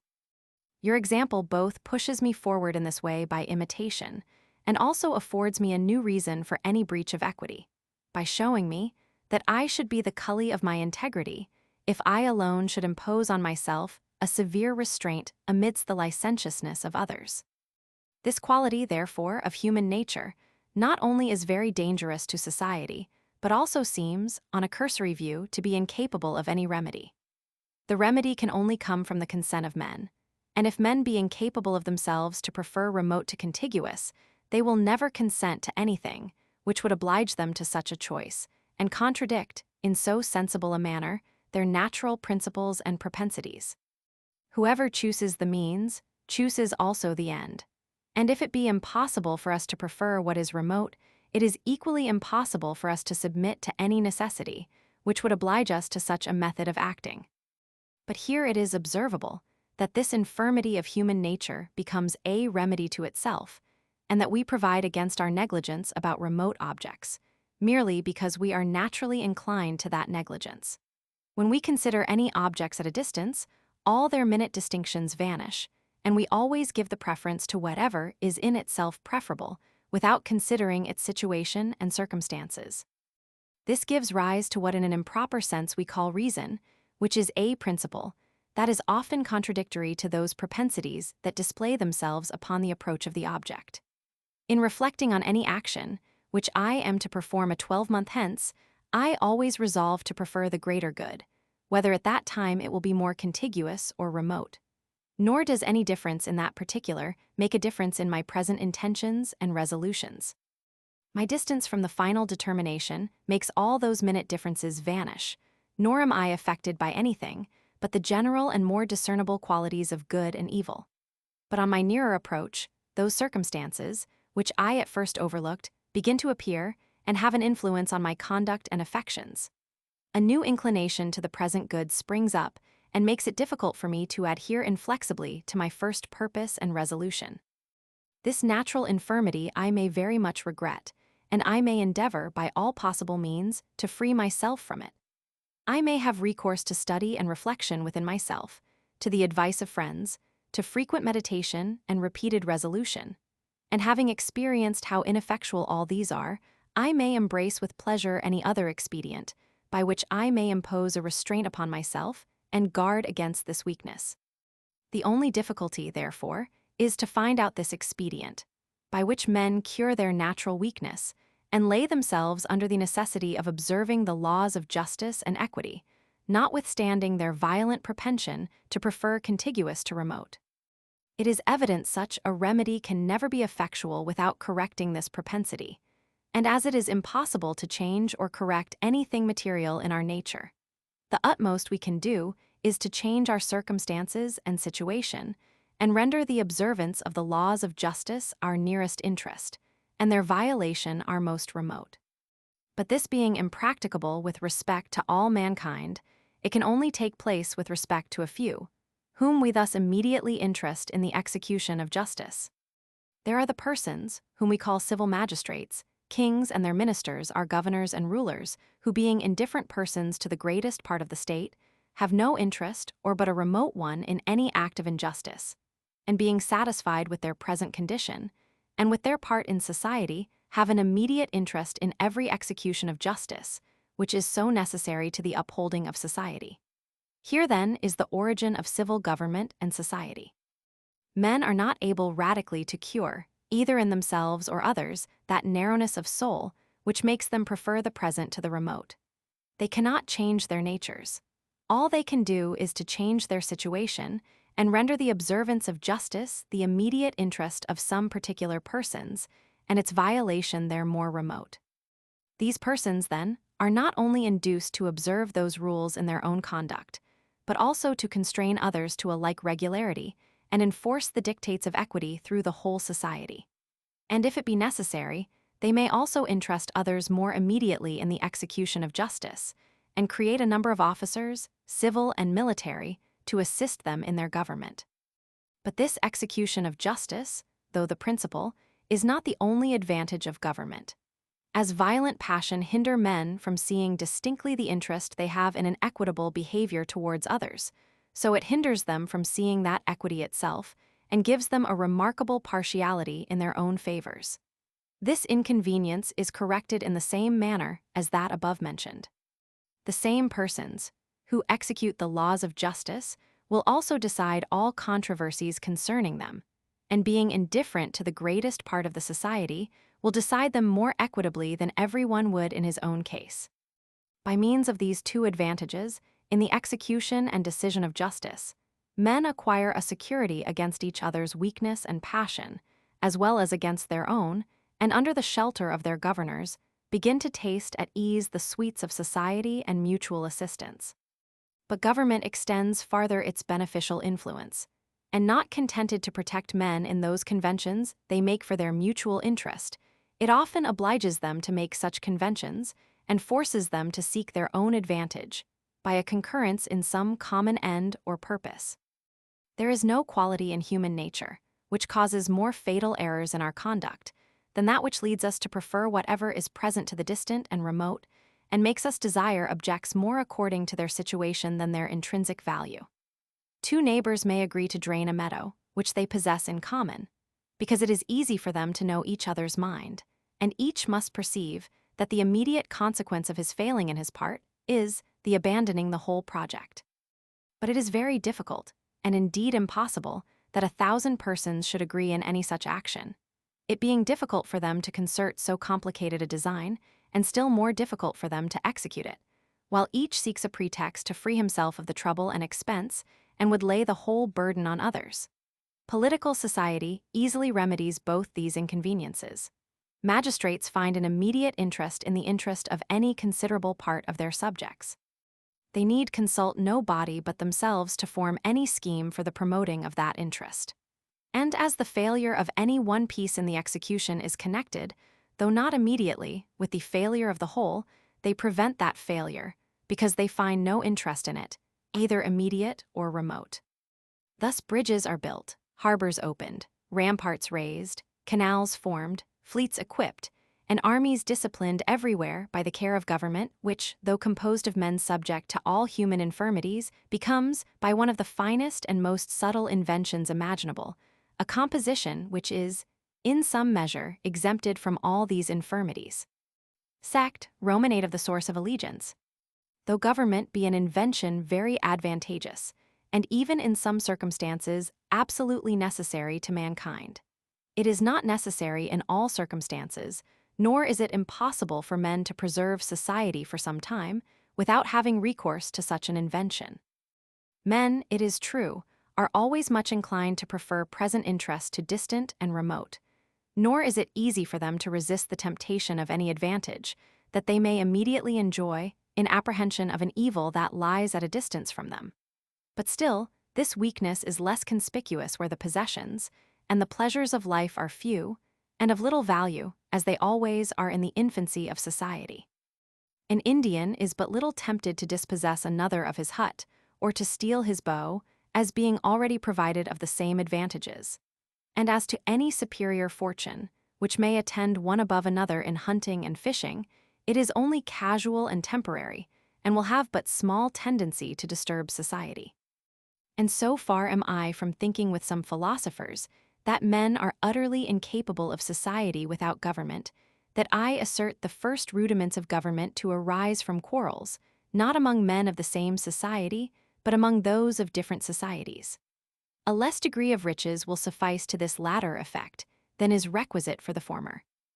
Men fear nothing from public war and violence but the resistance they meet with, which, because they share it in common, seems less terrible, and because it comes from strangers, seems less pernicious in its consequences than when they are exposed singly against one whose commerce is advantageous to them, and without whose society it is impossible they can subsist. Now foreign war to a society without government necessarily produces civil war. Throw any considerable goods among men, they instantly fall a-quarreling while each strives to get possession of what pleases him, without regard to the consequences. In a foreign war the most considerable of all goods, life and limbs, are at stake, and as every one shuns dangerous ports, seizes the best arms, seeks excuse for the slightest wounds, the laws, which may be well enough observed while men were calm, can now no longer take place when they are in such commotion. This we find verified in the American tribes, where men live in concord and amity among themselves without any established government, and never pay submission to any of their fellows, except in time of war, when their captain enjoys a shadow of authority, which he loses after their return from the field and the establishment of peace with the neighboring tribes. This authority, however, instructs them in the advantages of government, and teaches them to have recourse to it, when either by the pillage of war, by commerce, or by any fortuitous inventions, their riches and possessions have become so considerable as to make them forget, on every emergence, the interest they have in the preservation of peace and justice. Hence we may give a plausible reason, among others, why all governments are at first monarchical, without any mixture and variety, and why republics arise only from the abuses of monarchy and despotic power. Camps are the true mothers of cities, and as war cannot be administered, by reason of the suddenness of every exigency, without some authority in a single person, the same kind of authority naturally takes place in that civil government, which succeeds the military. And this reason I take to be more natural than the common one derived from patriarchal government or the authority of a father, which is said first to take place in one family, and to accustom the members of it to the government of a single person. The state of society without government is one of the most natural states of men, and must submit with the conjunction of many families, and long after the first generation. Nothing but an increase of riches and possessions could oblige men to quit it. And so barbarous and uninstructed are all societies on their first formation, that many years must elapse before these can increase to such a degree as to disturb men in the enjoyment of peace and concord. But though it be possible for men to maintain a small, uncultivated society without government, it is impossible they should maintain a society of any kind without justice, and the observance of those three fundamental laws concerning the stability of possession, its translation by consent, and the performance of promises.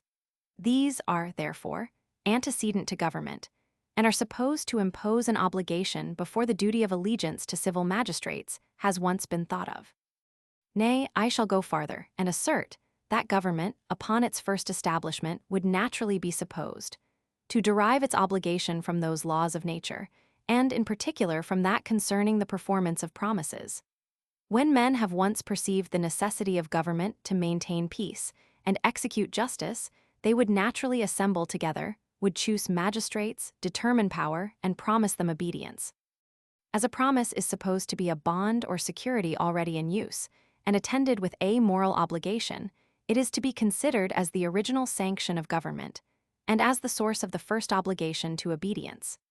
This reasoning appears so natural that it has become the foundation of our fashionable system of politics, and is in a manner the creed of a party amongst us, who pride themselves, with reason, on the soundness of their philosophy and their liberty of thought. All men, say they, are born free and equal. Government and superiority can only be established by consent. The consent of men, in establishing government, imposes on them a new obligation, unknown to the laws of nature. Men, therefore, are bound to obey their magistrates only because they promise it, and if they had not given their word, either expressly or tacitly, to preserve allegiance, it would never have become a part of their moral duty. This conclusion, however, when carried so far as to comprehend government in all its ages and situations, is entirely erroneous. And I maintain that though the duty of allegiance be at first grafted on the obligation of promises, and be for some time supported by that obligation, yet it quickly takes root of itself, and has an original obligation and authority, independent of all contracts. This is a principle of moment, which we must examine with care and attention before we proceed any farther. It is reasonable for those philosophers who assert justice to be a natural virtue and antecedent to human conventions, to resolve all civil allegiance into the obligation of a promise, and assert that it is our own consent alone which binds us to any submission to magistracy.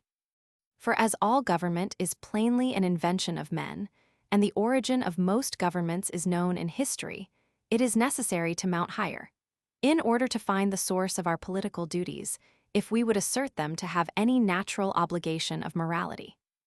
These philosophers, therefore, quickly observe that society is as antient as the human species, and those three fundamental laws of nature as antient as society. So that taking advantage of the antiquity and obscure origin of these laws, they first deny them to be artificial and voluntary inventions of men, and then seek to engraft on them those other duties, which are more plainly artificial. But being once undeceived in this particular, and having found that natural as well as civil justice derives its origin from human conventions, we shall quickly perceive how fruitless it is to resolve the one into the other, and seek, in the laws of nature, a stronger foundation for our political duties than interest and human conventions, while these laws themselves are built on the very same foundation. On whichever side we turn this subject, we shall find that these two kinds of duty are exactly on the same footing and have the same source both of their first invention and moral obligation. They are contrived to remedy like inconveniences and acquire their moral sanction in the same manner from their remedying those inconveniences. These are 2 points which we shall endeavor to prove as distinctly as possible. We have already shewn that men invented the 3 fundamental laws of nature when they observed the necessity of society to their mutual subsistence and found that it was impossible to maintain any correspondence together without some restraint on their natural appetites.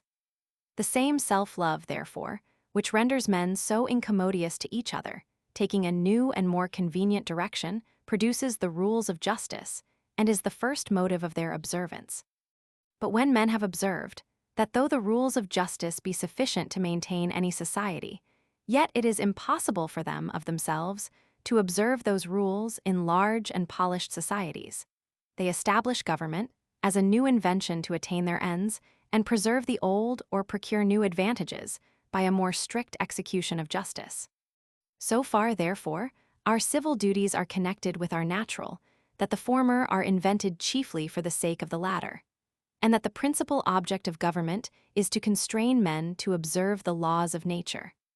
In this respect, however, that law of nature, concerning the performance of promises, is only comprised along with the rest, and its exact observance is to be considered as an effect of the institution of government, and not the obedience to government as an effect of the obligation of a promise.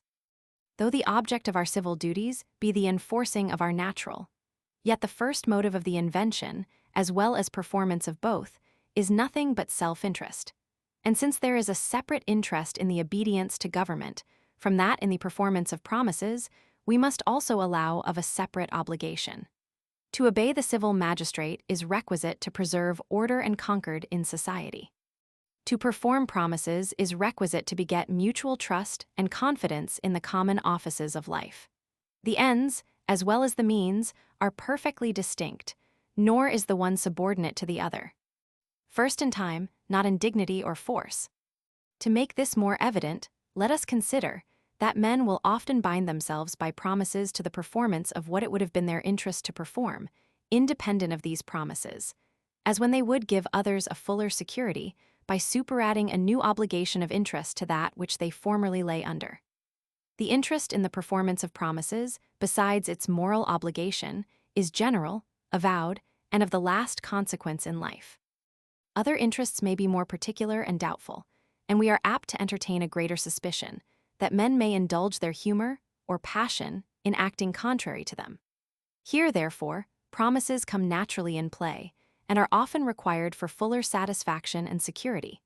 But supposing those other interests to be as general and avowed as the interest in the performance of a promise, they will be regarded as on the same footing, and men will begin to repose the same confidence in them. Now this is exactly the case with regard to our civil duties, or obedience to the magistrate, without which no government could subsist, nor any peace or order be maintained in large societies, where there are so many possessions on the one hand, and so many wants, real or imaginary, on the other. Our civil duties, therefore, must soon detach themselves from our promises and acquire a separate force and influence. The interest in both is of the very same kind. It is general, avowed, and prevails in all times and places. There is, then, no pretext of reason for founding the one upon the other, while each of them has a foundation peculiar to itself. We might as well resolve the obligation to abstain from the possessions of others into the obligation of a promise as that of allegiance. The interests are not more distinct in the one case than the other. A regard to property is not more necessary to natural society than obedience is to civil society or government, nor is the former society more necessary to the being of mankind than the latter to their well-being and happiness. In short, if the performance of promises be advantageous, so is obedience to government. If the former interest be general, so is the latter. If the one interest be obvious and avowed, so is the other. And as these two rules are founded on like obligations of interest, each of them must have a peculiar authority, independent of the other. But it is not only the natural obligations of interest, which are distinct in promises and allegiance, but also the moral obligations of honor and conscience. nor does the merit or demerit of the one depend in the least upon that of the other. And indeed, if we consider the close connection there is betwixt the natural and moral obligations, we shall find this conclusion to be entirely unavoidable. Our interest is always engaged on the side of obedience to magistracy, and there is nothing but a great present advantage that can lead us to rebellion, by making us overlook the remote interest which we have in the preserving of peace and order in society. But though a present interest may thus blind us with regard to our own actions, it takes not place with regard to those of others, nor hinders them from appearing in their true colors as highly prejudicial to public interest and to our own in particular. This naturally gives us an uneasiness in considering such seditious and disloyal actions, and makes us attach to them the idea of vice and moral deformity. It is the same principle which causes us to disapprove of all kinds of private injustice, and in particular of the breach of promises. We blame all treachery and breach of faith, because we consider that the freedom and extent of human commerce depend entirely on a fidelity with regard to promises. We blame all disloyalty to magistrates, because we perceive that the execution of justice in the stability of possession, its translation by consent, and the performance of promises is impossible without submission to government.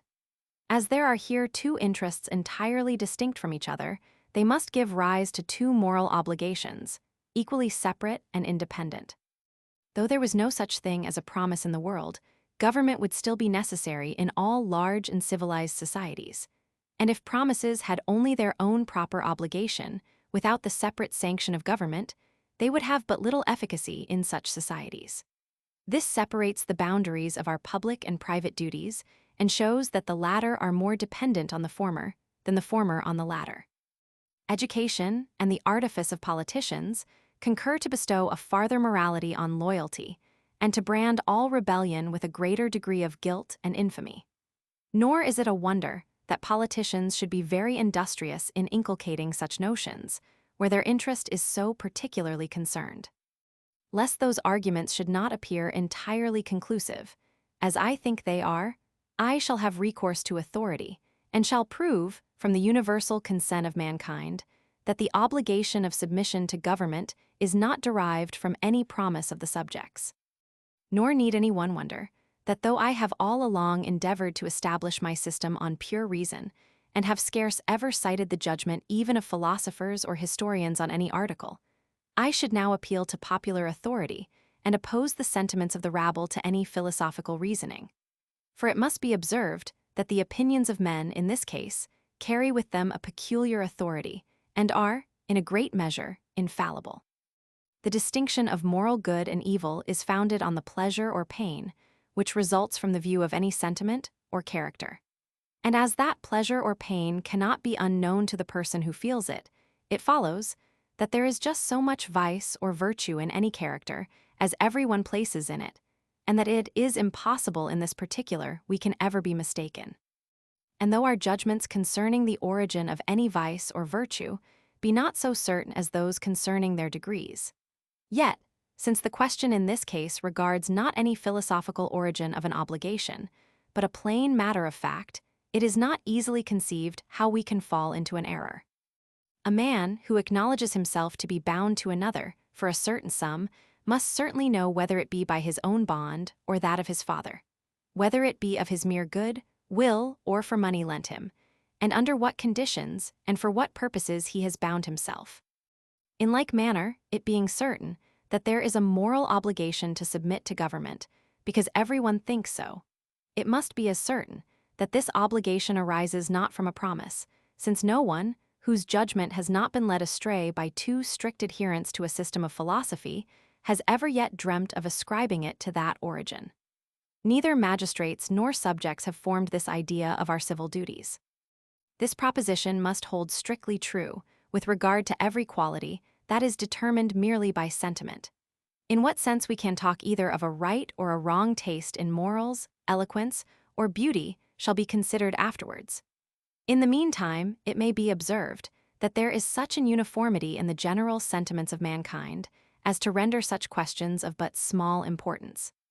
We find that magistrates are so far from deriving their authority, and the obligation to obedience in their subjects, from the foundation of a promise or original contract, that they conceal as far as possible from their people, especially from the vulgar, that they have their origin from thence.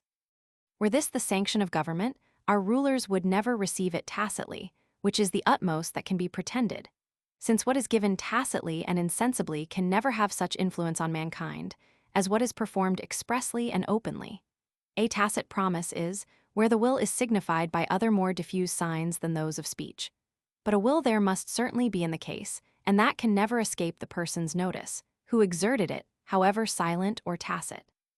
But were you to ask the far greatest part of the nation whether they had ever consented to the authority of their rulers or promised to obey them, they would be inclined to think very strangely of you, and would certainly reply that the affair depended not on their consent, but that they were born to such an obedience. In consequence of this opinion, we frequently see them imagine such persons to be their natural rulers, as are at that time deprived of all power and authority, and whom no man, however foolish, would voluntarily choose.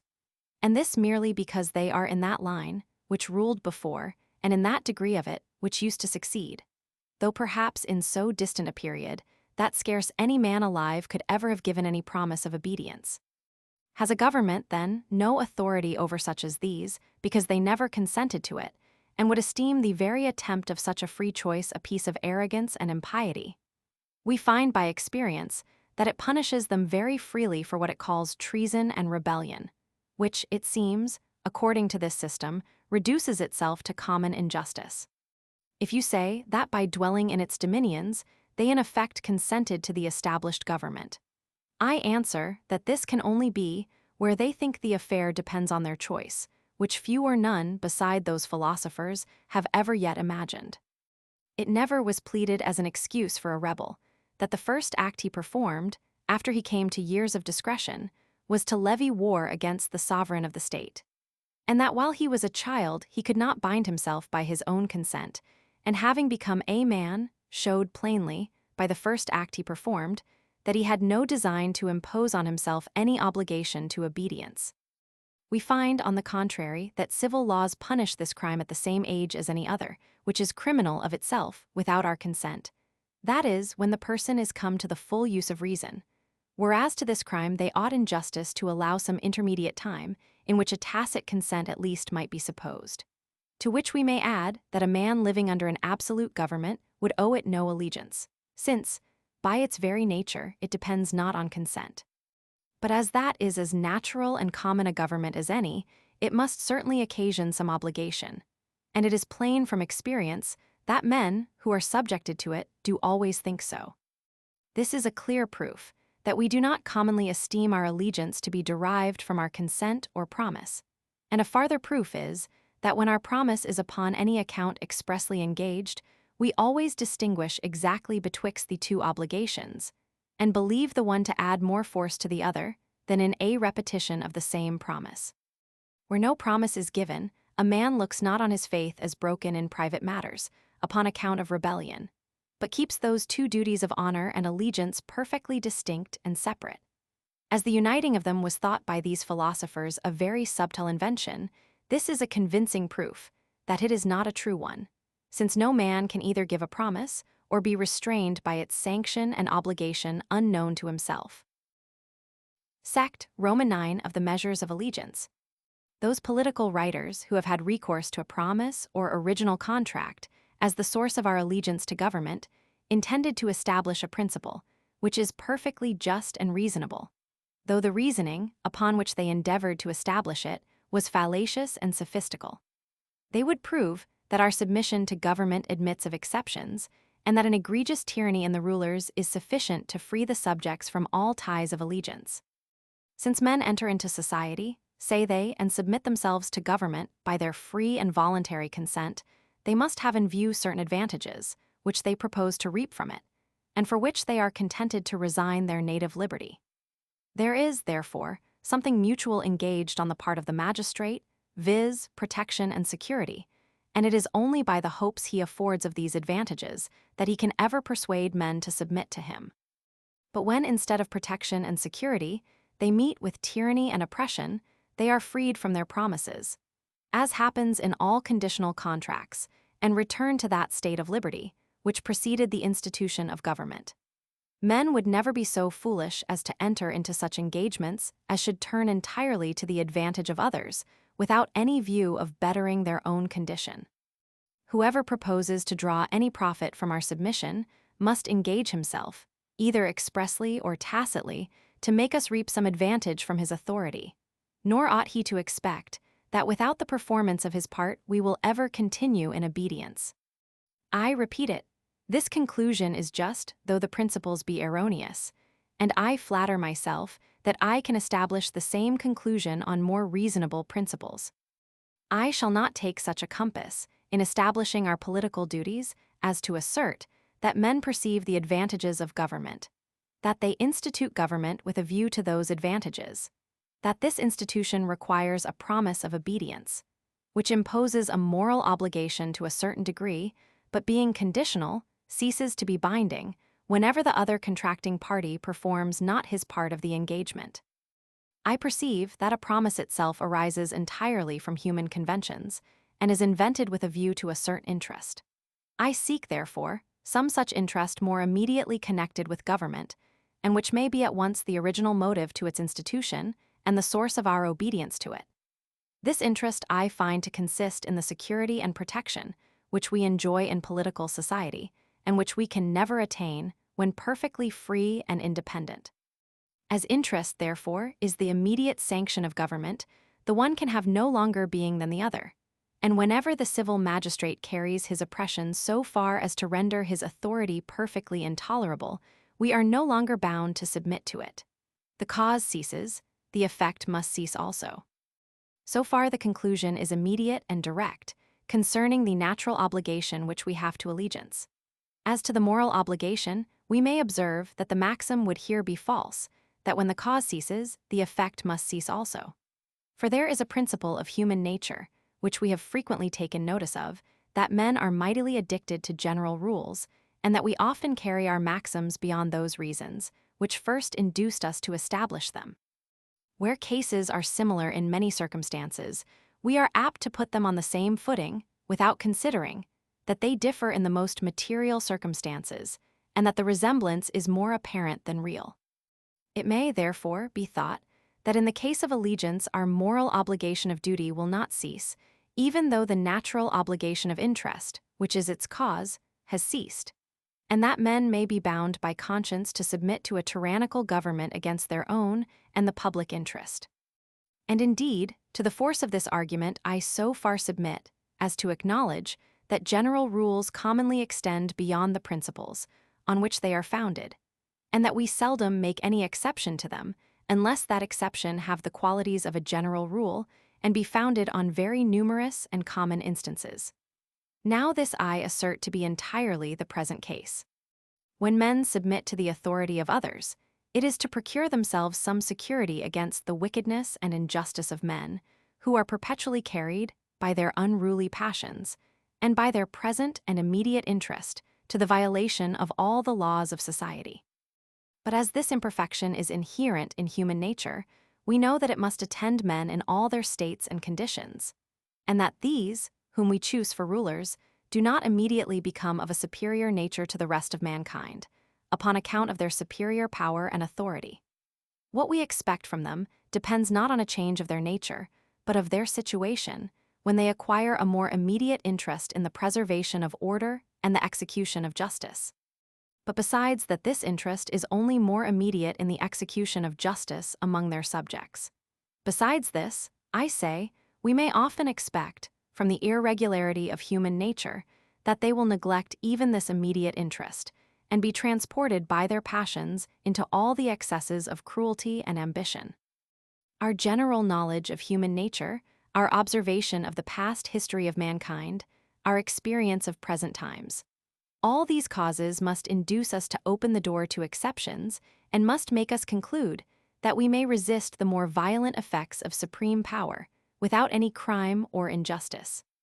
Accordingly, we may observe that this is both the general practice and principle of mankind, and that no nation, that could find any remedy, ever yet suffered the cruel ravages of a tyrant, or were blamed for their resistance. Those who took up arms against Dionysius or Nero, or Philip II, have the favor of every reader in the perusal of their history, and nothing but the most violent perversion of common sense can ever lead us to condemn them. It is certain, therefore, that in all our notions of morals we never entertain such an absurdity as that of passive obedience, but make allowances for resistance in the more flagrant instances of tyranny and oppression.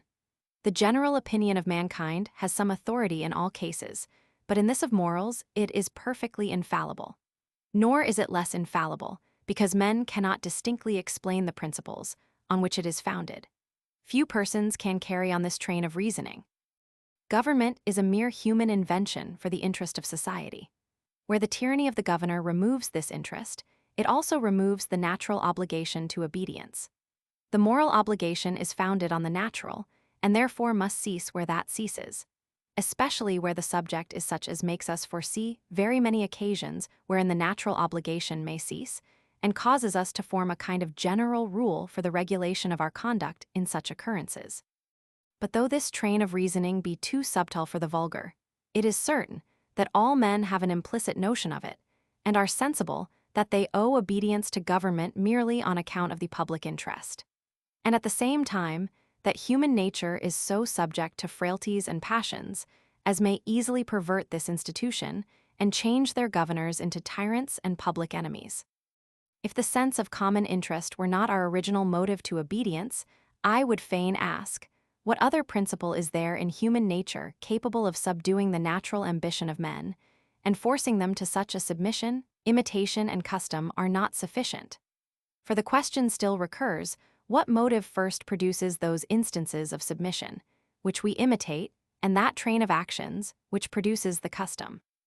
There evidently is no other principle than public interest.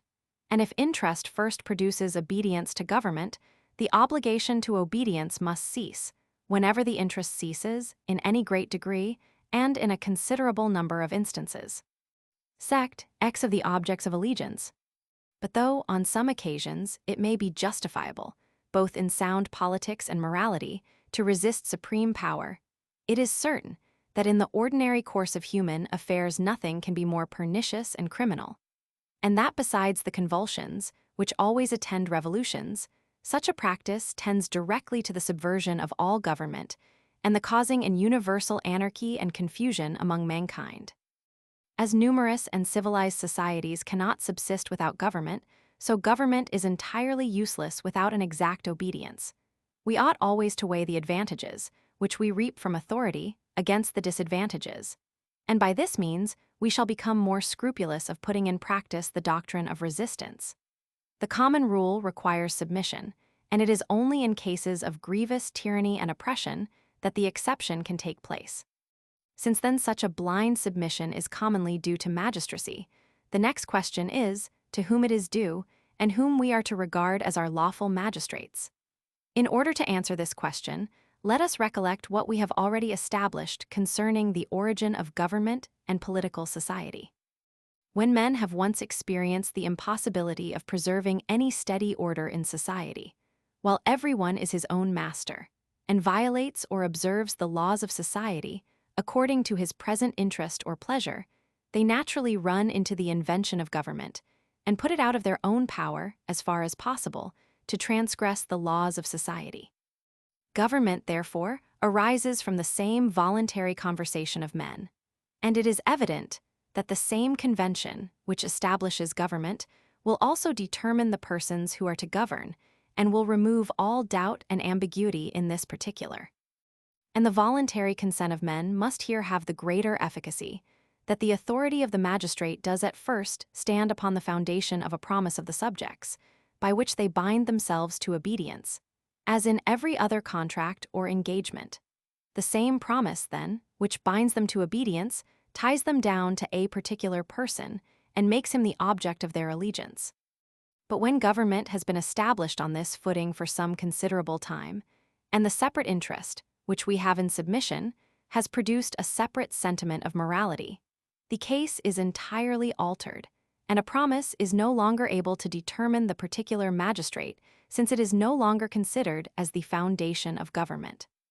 We naturally suppose ourselves born to submission, and imagine that such particular persons have a right to command, as we on our part are bound to obey.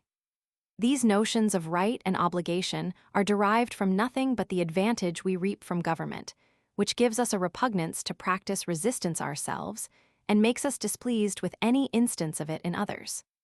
But here it is remarkable that in this new state of affairs, the original sanction of government, which is interest, is not admitted to determine the persons, whom we are to obey, as the original sanction did at first, when affairs were on the footing of a promise. A promise fixes and determines the persons without any uncertainty. But it is evident that if men were to regulate their conduct in this particular, by the view of a peculiar interest, either public or private, they would involve themselves in endless confusion and would render all government, in a great measure, ineffectual. The private interest of everyone is different, and though the public interest in itself be always one and the same, yet it becomes the source of as great dissensions, by reason of the different opinions of particular persons concerning it. The same interest, therefore, which causes us to submit to magistracy, makes us renounce itself in the choice of our magistrates, and binds us down to a certain form of government and to particular persons without allowing us to aspire to the utmost perfection in either. The case is here the same as in that law of nature concerning the stability of possession. It is highly advantageous, and even absolutely necessary to society, that possession should be stable. And this leads us to the establishment of such a rule. But we find that were we to follow the same advantage in assigning particular possessions to particular persons, we should disappoint our end and perpetuate the confusion which that rule is intended to prevent. We must therefore proceed by general rules and regulate ourselves by general interests, in modifying the law of nature concerning the stability of possession. Nor need we fear that our attachment to this law will diminish upon account of the seeming frivolousness of those interests by which it is determined. The impulse of the mind is derived from a very strong interest, and those other more minute interests serve only to direct the motion, without adding anything to it or diminishing from it. It is the same case with government. Nothing is more advantageous to society than such an invention, and this interest is sufficient to make us embrace it with ardor and alacrity, though we are obliged afterwards to regulate and direct our devotion to government by several considerations, which are not of the same importance, and to choose our magistrates without having in view any particular advantage from the choice. The first of those principles I shall take notice of, as a foundation of the right of magistracy, is that which gives authority to all the most established governments of the world without exception. I mean, long possession in any one form of government or succession of princes. It is certain that if we remount to the first origin of every nation, we shall find that there scarce is any race of kings or form of a commonwealth that is not primarily founded on usurpation and rebellion, and whose title is not at first worse than doubtful and uncertain. Time alone gives solidity to their right, and operating gradually on the minds of men, reconciles them to any authority and makes it seem just and reasonable. Nothing causes any sentiment to have a greater influence upon us than custom, or turns our imagination more strongly to any object. When we have been long accustomed to obey any set of men, that general instinct or tendency, which we have to suppose a moral obligation attending loyalty, takes easily this direction and chooses that set of men for its objects. It is interest which gives the general instinct, but it is custom which gives the particular direction. And here it is observable that the same length of time has a different influence on our sentiments of morality, according to its different influence on the mind. We naturally judge of everything by comparison, and since in considering the fate of kingdoms and republics, we embrace a long extent of time, a small duration has not in this case a like influence on our sentiments, as when we consider any other object.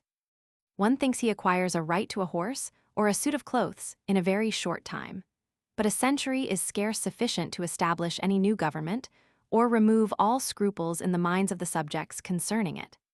Add to this, that a shorter period of time will suffice to give a prince a title to any additional power he may usurp, than will serve to fix his right, where the whole is in usurpation.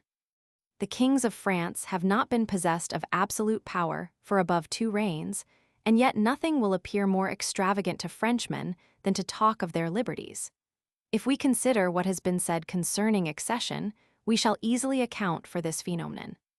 When there is no form of government established by long possession, the present possession is sufficient to supply its place, and may be regarded as the second source of all public authority. Right to authority is nothing but the constant possession of authority, maintained by the laws of society and the interests of mankind. And nothing can be more natural than to join this constant possession to the present one, according to the principles above mentioned. If the same principles did not take place with regard to the property of private persons, it was because these principles were counterbalanced by very strong considerations of interest. When we observed that all restitution would by that means be prevented, and every violence be authorized and protected. And though the same motives may seem to have force with regard to public authority, yet they are opposed by a contrary interest, which consists in the preservation of peace and the avoiding of all changes, which, however they may be easily produced in private affairs, are unavoidably attended with bloodshed and confusion, where the public is interested. Anyone who, finding the impossibility of accounting for the right of the present possessor by any received system of ethics, should resolve to deny absolutely that right, and assert that it is not authorized by morality, would be justly thought to maintain a very extravagant paradox, and to shock the common sense and judgment of mankind. No maxim is more conformable, both to prudence and morals, than to submit quietly to the government, which we find established in the country where we happen to live, without inquiring too curiously into its origin and first establishment. Few governments will bear being examined so rigorously. How many kingdoms are there at present in the world, and how many more do we find in history, whose governors have no better foundation for their authority than that of present possession? To confine ourselves to the Roman and Grecian Empire, is it not evident that the long succession of emperors, from the dissolution of the Roman liberty to the final extinction of that empire by the Turks, could not so much as pretend to any other title to the empire? The election of the Senate was a mere form, which always followed the choice of the legions, and these were almost always divided in the different provinces, and nothing but the sword was able to terminate the difference. It was by the sword, therefore, that every emperor acquired, as well as defended his right. And we must either say that all the known world for so many ages had no government, and owed no allegiance to anyone, or must allow that the right of the stronger in public affairs is to be received as legitimate and authorized by morality, when not opposed by any other title. The right of conquest may be considered as a third source of the title of sovereigns. This right resembles very much that of present possession, but has rather a superior force, being seconded by the notions of glory and honor, which we ascribe to conquerors, instead of the sentiments of hatred and detestation, which attend usurpers. Men naturally favor those they love, and therefore are more apt to ascribe a right to successful violence, betwixt one sovereign and another, than to the successful rebellion of a subject against his sovereign. It is not here asserted that present possession or conquest are sufficient to give a title against long possession and positive laws, but only that they have some force, and will be able to call the balance where the titles are otherwise equal, and will even be sufficient sometimes to sanctify the weaker title. What degree of force they have is difficult to determine. I believe all moderate men will allow that they have great force in all disputes concerning the rights of princes. When neither long possession, nor present possession, nor conquest take place, as when the first sovereign, who founded any monarchy, dies. In that case, the right of succession naturally prevails in their stead, and men are commonly induced to place the son of their late monarch on the throne, and suppose him to inherit his father's authority. The presumed consent of the father, the imitation of the succession to private families, the interest which the state has in choosing the person who is most powerful and has the most numerous followers. All these reasons lead men to prefer the son of their late monarch to any other person. To prevent mistakes, I must observe that this case of succession is not the same with that of hereditary monarchies, where custom has fixed the right of succession. These depend upon the principle of long possession above explained. These reasons have some weight, but I am persuaded that to one who considers impartially of the matter, it will appear that there concur some principles of the imagination, along with those views of interest.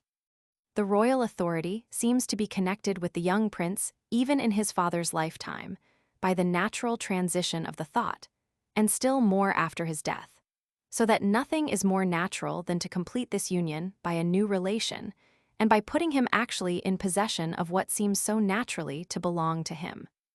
To confirm this, we may weigh the following phenomena, which are pretty curious in their kind. In elective monarchies, the right of succession has no place by the laws and settled custom, and yet its influence is so natural that it is impossible entirely to exclude it from the imagination and render the subjects indifferent to the son of their deceased monarch. Hence, in some governments of this kind, the choice commonly falls on one or other of the royal family, and in some governments they are all excluded. Those contrary phenomena proceed from the same principle. Where the royal family is excluded, it is from a refinement in politics, which makes people sensible of their propensity to choose a sovereign in that family, and gives them a jealousy of their liberty, lest their new monarch, aided by this propensity, should establish his family and destroy the freedom of elections for the future. The history of Artaxerxes and the younger Cyrus may furnish us with some reflections to the same purpose. Cyrus pretended a right to the throne above his elder brother because he was born after his father's accession. I do not pretend that this reason was valid. I would only infer from it that he would never have made use of such a pretext, were it not for the qualities of the imagination above mentioned, by which we are naturally inclined to unite by a new relation whatever objects we find already united. Artaxerxes had an advantage above his brother, as being the eldest son and the first in succession, but Cyrus was more closely related to the royal authority, as being begot after his father was invested with it. Should it here be pretended that the view of convenience may be the source of all the right of succession, and that men gladly take advantage of any rule by which they can fix the successor of their late sovereign, and prevent that anarchy and confusion which attends all new elections? To this I would answer that I readily allow that this motive may contribute something to the effect, but at the same time I assert that without another principle, it is impossible such a motive should take place. The interest of a nation requires that the succession to the crown should be fixed one way or other, but it is the same thing to its interest in what way it be fixed, so that if the relation of blood had not an effect independent of public interest, it would never have been regarded without a positive law, and it would have been impossible that so many positive laws of different nations could ever have concurred precisely in the same views and intentions. This leads us to consider the fifth source of authority, viz., positive laws, when the legislature establishes a certain form of government and succession of princes. At first sight, it may be thought that this must resolve into some of the preceding titles of authority. The legislative power, whence the positive law is derived, must either be established by original contract, long possession, present possession, conquest, or succession, and consequently the positive law must derive its force from some of those principles.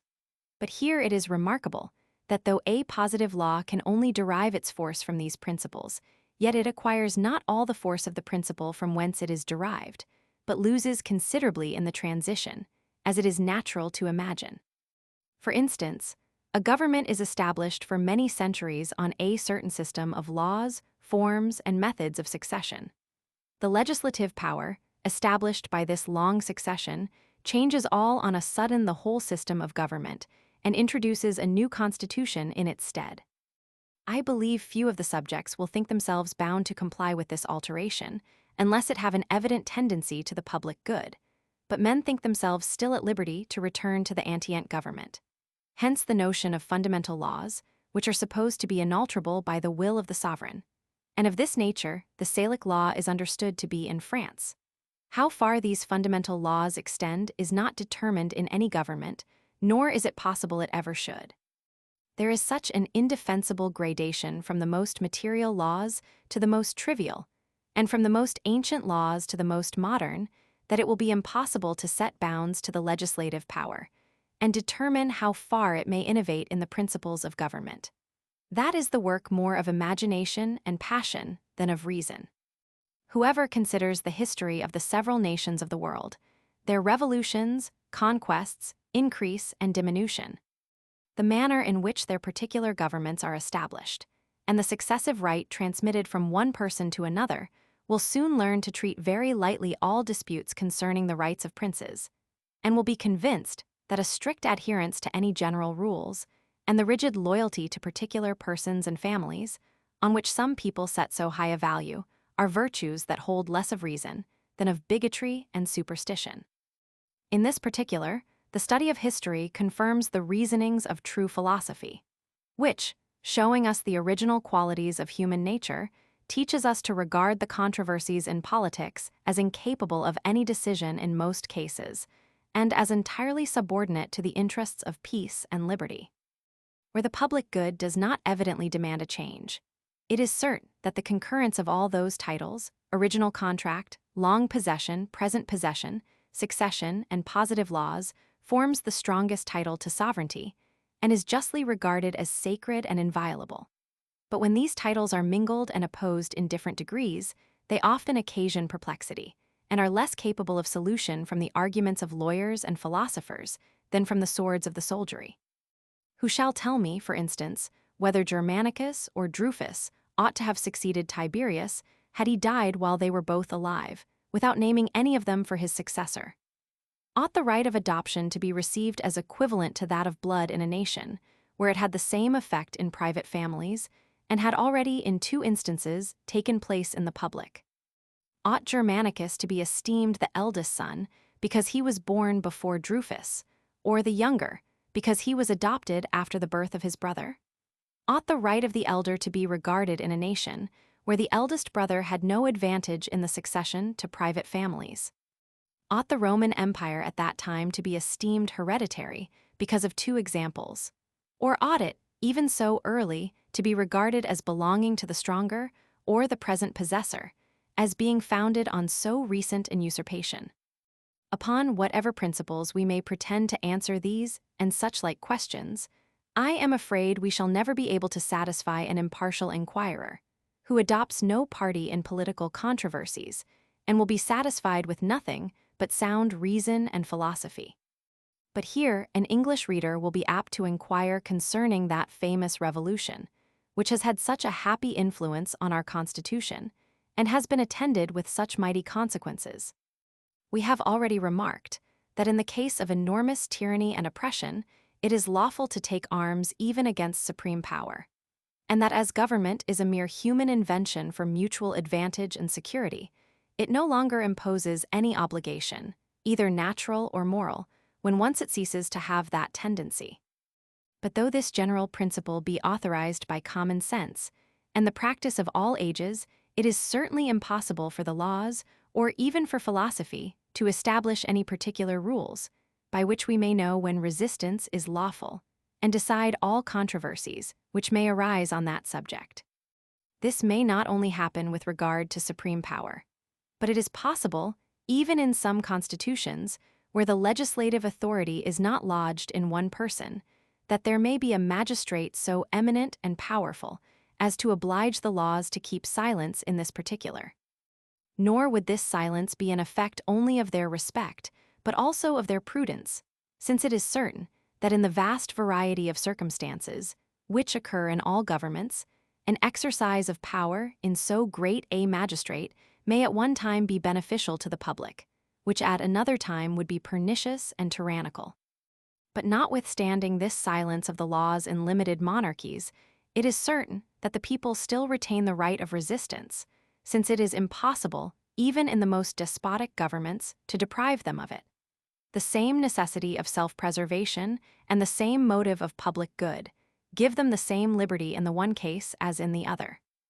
And we may farther observe that in such mixed governments, the cases wherein resistance is lawful must occur much oftener, and greater indulgence be given to the subjects to defend themselves by force of arms than in arbitrary governments.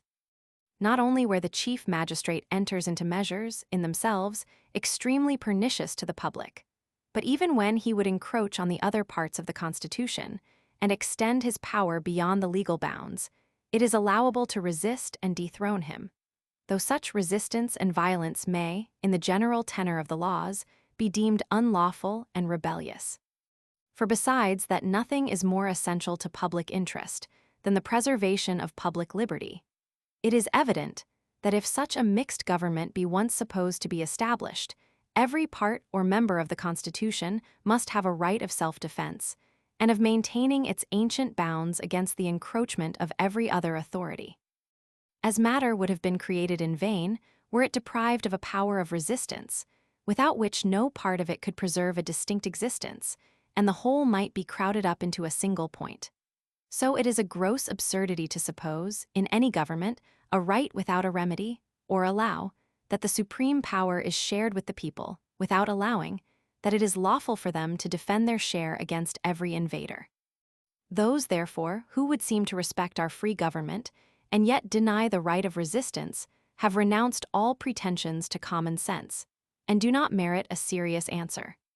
It does not belong to my present purpose to show that these general principles are applicable to the late revolution, and that all the rights and privileges, which ought to be sacred to a free nation, were at that time threatened with the utmost danger. I am better pleased to leave this controverted subject, if it really admits of controversy, and to indulge myself in some philosophical reflections which naturally arise from that important event. First, we may observe that should the Lords and Commons in our Constitution, without any reason from public interest, either depose the king in being, or after his death exclude the prince, who, by laws and settled custom, ought to succeed, no one would esteem their proceedings legal, or think themselves bound to comply with them.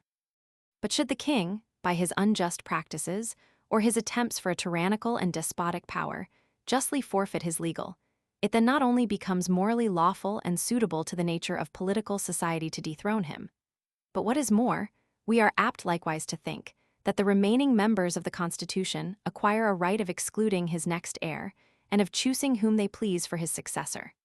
This is founded on a very singular quality of our thought and imagination.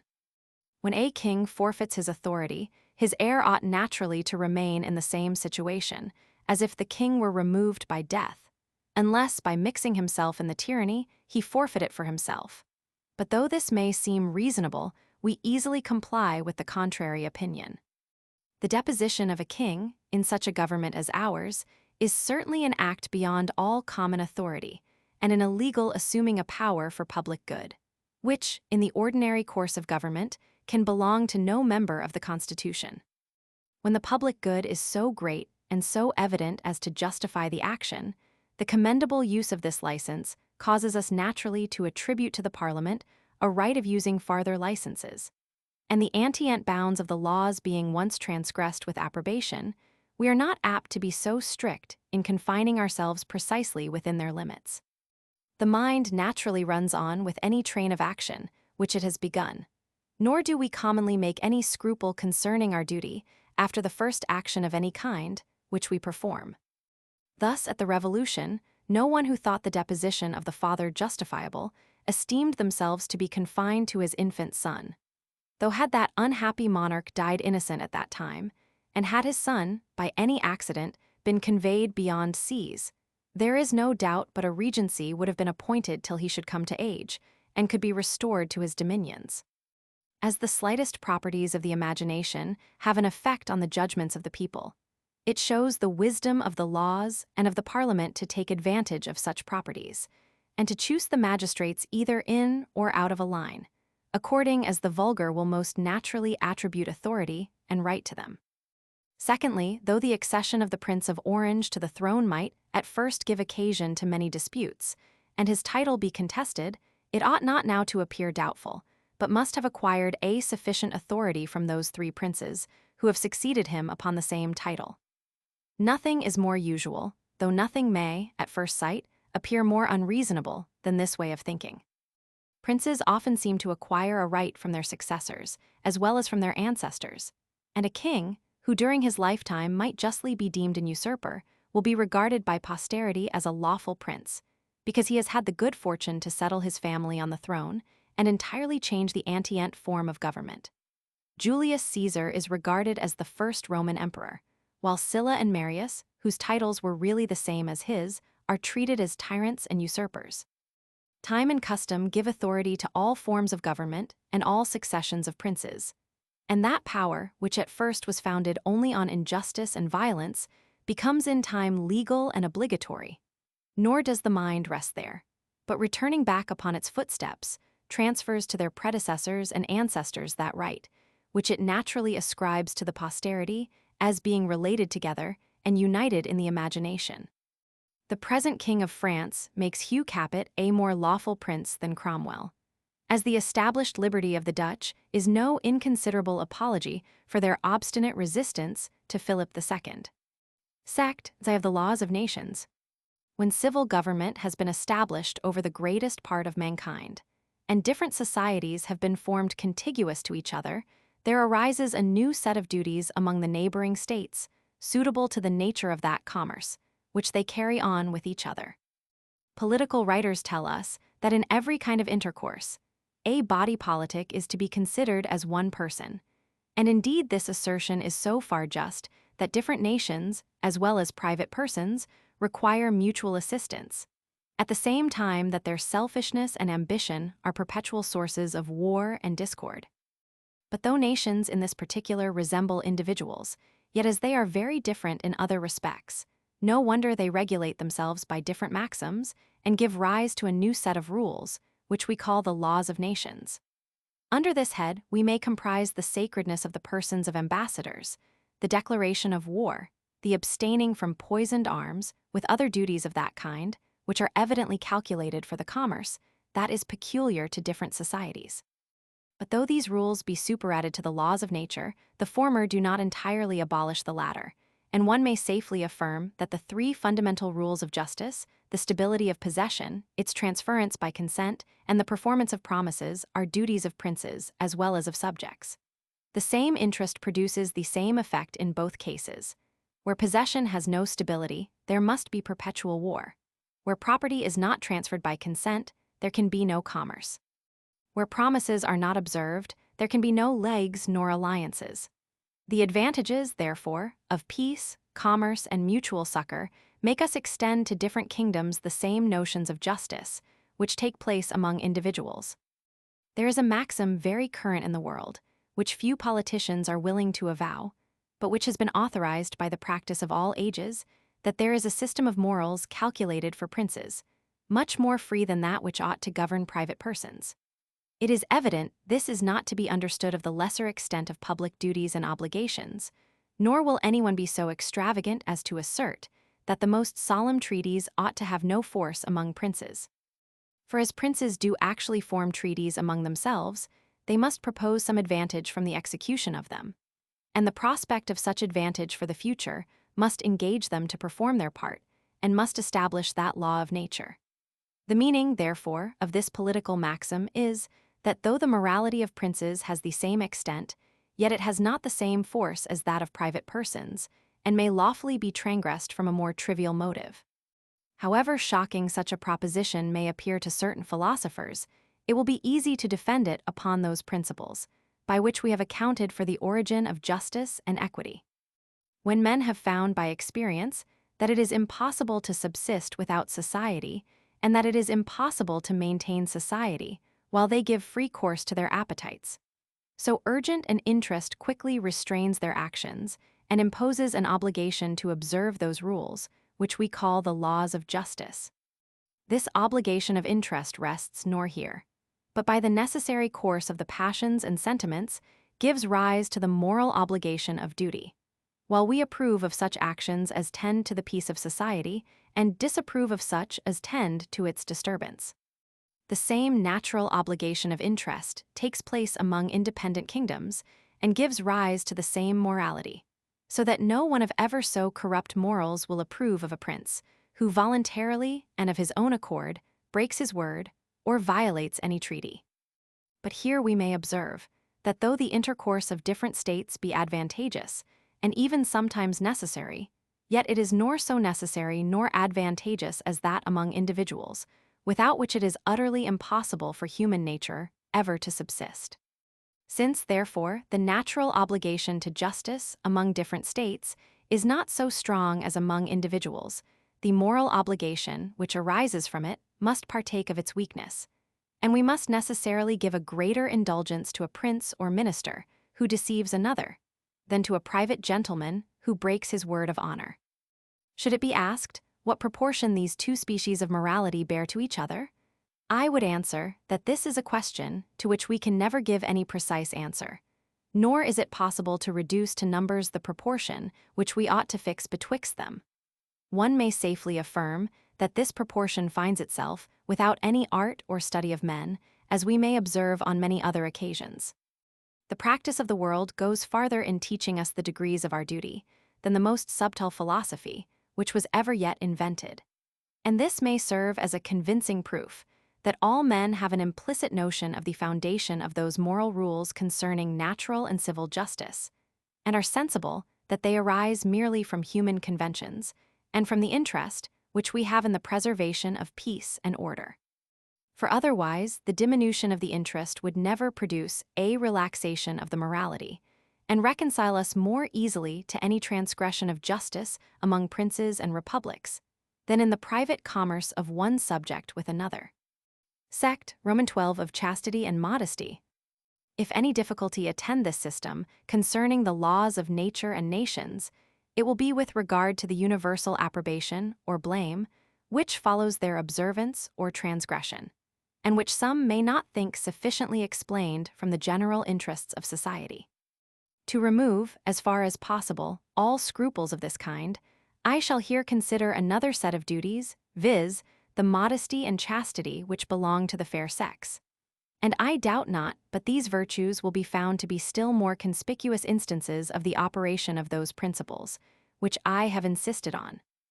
There are some philosophers who attack the female virtues with great vehemence, and fancy they have gone very far in detecting popular errors when they can show that there is no foundation in nature for all that exterior modesty, which we require in the expressions and dress and behavior of the fair sex. I believe I may spare myself the trouble of insisting on so obvious a subject, and may proceed, without farther preparation, to examine after what manner such notions arise from education, from the voluntary conventions of men, and from the interest of society.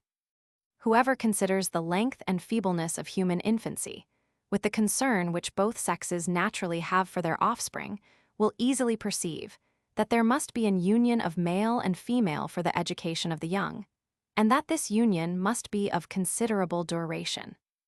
But in order to induce the men to impose on themselves this restraint, and undergo cheerfully all the fatigues and expenses to which it subjects them, they must believe that the children are their own, and that their natural instinct is not directed to a wrong object, when they give a loose to love and tenderness. Now, if we examine the structure of the human body, we shall find that this security is very difficult to be attained on our part, and that since, in the copulation of the sexes, the principle of generation goes from the man to the woman, an error may easily take place on the side of the former, though it be utterly impossible with regard to the latter. From this trivial and anatomical observation is derived that vast difference betwixt the education and duties of the two sexes. Were a philosopher to examine the matter a priori, he would reason after the following manner. Men are induced to labor for the maintenance and education of their children by the persuasion that they are really their own, and therefore it is reasonable and even necessary to give them some security in this particular. This security cannot consist entirely in the imposing of severe punishments on any transgressions of conjugal fidelity on the part of the wife, since these public punishments cannot be inflicted without legal proof, which it is difficult to meet with in this subject. What restraint, therefore, shall we impose on women, in order to counterbalance so strong a temptation as they have to infidelity?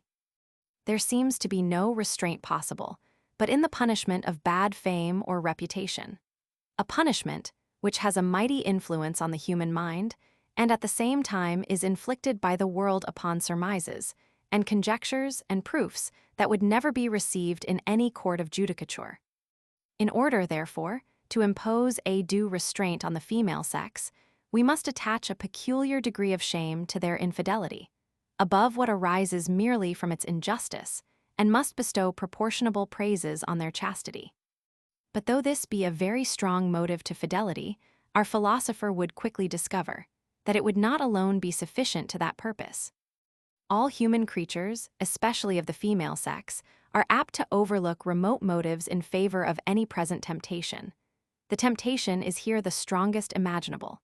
Its approaches are insensible and seducing, and a woman easily finds, or flatters herself she shall find, certain means of securing her reputation and preventing all the pernicious consequences of her pleasures.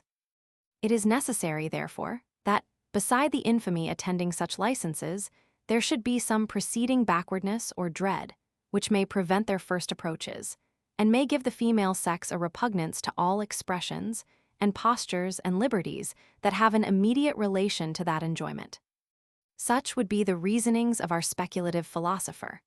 But I am persuaded that if he had not a perfect knowledge of human nature, he would be apt to regard them as mere chimerical speculations, and would consider the infamy attending infidelity and backwardness to all its approaches as principles that were rather to be wished than hoped for in the world. For what means would he say of persuading mankind that the transgressions of conjugal duty are more infamous than any other kind of injustice, when it is evident they are more excusable upon account of the greatness of the temptation? And what possibility of giving a backwardness to the approaches of a pleasure, to which nature has inspired so strong a propensity, and a propensity that it is absolutely necessary in the end to comply with for the support of the species? But speculative reasonings, which cost so much pains to philosophers, are often formed by the world naturally and without reflection, as difficulties which seem unsurmountable in theory are easily got over in practice. Those who have an interest in the fidelity of women naturally disapprove of their infidelity and all the approaches to it. Those who have no interest are carried along with the stream. Education takes possession of the ductile minds of the fair sex in their infancy. And when a general rule of this kind is once established, men are apt to extend it beyond those principles from which it first arose. Thus bachelors, however debauched, cannot choose but be shocked with any instance of lewdness or impudence in women. And though all these maxims have a plain reference to generation, yet women past childbearing have no more privilege in this respect than those who are in the flower of their youth and beauty. Men have undoubtedly an implicit notion that all those ideas of modesty and decency have a regard to generation, since they impose not the same laws with the same force on the male sex, where that reason takes not place. The exception is there obvious and extensive, and founded on a remarkable difference, which produces a clear separation and disjunction of ideas. But as the case is not the same with regard to the different ages of women, for this reason, though men know that these notions are founded on the public interest, yet the general rule carries us beyond the original principle and makes us extend the notions of modesty over the whole sex, from their earliest infancy to their extremest old age and infirmity. Courage, which is the point of honor among men, derives its merit in a great measure from artifice as well as the chastity of women, though it has also some foundation in nature, as we shall see afterwards. As to the obligations which the male sex lie under, with regard to chastity, we may observe that according to the general notions of the world, they bear nearly the same proportion to the obligations of women, as the obligations of the law of nations do to those of the law of nature. It is contrary to the interest of civil society that men should have an entire liberty of indulging their appetites in venereal enjoyment. But as this interest is weaker than in the case of the female sex, the moral obligation, arising from it, must be proportionably weaker. And to prove this, we need only appeal to the practice and sentiments of all nations and ages. Part 3 of the other virtues and vices. Sect, I of the origin of the natural virtues and vices. We come now to the examination of such virtues and vices as are entirely natural, and have no dependence on the artifice and contrivance of men. The examination of these will conclude this system of morals. The chief spring or actuating principle of the human mind is pleasure or pain. And when these sensations are removed, both from our thought and feeling, we are, in a great measure, incapable of passion or action, of desire or volition. The most immediate effects of pleasure and pain are the propense and averse motions of the mind, which are diversified into volition, into desire and aversion, grief and joy, hope and fear, according as the pleasure or pain changes its situation and becomes probable or improbable, certain or uncertain, or is considered as out of our power for the present moment. But when along with this, the objects that cause pleasure or pain acquire a relation to ourselves or others, they still continue to excite desire and aversion, grief and joy, but cause, at the same time, the indirect passions of pride or humility, love or hatred, which in this case have a double relation of impressions and ideas to the pain or pleasure. We have already observed that moral distinctions depend entirely on certain peculiar sentiments of pain and pleasure, and that whatever mental quality in ourselves or others gives us a satisfaction, by the survey or reflection, is of course virtuous. As everything of this nature, that gives uneasiness is vicious. Now, since every quality in ourselves or others which gives pleasure always causes pride or love, as every one that produces uneasiness excites humility or hatred, it follows that these two particulars are to be considered as equivalent, with regard to our mental qualities, virtue and the power of producing love or pride, vice and the power of producing humility or hatred. In every case, therefore, we must judge of the one by the other, and may pronounce any quality of the mind virtuous, which causes love or pride, and any one vicious, which causes hatred or humility. If any action be either virtuous or vicious, it is only as a sign of some quality or character. It must depend upon durable principles of the mind, which extend over the whole conduct and enter into the personal character. Actions themselves, not proceeding from any constant principle, have no influence on love or hatred, pride or humility, and consequently are never considered in morality. This reflection is self-evident and deserves to be attended to as being of the utmost importance in the present subject. We are never to consider any single action in our inquiries concerning the origin of morals, but only the quality or character from which the action proceeded. These alone are durable enough to affect our sentiments concerning the person. Actions are, indeed, better indications of a character than words, or even wishes and sentiments. But it is only so far as they are such indications that they are attended with love or hatred, praise or blame. To discover the true origin of morals and of that love or hatred which arises from mental qualities, we must take the matter pretty deep and compare some principles which have been already examined and explained. We may begin with considering anew the nature and force of sympathy. The minds of all men are similar in their feelings and operations, nor can anyone be actuated by any affection, of which all others are not, in some degree, susceptible. As in strings equally wound up, the motion of one communicates itself to the rest. So all the affections readily pass from one person to another and beget correspondent movements in every human creature.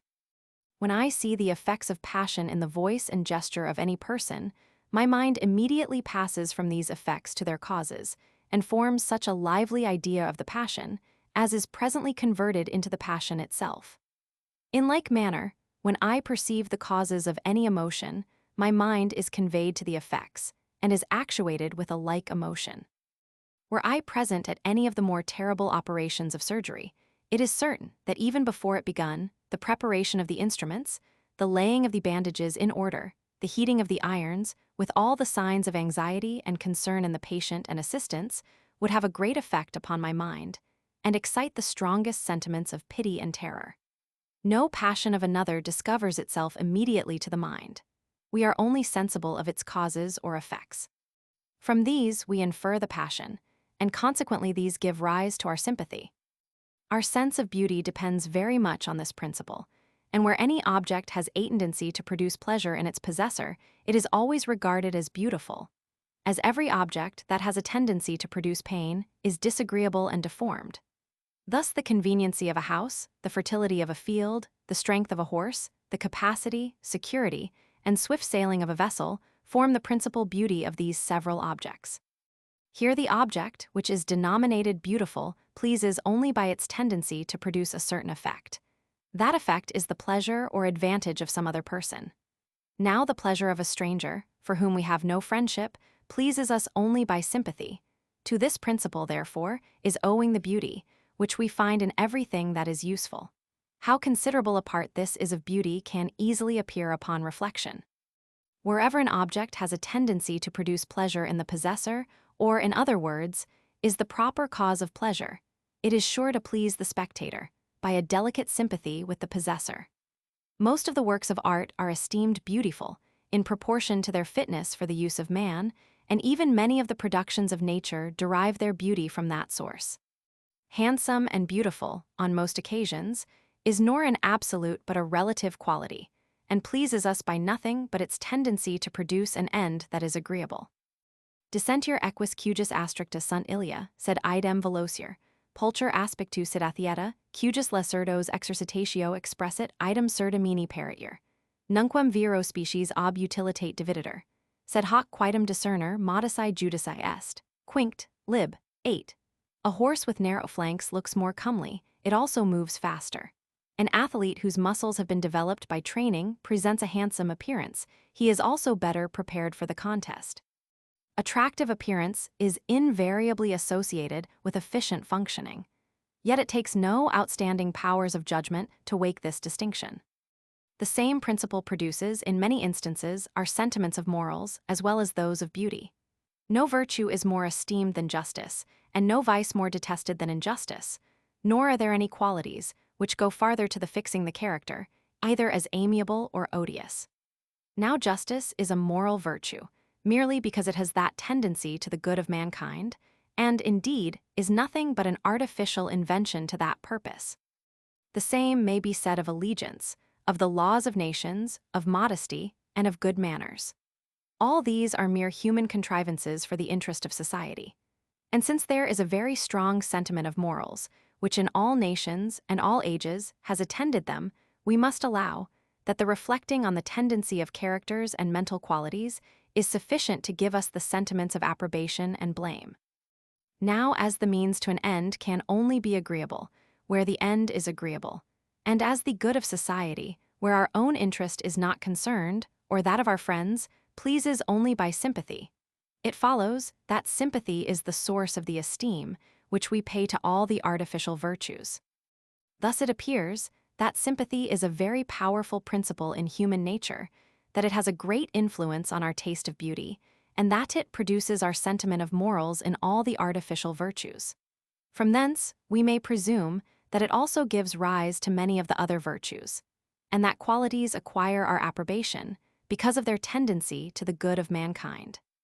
This presumption must become a certainty when we find that most of those qualities, which we naturally approve of, have actually that tendency and render a man a proper member of society, while the qualities, which we naturally disapprove of, have a contrary tendency and render any intercourse with the person dangerous or disagreeable.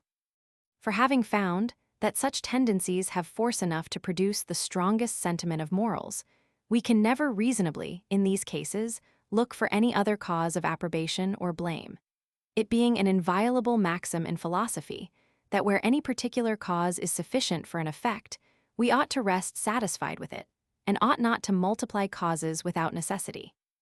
We have happily attained experiments in the artificial virtues, where the tendency of qualities to the good of society is the sole cause of our approbation, without any suspicion of the concurrence of another principle. From thence, we learn the force of that principle.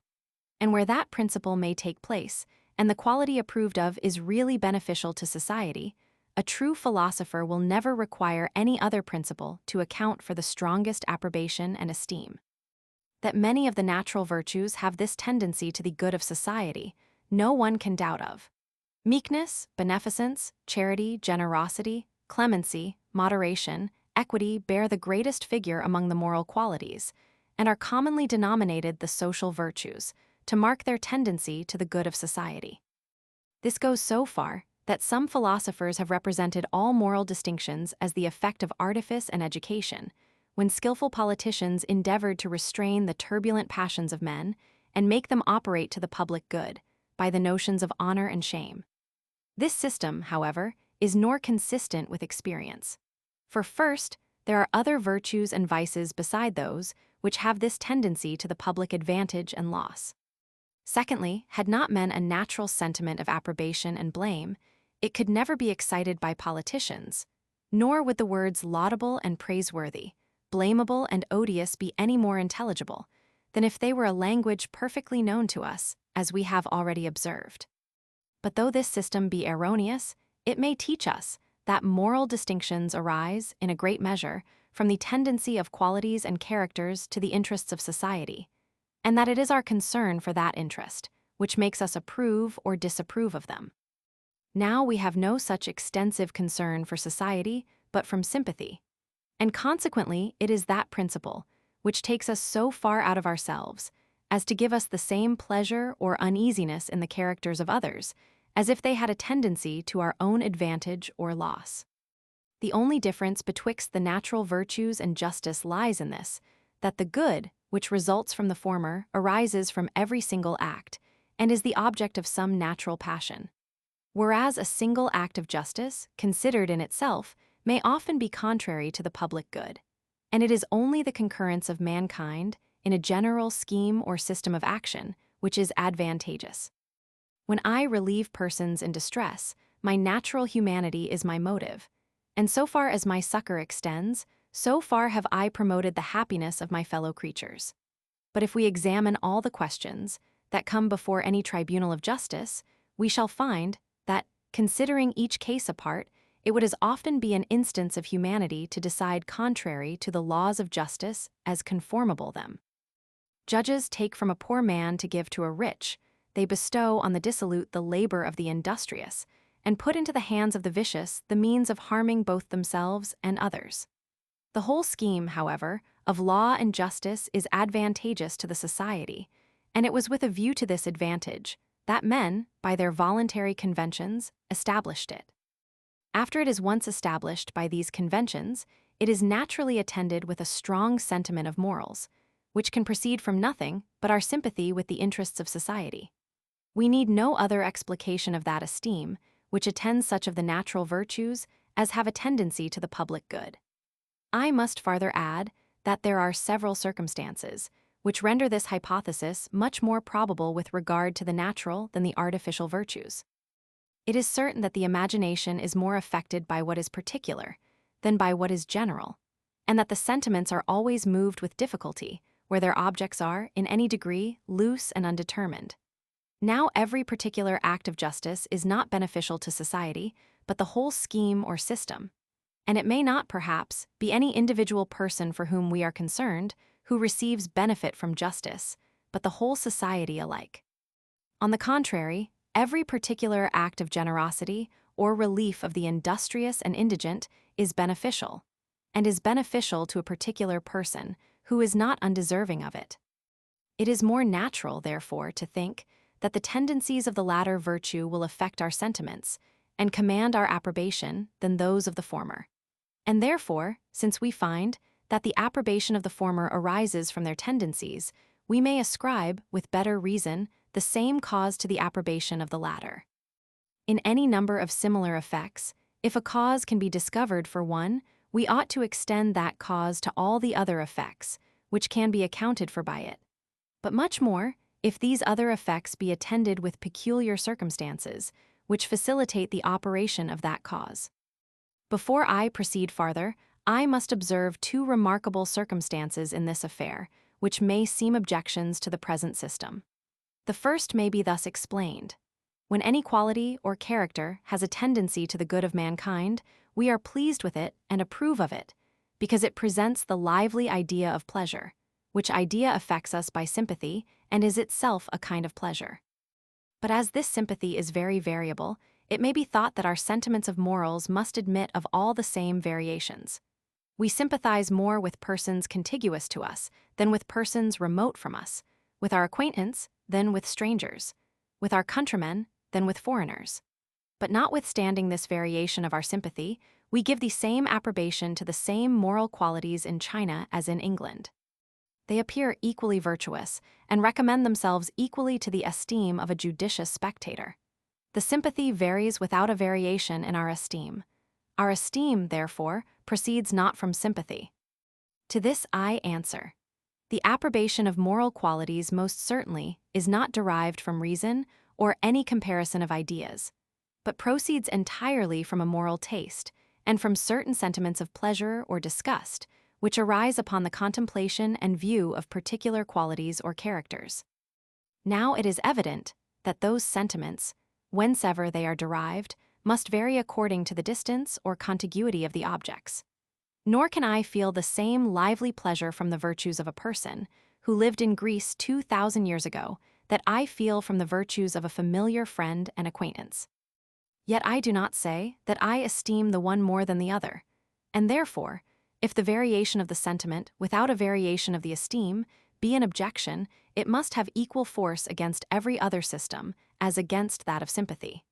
But to consider the matter aright, it has no force at all, and it is the easiest matter in the world to account for it. Our situation, with regard both to persons and things, is in continual fluctuation, and a man that lies at a distance from us may, in a little time, become a familiar acquaintance. Besides, every particular man has a peculiar position with regard to others, and it is impossible we could ever converse together on any reasonable terms were each of us to consider characters and persons only as they appear from his peculiar point of view. In order, therefore, to prevent those continual contradictions and arrive at a more stable judgment of things, we fix on some steady and general points of view, and always, in our thoughts, place ourselves in them, whatever may be our present situation. In like manner, external beauty is determined merely by pleasure, and it is evident a beautiful countenance cannot give so much pleasure, when seen at the distance of 20 paces, as when it is brought nearer us. We say not, however, that it appears to us less beautiful, because we know what effect it will have in such a position, and by that reflection we correct its momentary appearance. In general, all sentiments of blame or praise are variable, according to our situation of nearness or remoteness, with regard to the person blamed or praised, and according to the present disposition of our mind. But these variations we regard not in our general decision, but still apply the terms expressive of our liking or dislike in the same manner, as if we remained in one point of view. Experience soon teaches us this method of correcting our sentiments, or at least of correcting our language, where the sentiments are more stubborn and inalterable. Our servant, if diligent and faithful, may excite stronger sentiments of love and kindness than Marcus Brutus, as represented in history, but we say not upon that account that the former character is more laudable than the latter. We know that were we to approach equally near to that renowned patriot, he would command a much higher degree of affection and admiration. Such corrections are common with regard to all the senses, and indeed it were impossible we could ever make use of language, or communicate our sentiments to one another, did we not correct the momentary appearances of things and overlook our present situation. It is therefore from the influence of characters and qualities, upon those who have an intercourse with any person, that we blame or praise him. We consider not whether the persons, affected by the qualities, be our acquaintance or strangers, countrymen or foreigners. Nay, we overlook our own interest in those general judgments, and blame not a man for opposing us in any of our pretensions when his own interest is particularly concerned. We make allowance for a certain degree of selfishness in men, because we know it to be inseparable from human nature and inherent in our frame and constitution. By this reflection, we correct those sentiments of blame, which so naturally arise upon any opposition. But however the general principle of our blame or praise may be corrected by those other principles, it is certain they are not altogether efficacious, nor do our passions often correspond entirely to the present theory. It is seldom men heartily love what lies at a distance from them, and what no way redounds to their particular benefit, as it is no less rare to meet with persons who can pardon another any opposition he makes to their interest, however justifiable that opposition may be by the general rules of morality. Here we are contented with saying that reason requires such an impartial conduct, but that it is seldom we can bring ourselves to it, and that our passions do not readily follow the determination of our judgment. This language will be easily understood if we consider what we formerly said concerning that reason, which is able to oppose our passion, and which we have found to be nothing but a general calm determination of the passions, founded on some distant view or reflection.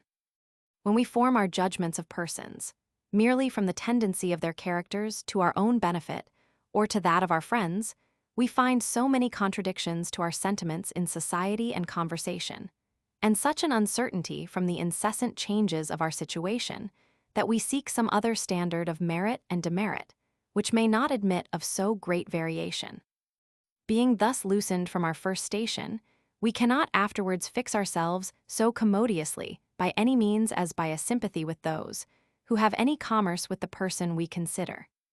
This is far from being as lively as when our own interest is concerned, or that of our particular friends. Nor has it such an influence on our love and hatred. But being equally conformable to our calm and general principles, it is said to have an equal authority over our reason, and to command our judgment and opinion. We blame equally a bad action, which we read of in history, with one performed in our neighborhood the other day. The meaning of which is that we know from reflection that the former action would excite as strong sentiments of disapprobation as the latter, were it placed in the same position. I now proceed to the second remarkable circumstance, which I propose to take notice of. Where a person is possessed of a character that in its natural tendency is beneficial to society, we esteem him virtuous and are delighted with the view of his character, even though particular accidents prevent its operation and incapacitate him from being serviceable to his friends and country. Virtue in rags is still virtue, and the love which it procures attends a man into a dungeon or dissart, where the virtue can no longer be exerted in action and is lost to all the world. Now this may be esteemed an objection to the present system. Sympathy interests us in the good of mankind. And if sympathy were the source of our esteem for virtue, that sentiment of approbation could only take place where the virtue actually attained its end and was beneficial to mankind. Where it fails of its end, it is only an imperfect means, and therefore can never acquire any merit from that end. The goodness of an end can bestow a merit on such means alone as are complete and actually produce the end.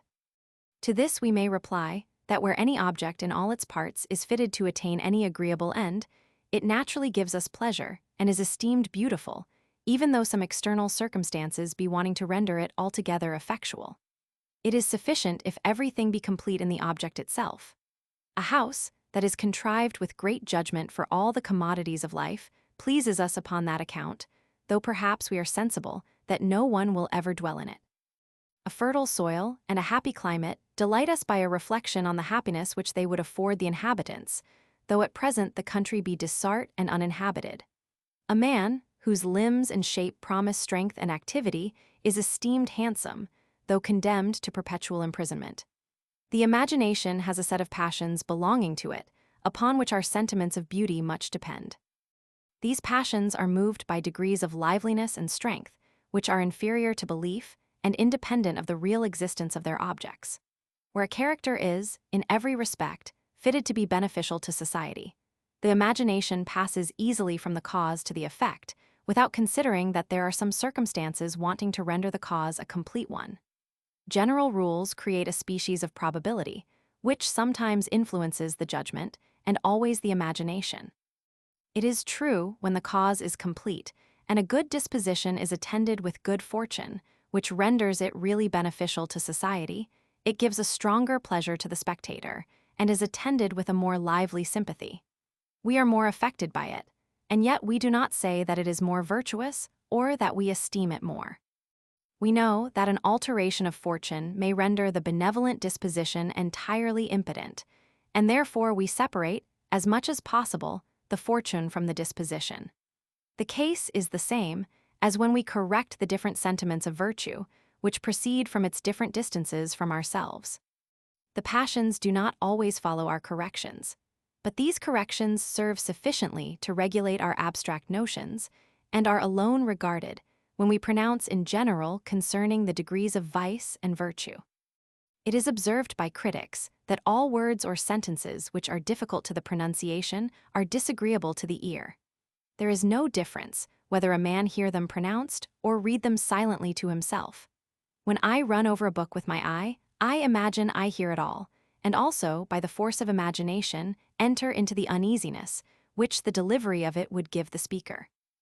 The uneasiness is not real, but as such a composition of words has a natural tendency to produce it, this is sufficient to affect the mind with a painful sentiment and render the discourse harsh and disagreeable.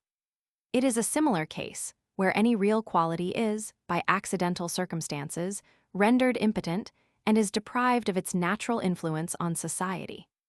Upon these principles, we may easily remove any contradiction, which may appear to be betwixt the extensive sympathy, on which our sentiments of virtue depend, and that limited generosity which I have frequently observed to be natural to men, and which justice and property suppose, according to the precedent reasoning. My sympathy with another may give me the sentiment of pain and disapprobation. When any object is presented, that has a tendency to give him uneasiness, though I may not be willing to sacrifice anything of my own interest or cross any of my passions for his satisfaction. A house may displease me by being ill-contrived for the convenience of the owner, and yet I may refuse to give a shilling towards the rebuilding of it. Sentiments must touch the heart to make them control our passions, but they need not extend beyond the imagination to make them influence our taste. When a building seems clumsy and tottering to the eye, it is ugly and disagreeable, though we be fully assured of the solidity of the workmanship. It is a kind of fear which causes this sentiment of disapprobation, but the passion is not the same with that which we feel when obliged to stand under a wall that we really think tottering and insecure. The seeming tendencies of objects affect the mind, and the emotions they excite are of a like species with those which proceed from the real consequences of objects, but their feeling is different.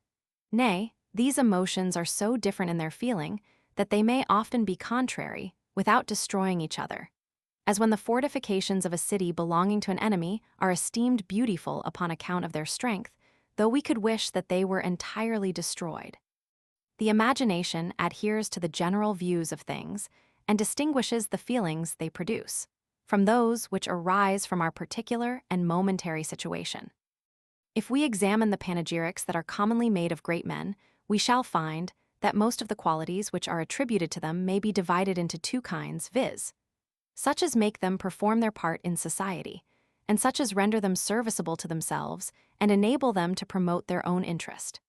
Their prudence, temperance, frugality, industry, assiduity, enterprise, dexterity are celebrated, as well as their generosity and humanity. If we ever give an indulgence to any quality that disables a man from making a figure in life, it is to that of indolence, which is not supposed to deprive one of his parts and capacity, but only suspends their exercise, and that without any inconvenience to the person himself, since it is, in some measure, from his own choice. Yet indolence is always allowed to be a fault, and a very great one if extreme, nor do a man's friends ever acknowledge him to be subject to it, but in order to save his character in more material articles. He could make a figure, say they, if he pleased to give application. His understanding is sound, his conception quick, and his memory tenacious, but he hates business and is indifferent about his fortune. And this a man sometimes may make even a subject of vanity, though with the air of confessing a fault, because he may think that his incapacity for business implies much more noble qualities, such as a philosophical spirit, a fine taste, a delicate wit, or a relish for pleasure and society. But take any other case. Suppose a quality that, without being an indication of any other good qualities, incapacitates a man always for business and is destructive to his interest, such as a blundering understanding and a wrong judgment of everything in life, inconstancy and irresolution, or a want of address in the management of men and business. These are all allowed to be imperfections in a character. And many men would rather acknowledge the greatest crimes than have it suspected that they are, in any degree, subject to them. It is very happy, in our philosophical researches, when we find the same phenomenon diversified by a variety of circumstances, and by discovering what is common among them, can the better assure ourselves of the truth of any hypothesis we may make use of to explain it. Were nothing esteemed virtue, but what were beneficial to society, I am persuaded that the foregoing explication of the moral sense ought still to be received, and that upon sufficient evidence. But this evidence must grow upon us when we find other kinds of virtue, which will not admit of any explication except from that hypothesis. Here is a man who is not remarkably defective in his social qualities, but what principally recommends him is his dexterity in business, by which he has extricated himself from the greatest difficulties and conducted the most delicate affairs with a singular address and prudence. I find an esteem for him immediately to arise in me. His company is a satisfaction to me, and before I have any farther acquaintance with him, I would rather do him a service than another, whose character is in every other respect equal, but is deficient in that particular. In this case, the qualities that please me are all considered as useful to the person, and as having a tendency to promote his interest and satisfaction. They are only regarded as means to an end, and please me in proportion to their fitness for that end. The end, therefore, must be agreeable to me. But what makes the end agreeable? The person is a stranger.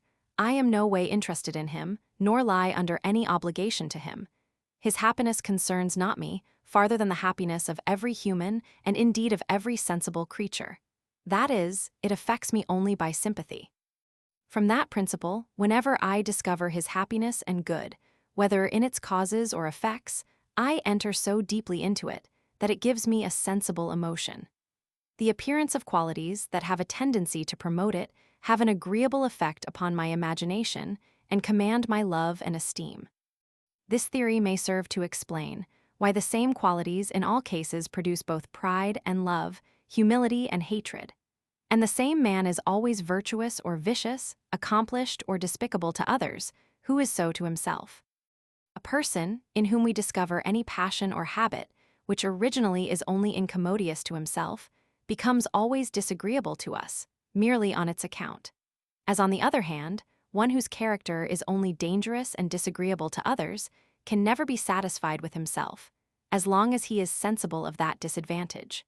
Nor is this observable only with regard to characters and manners, but may be remarked even in the most minute circumstances.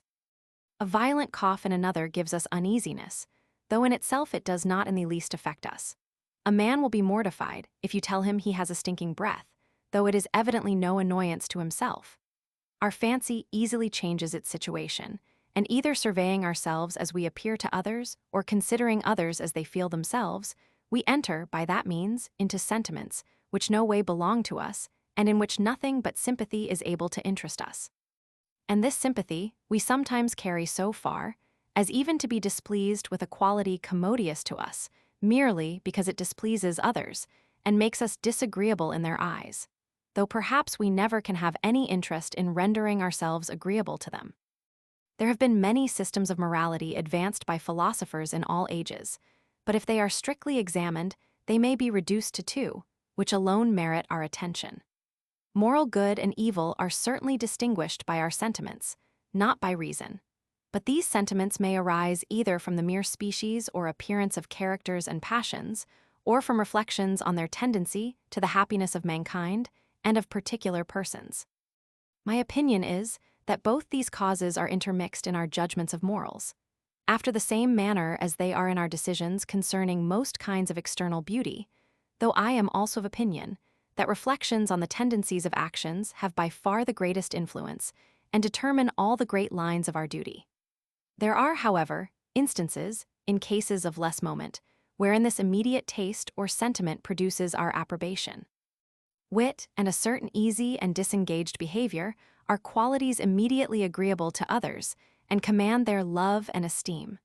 Some of these qualities produce satisfaction in others by particular original principles of human nature, which cannot be accounted for. Others may be resolved into principles, which are more general. This will best appear upon a particular inquiry. As some qualities acquire their merit from their being immediately agreeable to others, without any tendency to public interest, so some are denominated virtuous from their being immediately agreeable to the person himself who possesses them. Each of the passions and operations of the mind has a particular feeling, which must be either agreeable or disagreeable. The first is virtuous, the second vicious.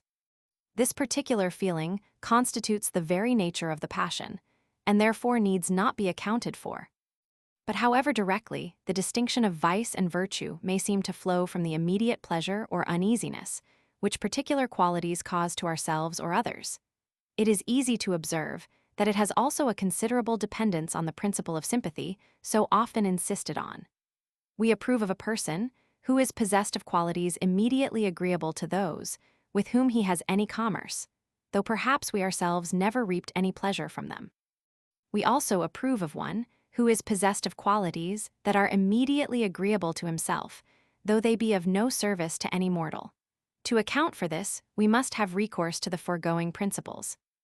Thus, to take a general review of the present hypothesis, every quality of the mind is denominated virtuous, which gives pleasure by the mere survey, as every quality which produces pain is called vicious.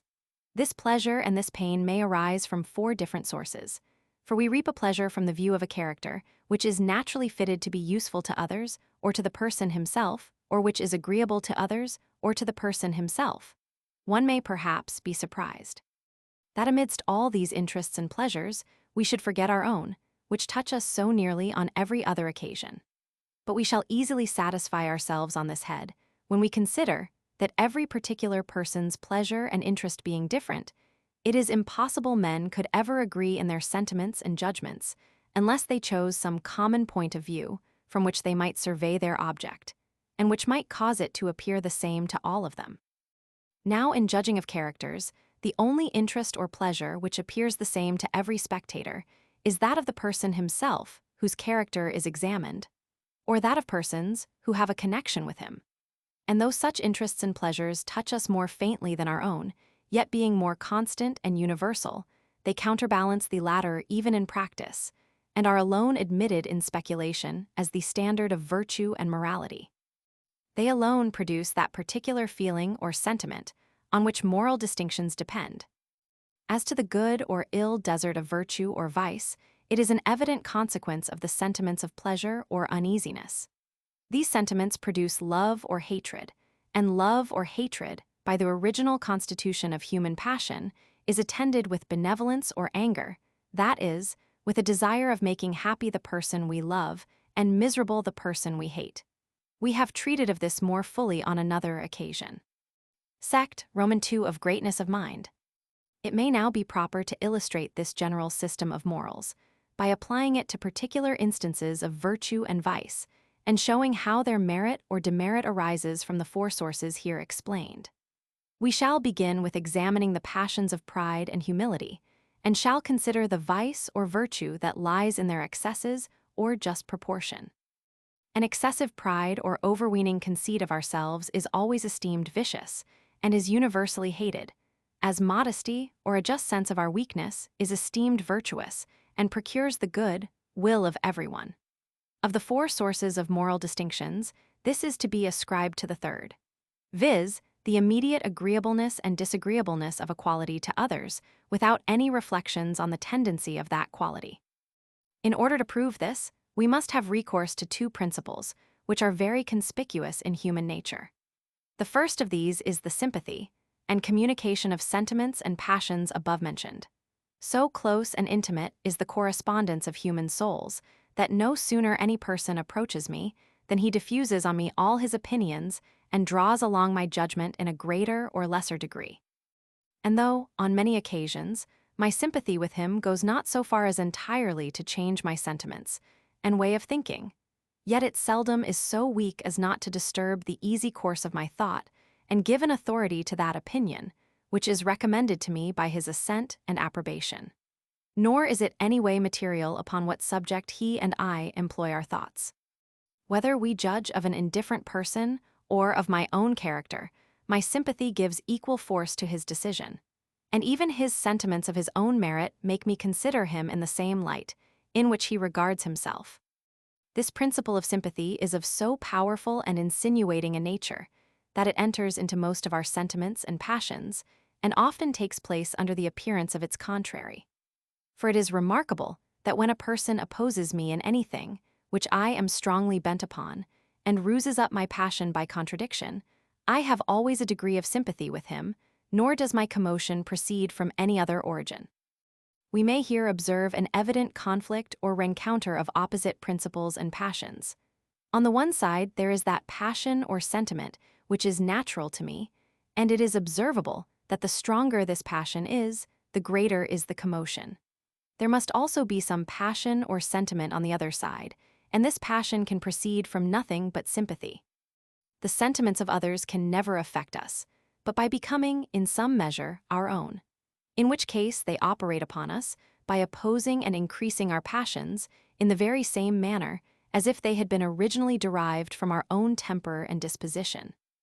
While they remain concealed in the minds of others, they can never have an influence upon us.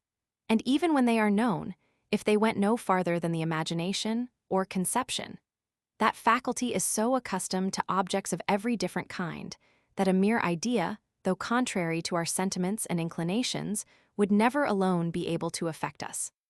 The second principle I shall take notice of is that of comparison, or the variation of our judgments concerning objects, according to the proportion they bear to those with which we compare them. We judge more of objects by comparison than by their intrinsic worth and value, and regard everything as mean when set in opposition to what is superior of the same kind. But no comparison is more obvious than that with ourselves, and hence it is that on all occasions it takes place, and mixes with most of our passions. This kind of comparison is directly contrary to sympathy in its operation, as we have observed in treating of compassion and malice. In all kinds of comparison, an object makes us always receive from another, to which it is compared, a sensation contrary to what arises from itself in its direct and immediate survey. The direct survey of another's pleasure naturally gives us pleasure, and therefore produces pain when compared with our own. His pain, considered in itself, is painful, but augments the idea of our own happiness and gives us pleasure. Book 2, Part 2, Sect Roman 8. Since then those principles of sympathy and a comparison with ourselves are directly contrary, it may be worthwhile to consider what general rules can be formed beside the particular temper of the person for the prevalence of the one or the other. Suppose I am now in safety at land and would willingly reap some pleasure from this consideration. I must think on the miserable condition of those who are at sea in a storm, and must endeavor to render this idea as strong and lively as possible, in order to make me more sensible of my own happiness. But whatever pains I may take, the comparison will never have an equal efficacy, as if I were really on the shore and saw a ship at a distance tossed by a tempest, and in danger every moment of perishing on a rock or sandbank. But suppose this idea to become still more lively. Suppose the ship to be driven so near me that I can perceive distinctly the horror, painted on the countenance of the seamen and passengers, hear their lamentable cries, see the dearest friends give their last adieu, or embrace with a resolution to perish in each other's arms. No man has so savage a heart as to reap any pleasure from such a spectacle, or withstand the motions of the tenderest compassion and sympathy. It is evident, therefore, there is a medium in this case, and that if the idea be too faint, it has no influence by comparison. And on the other hand, if it be too strong, it operates on us entirely by sympathy, which is the contrary to comparison. Sympathy, being the conversion of an idea into an impression, demands a greater force and vivacity in the idea than is requisite to comparison. Suave mari magno turbantibus equor eventis, e terra, magnum alterius specter laborum. Non quia vexari quenquem et jucunda voluptas, sed quibus ips mals caress qualacerner so vest, lucret. There is something pleasant in watching, from dry land, the great difficulties another man is undergoing out on the high sea, with the winds lashing the waters.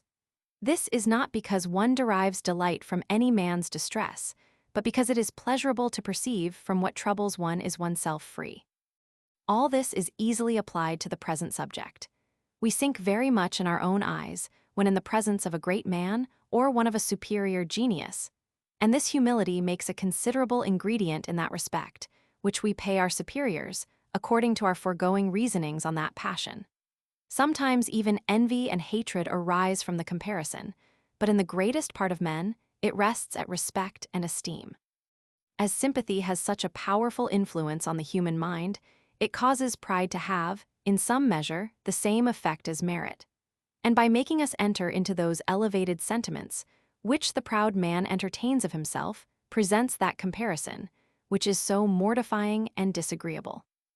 Our judgment does not entirely accompany him in the flattering conceit in which he pleases himself, but still is so shaken as to receive the idea it presents, and to give it an influence above the loose conceptions of the imagination.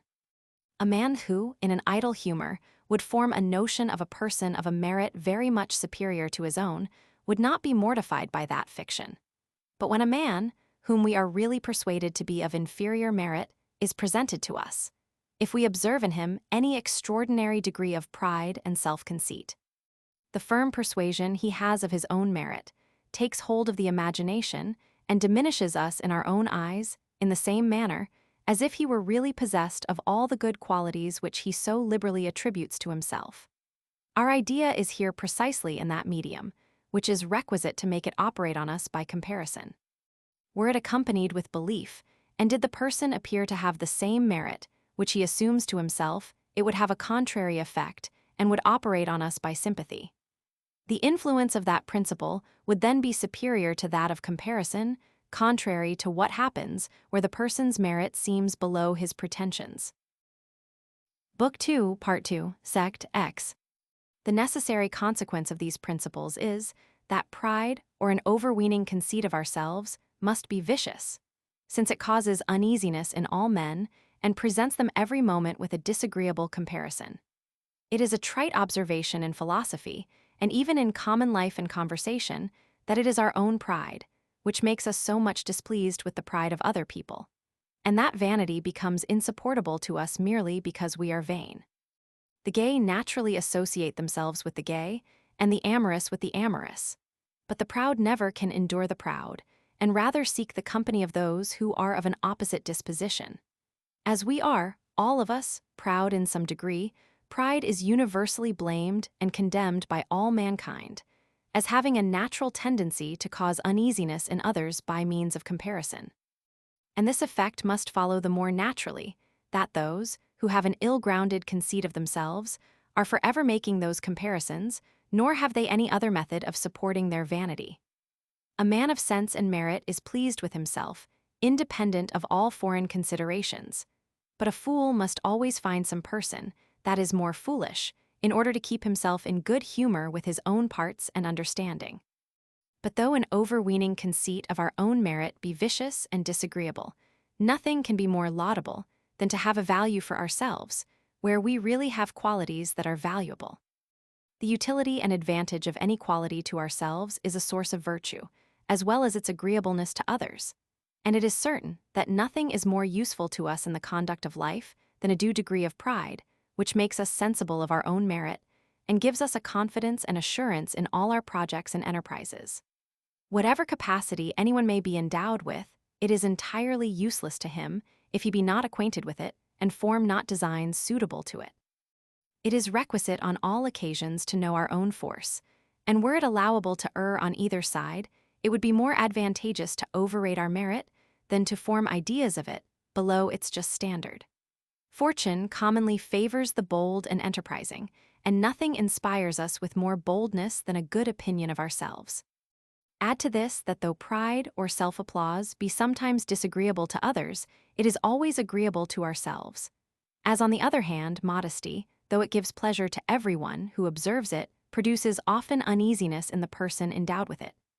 Now it has been observed that our own sensations determine the vice and virtue of any quality, as well as those sensations which it may excite in others. Thus self-satisfaction and vanity may not only be allowable, but requisite in a character. It is, however, certain that good breeding and decency require that we should avoid all signs and expressions which tend directly to show that passion.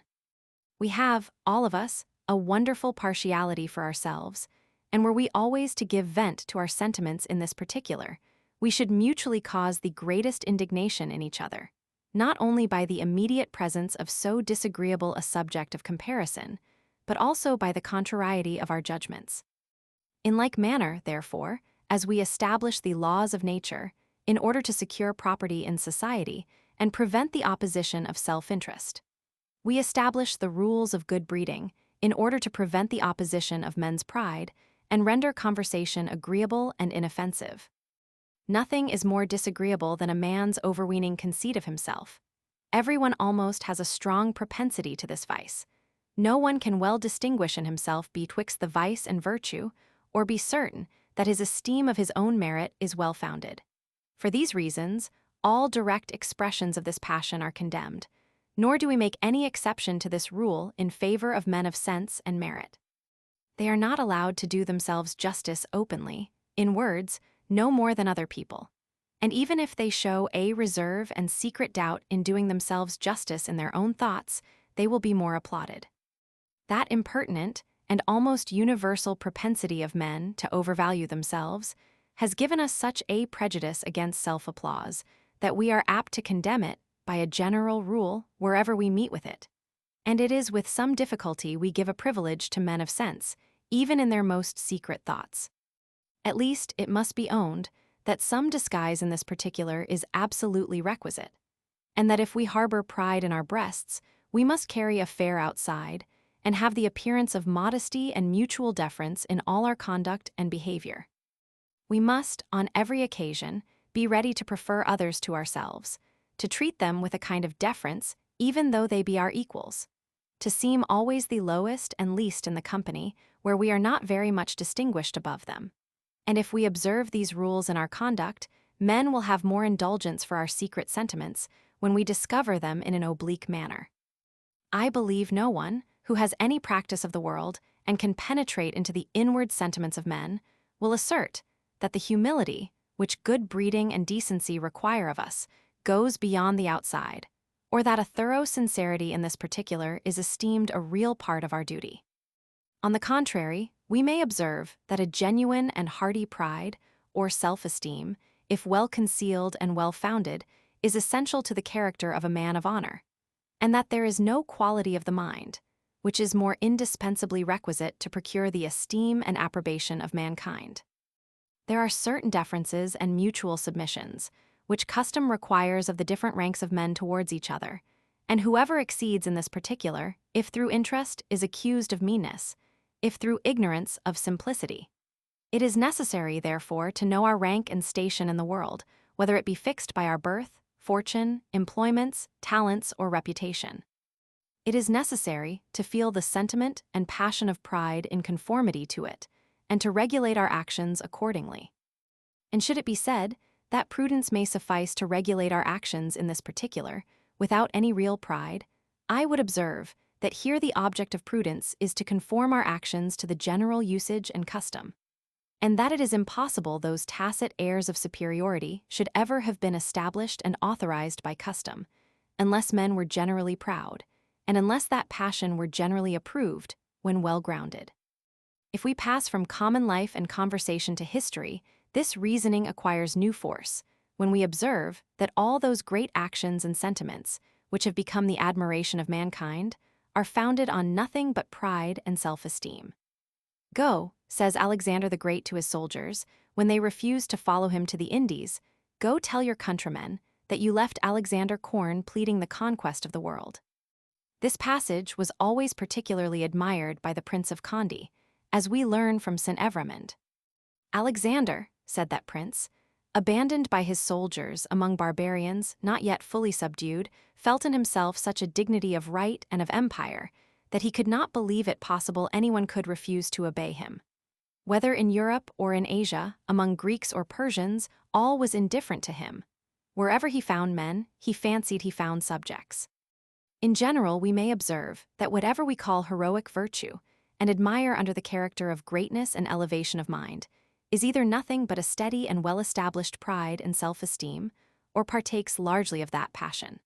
Courage, intrepidity, ambition, love of glory, magnanimity, and all the other shining virtues of that kind, have plainly a strong mixture of self-esteem in them, and derive a great part of their merit from that origin. Accordingly, we find that many religious declaimers decry those virtues as purely pagan and natural, and represent to us the excellency of the Christian religion, which places humility in the rank of virtues, and corrects the judgment of the world, and even of philosophers, who so generally admire all the efforts of pride and ambition. Whether this virtue of humility has been rightly understood, I shall not pretend to determine. I am content with the concession that the world naturally esteems a well-regulated pride, which secretly animates our conduct, without breaking out into such indecent expressions of vanity, as many offend the vanity of others. The merit of pride or self-esteem is derived from two circumstances, viz., its utility and its agreeableness to ourselves, by which it capacitates us for business, and at the same time gives us an immediate satisfaction.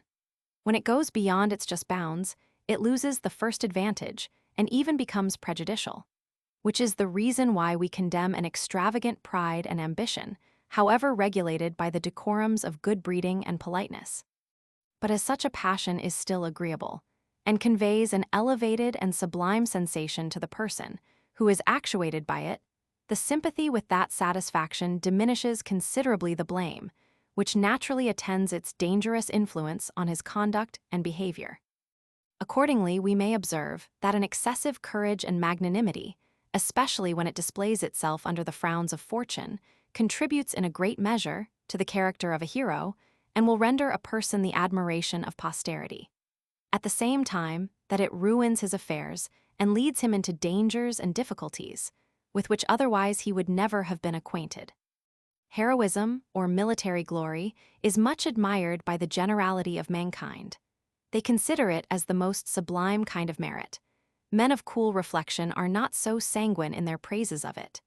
The infinite confusions and disorder which it has caused in the world diminish much of its merit in their eyes.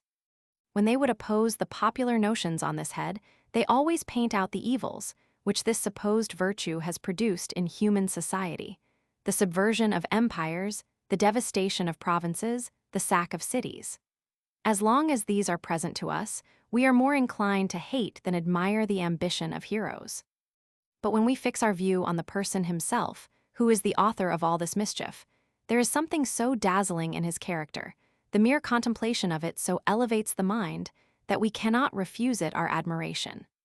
The pain, which we receive from its tendency to the prejudice of society, is overpowered by a stronger and more immediate sympathy.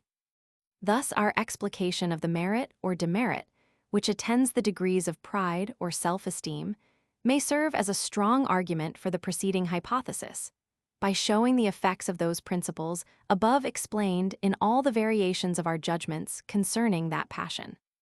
Nor will this reasoning be advantageous to us only by showing that the distinction of vice and virtue arises from the four principles of the advantage and of the pleasure of the person himself and of others, but may also afford us a strong proof of some underparts of that hypothesis. No one who duly considers of this matter will make any scruple of allowing that any piece of inbreeding or any expression of pride and haughtiness is displeasing to us, merely because it shocks our own pride and leads us by sympathy into a comparison, which causes the disagreeable passion of humility. Now, as an insolence of this kind is blamed even in a person who has always been civil to ourselves in particular, nay, in one whose name is only known to us in history, it follows that our disapprobation proceeds from a sympathy with others, and from the reflection that such a character is highly displeasing and odious to everyone who converses or has any intercourse with the person possessed of it. We sympathize with those people in their uneasiness, and as their uneasiness proceeds in part from a sympathy with the person who insults them, we may here observe a double rebound of the sympathy, which is a principle very similar to what we have observed. Book 2, Part 2, Sect v. Sect, Roman 3, of goodness and benevolence. Having thus explained the origin of that praise and approbation, which attends everything we call great in human affections, we now proceed to give an account of their goodness and show whence its merit is derived. When experience has once given us a competent knowledge of human affairs and has taught us the proportion they bear to human passion, we perceive that the generosity of men is very limited, and that it seldom extends beyond their friends and family, or, at most, beyond their native country. Being thus acquainted with the nature of man, we expect not any impossibilities from him, but confine our view to that narrow circle in which any person moves in order to form a judgment of his moral character.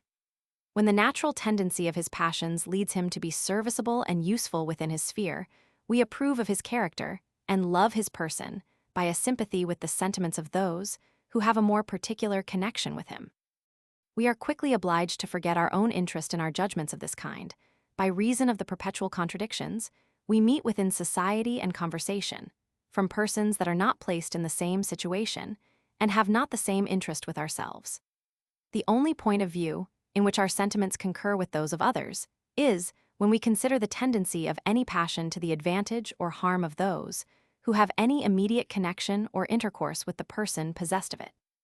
And though this advantage or harm be often very remote from ourselves, yet sometimes it is very near us and interests us strongly by sympathy. This concern we readily extend to other cases that are resembling, and when these are very remote, our sympathy is proportionably weaker, and our praise or blame fainter and more doubtful. The case is here the same as in our judgments concerning external bodies. All objects seem to diminish by their distance. But though the appearance of objects to our senses be the original standard by which we judge of them, yet we do not say that they actually diminish by the distance, but correcting the appearance by reflection, arrive at a more constant and established judgment concerning them. In like manner, though sympathy be much fainter than our concern for ourselves, and a sympathy with persons remote from us much fainter than that with persons near and contiguous, yet we neglect all these differences in our calm judgments concerning the characters of men. Besides that we ourselves often change our situation in this particular, we every day meet with persons who are in a different situation from ourselves, and who could never converse with us on any reasonable terms, were we to remain constantly in that situation and point of view, which is peculiar to us.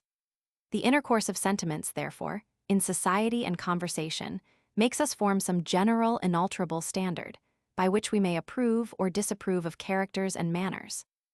And though the heart does not always take part with those general notions, or regulate its love and hatred by them, yet are they sufficient for discourse, and serve all our purposes in company, in the pulpit, on the theatre, and in the schools.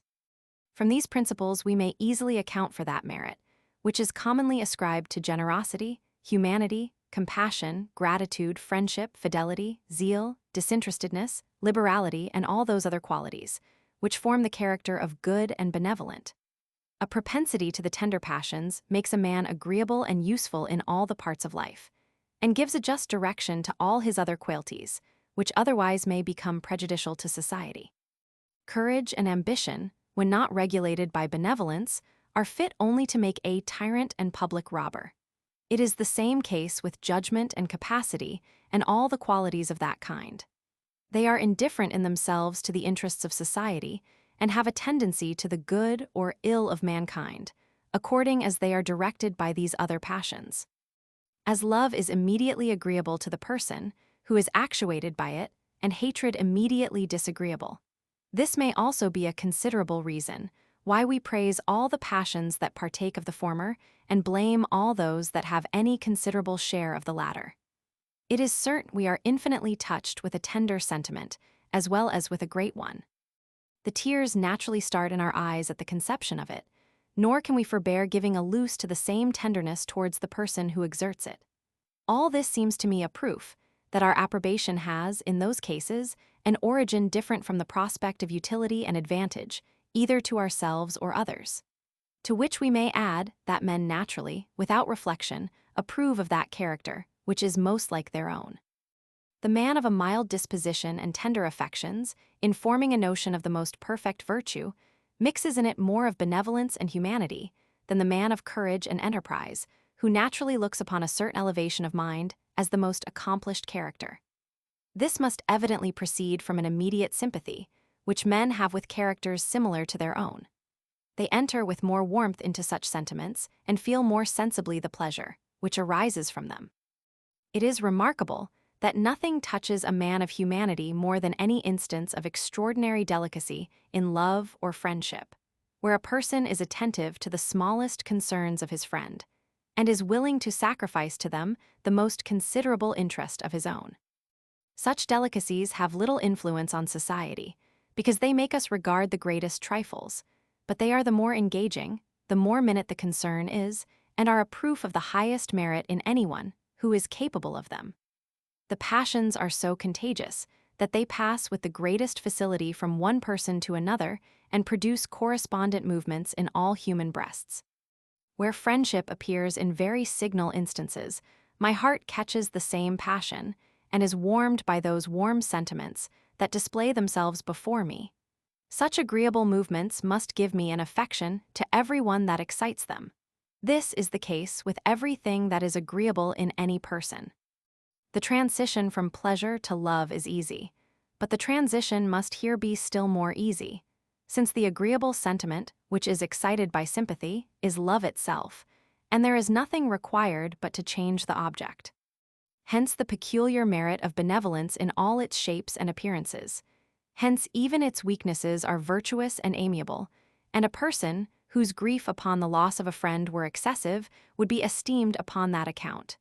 His tenderness bestows a merit, as it does a pleasure, on his melancholy.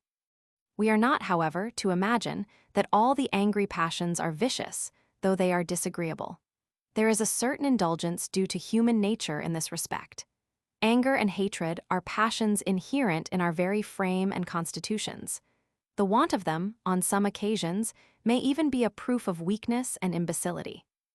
And where they appear only in a low degree, we not only excuse them because they are natural, but even bestow our applauses on them, because they are inferior to what appears in the greatest part of mankind. Where these angry passions rise up to cruelty, they form the most detested of all vices.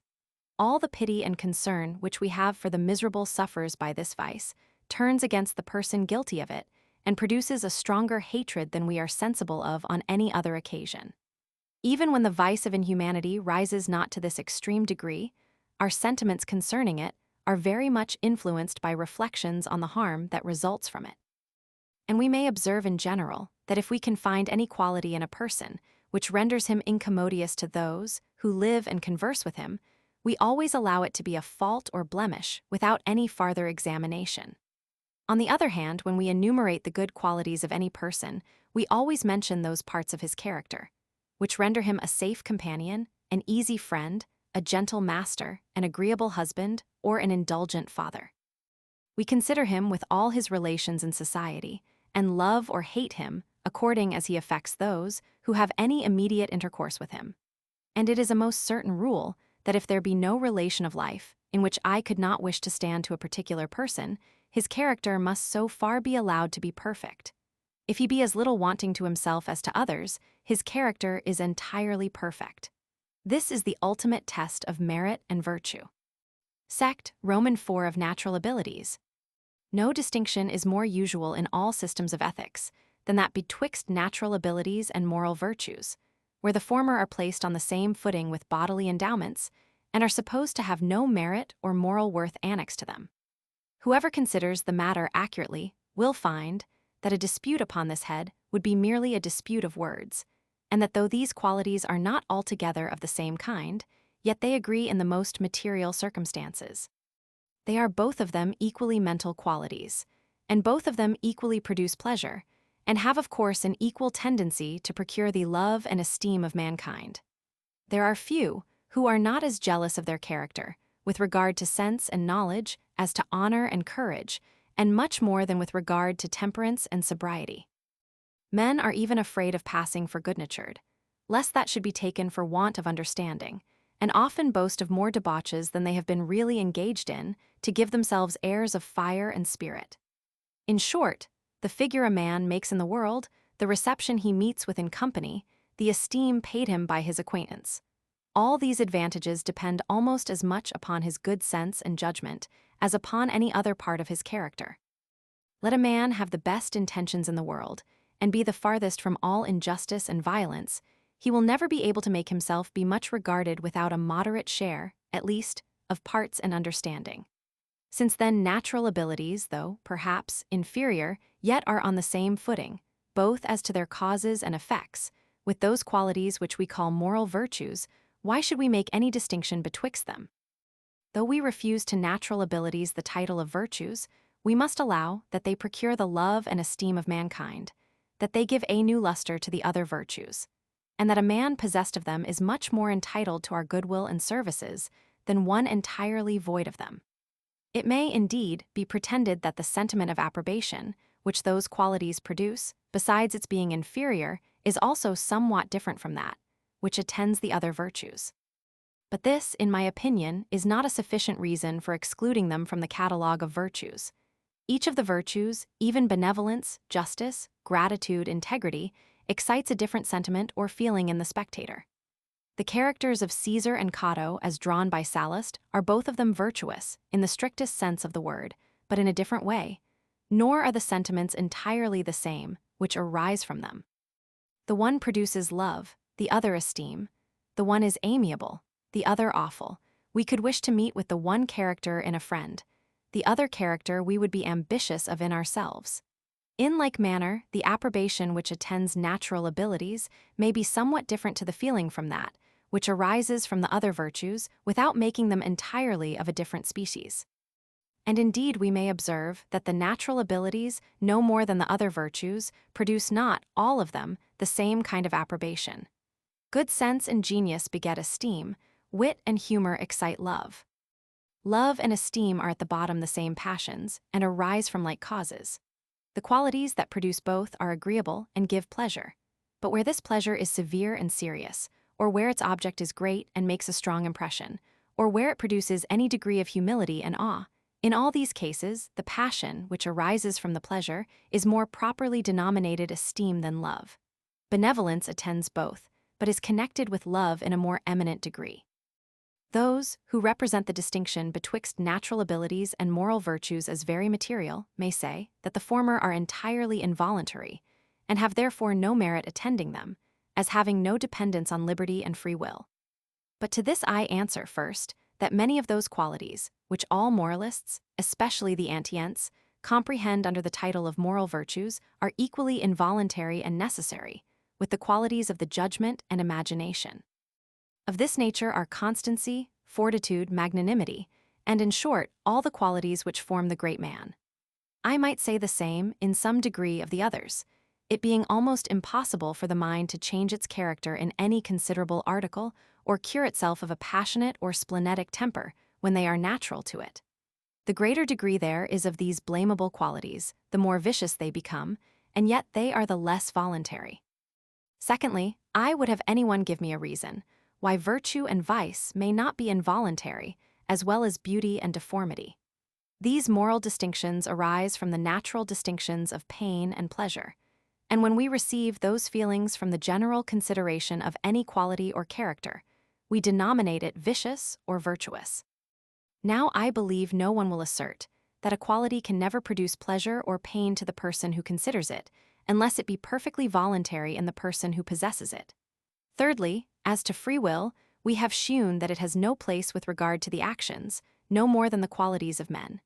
It is not a just consequence that what is voluntary is free. Our actions are more voluntary than our judgments, but we have not more liberty in the one than in the other.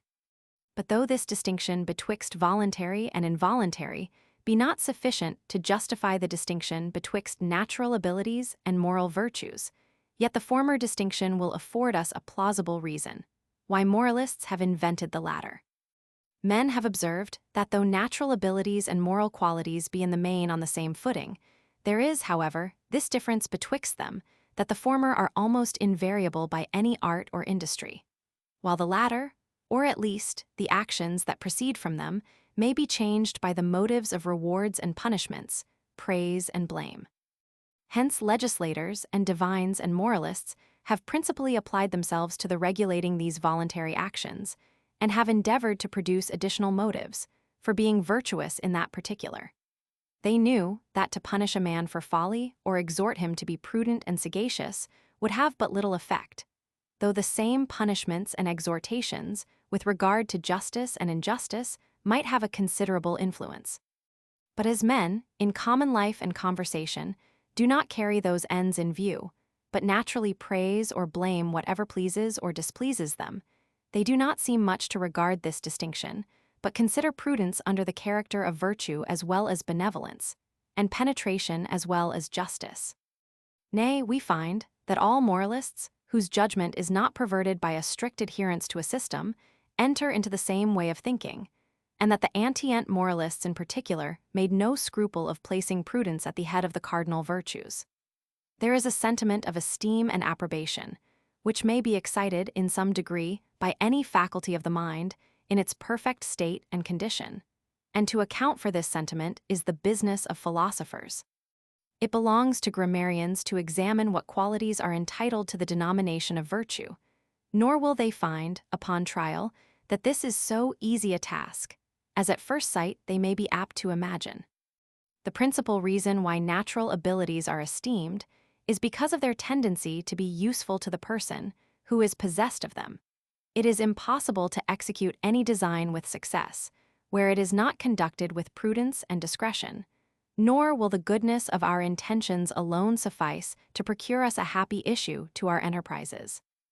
Men are superior to beasts principally by the superiority of their reason, and they are the degrees of the same faculty, which set such an infinite difference betwixt one man and another.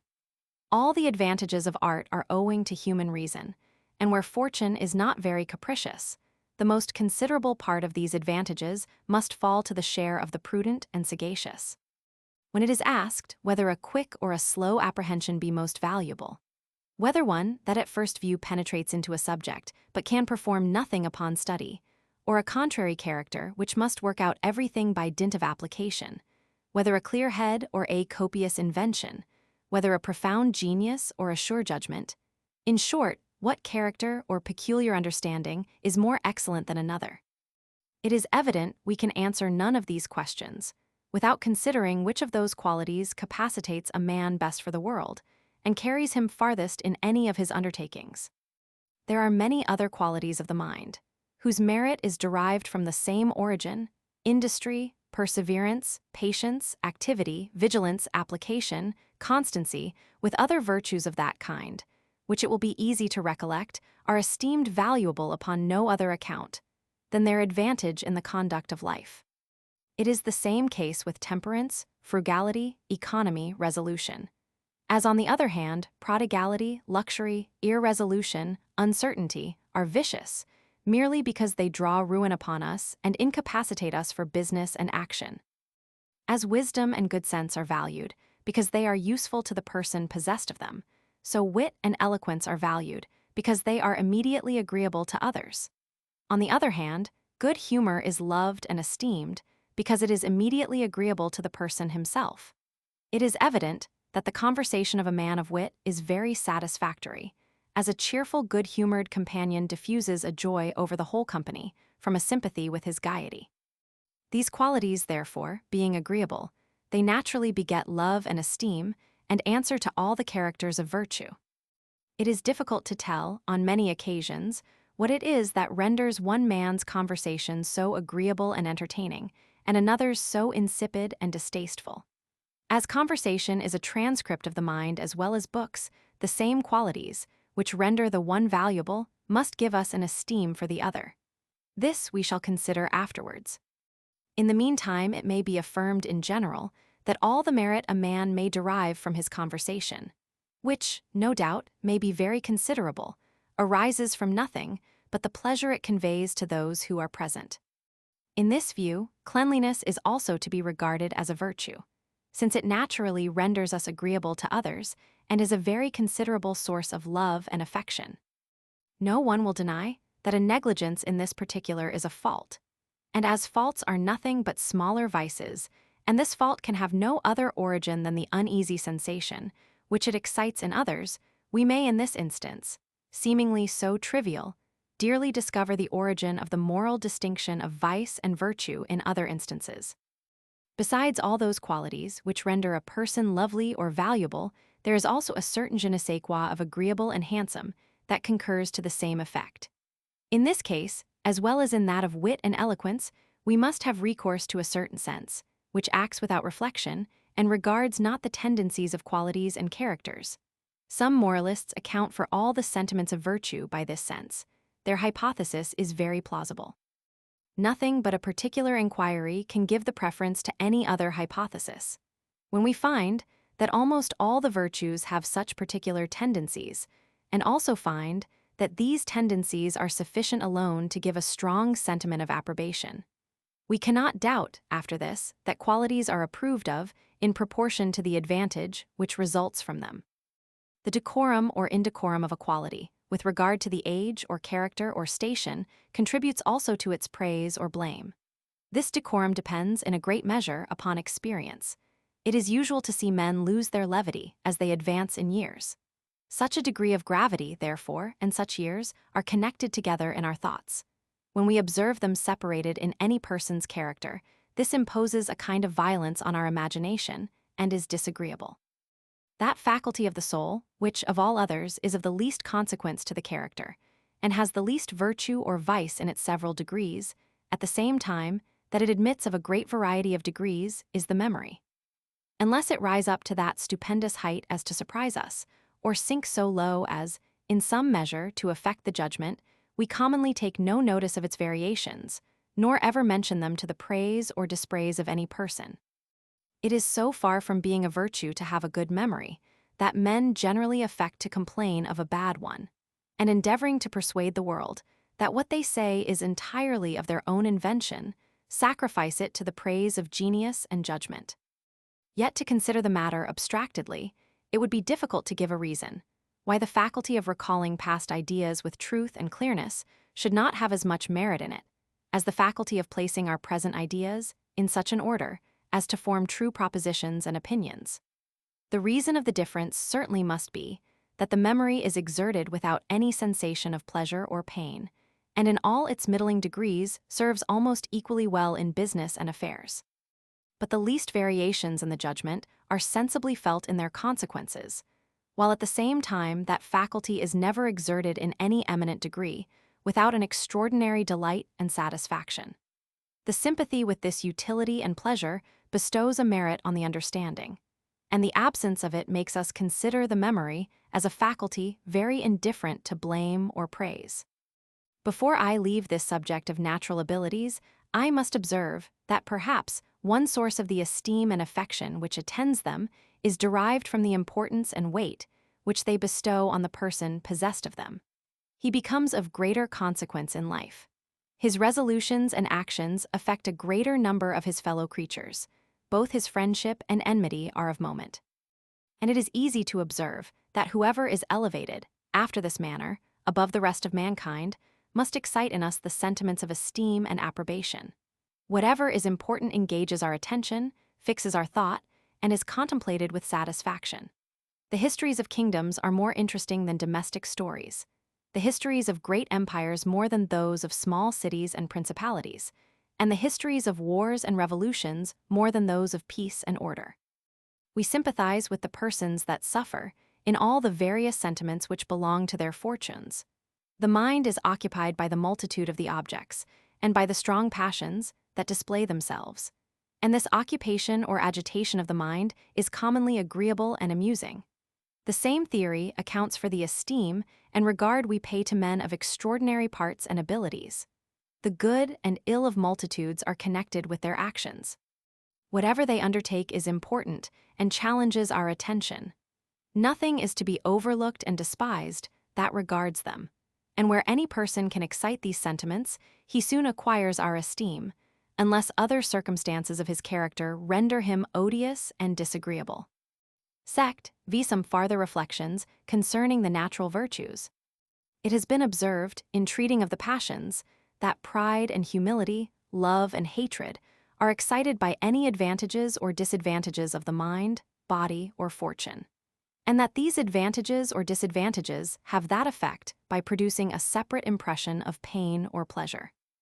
The pain or pleasure, which arises from the general survey or view of any action or quality of the mind, constitutes its vice or virtue, and gives rise to our approbation or blame, which is nothing but a fainter and more imperceptible love or hatred.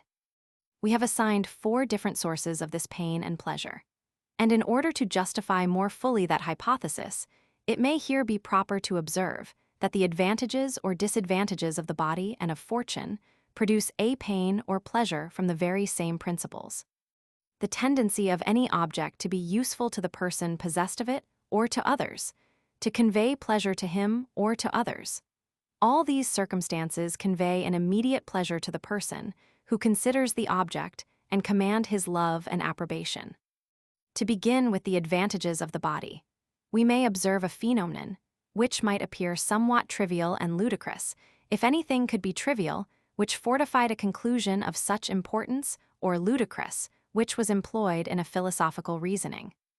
It is a general remark that those we call good women's men, who have either signalized themselves by their amorous exploits, or whose make of body promises any extraordinary vigor of that kind, are well received by the fair sex, and naturally engage the affections even of those whose virtue prevents any design of ever giving employment to those talents.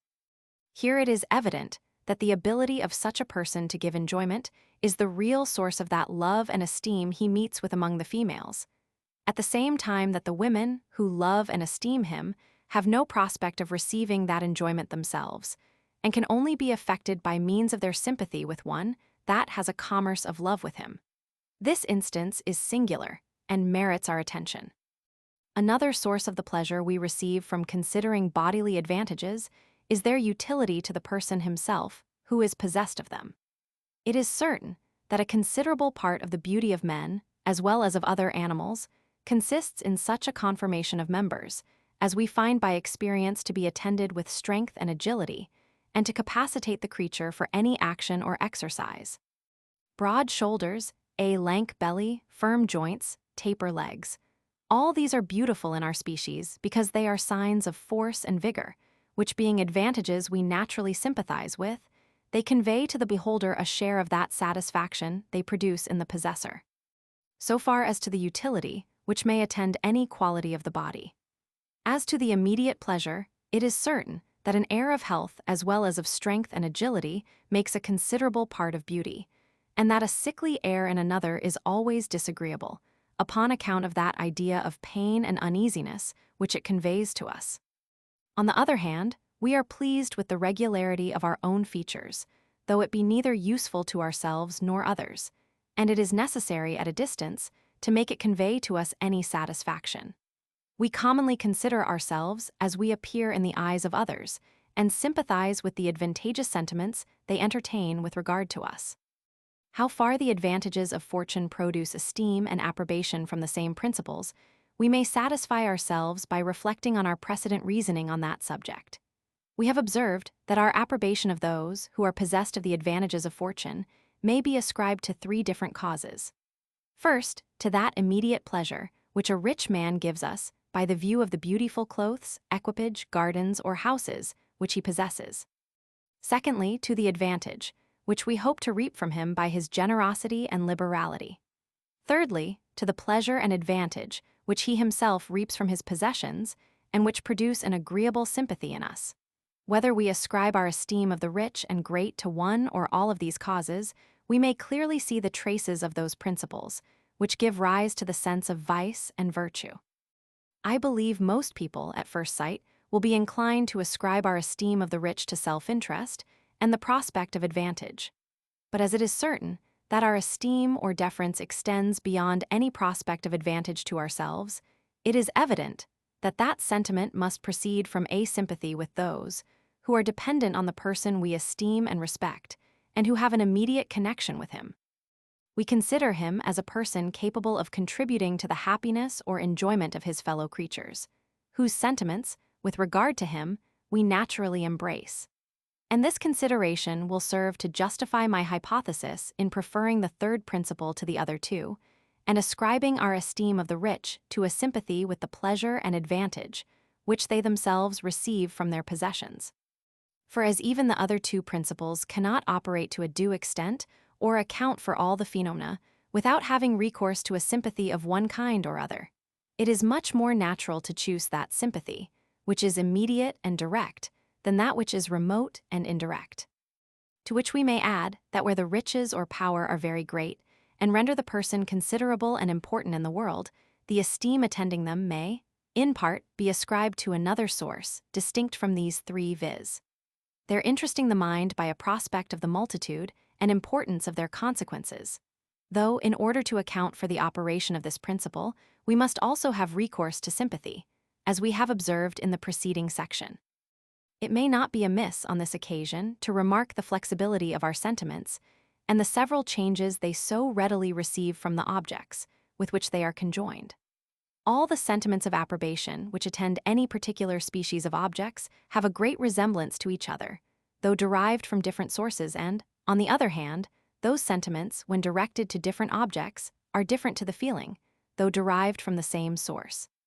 Thus the beauty of all visible objects causes a pleasure pretty much the same, though it be sometimes derived from the mere species and appearance of the objects.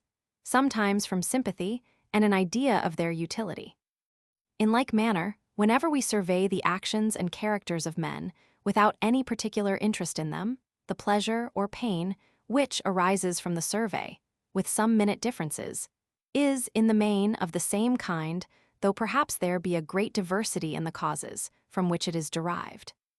On the other hand, a convenient house and a virtuous character cause not the same feeling of approbation even though the source of our approbation be the same, and flow from sympathy and an idea of their utility. There is something very inexplicable in this variation of our feelings, but it is what we have experience of with regard to all our passions and sentiments. Sect, Roman 6 conclusion of this book.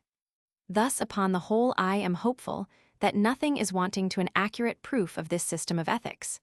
We are certain that sympathy is a very powerful principle in human nature. We are also certain that it has a great influence on our sense of beauty when we regard external objects, as well as when we judge of morals.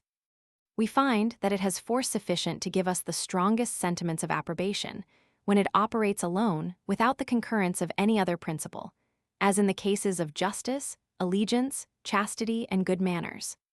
We may observe that all the circumstances requisite for its operation are found in most of the virtues, which have, for the most part, a tendency to the good of society or to that of the person possessed of them.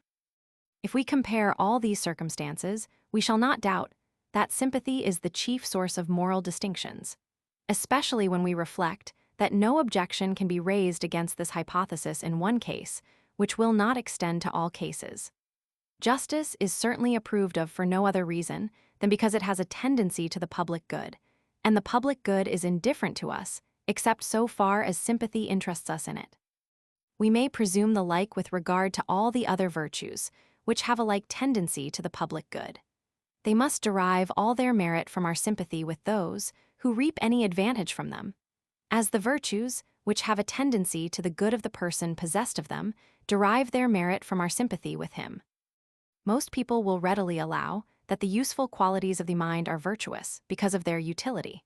This way of thinking is so natural and occurs on so many occasions that few will make any scruple of admitting it. Now, this being once admitted, the force of sympathy must necessarily be acknowledged. Virtue is considered as means to an end. Means to an end are only valued so far as the end is valued, but the happiness of strangers affects us by sympathy alone. To that principle, therefore, we are to ascribe the sentiment of approbation, which arises from the survey of all those virtues that are useful to society or to the person possessed of them. These form the most considerable part of morality. Were it proper in such a subject to bribe the reader's assent, or employ anything but solid argument, we are here abundantly supplied with topics to engage the affections. All lovers of virtue, and such we all are in speculation, however we may degenerate in practice, must certainly be pleased to see moral distinctions derived from so noble a source, which gives us a just notion both of the generosity and capacity of human nature. It requires but very little knowledge of human affairs to perceive that a sense of morals is a principle inherent in the soul, and one of the most powerful that enters into the composition. But this sense must certainly acquire new force when, reflecting on itself, it approves of those principles from whence it is derived and finds nothing but what is great and good in its rise and origin. Those who resolve the sense of morals into original instincts of the human mind may defend the cause of virtue with sufficient authority, but want the advantage which those possess who account for that sense by an extensive sympathy with mankind. According to their system, not only virtue must be approved of, but also the sense of virtue, and not only that sense, but also the principles from whence it is derived, so that nothing is presented on any side but what is laudable and good. This observation may be extended to justice and the other virtues of that kind. Though justice be artificial, the sense of its morality is natural. It is the combination of men, in a system of conduct, which renders any act of justice beneficial to society. But when once it has that tendency, we naturally approve of it, and if we did not so, it is impossible any combination or convention could ever produce that sentiment. Most of the inventions of men are subject to change. They depend upon humor and caprice. They have a vogue for a time and then sink into oblivion. It may perhaps be apprehended that if justice were allowed to be a human invention, it must be placed on the same footing. But the cases are widely different. The interest on which justice is founded is the greatest imaginable and extends to all times and places. It cannot possibly be served by any other invention. It is obvious and discovers itself on the very first formation of society. All these causes render the rules of justice steadfast and immutable, at least as immutable as human nature. And if they were founded on original instincts, could they have any greater stability? The same system may help us to form a just notion of the happiness, as well as of the dignity of virtue, and may interest every principle of our nature in the embracing and cherishing that noble quality. Who indeed does not feel an accession of alacrity in his pursuits of knowledge and ability of every kind, when he considers that besides the advantage which immediately result from these acquisitions, they also give him a new luster in the eyes of mankind, and are universally attended with esteem and approbation? And who can think any advantages of fortune a sufficient compensation for the least breach of the social virtues, when he considers that not only his character with regard to others, but also his peace and inward satisfaction entirely depend upon his strict observance of them, and that a mind will never be able to bear its own survey, that has been wanting in its part to mankind and society? But I forbear insisting on this subject. Such reflections require a work apart, very different from the genius of the present. The anatomist ought never to emulate the painter, nor in his accurate dissections and portraitures of the smaller parts of the human body pretend to give his figures any graceful and engaging attitude or expression. There is even something hideous, or at least minute, in the views of things which he presents, and it is necessary the objects should be set more at a distance, and be more covered up from sight, to make them engaging to the eye and imagination. An anatomist, however, is admirably fitted to give advice to a painter, and it is even impracticable to excel in the latter art without the assistance of the former.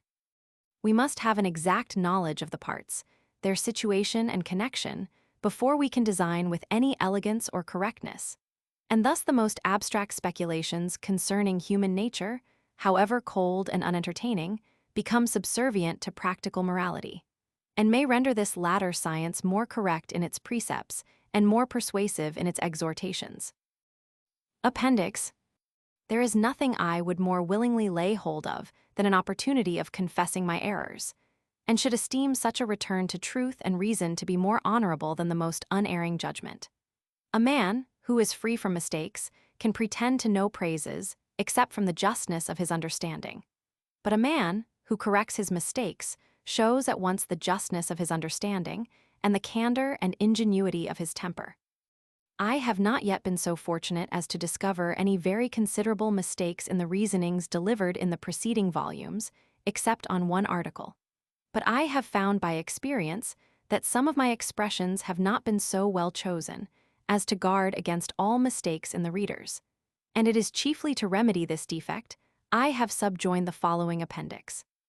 We can never be induced to believe any matter of fact, except where its cause or its effect is present to us.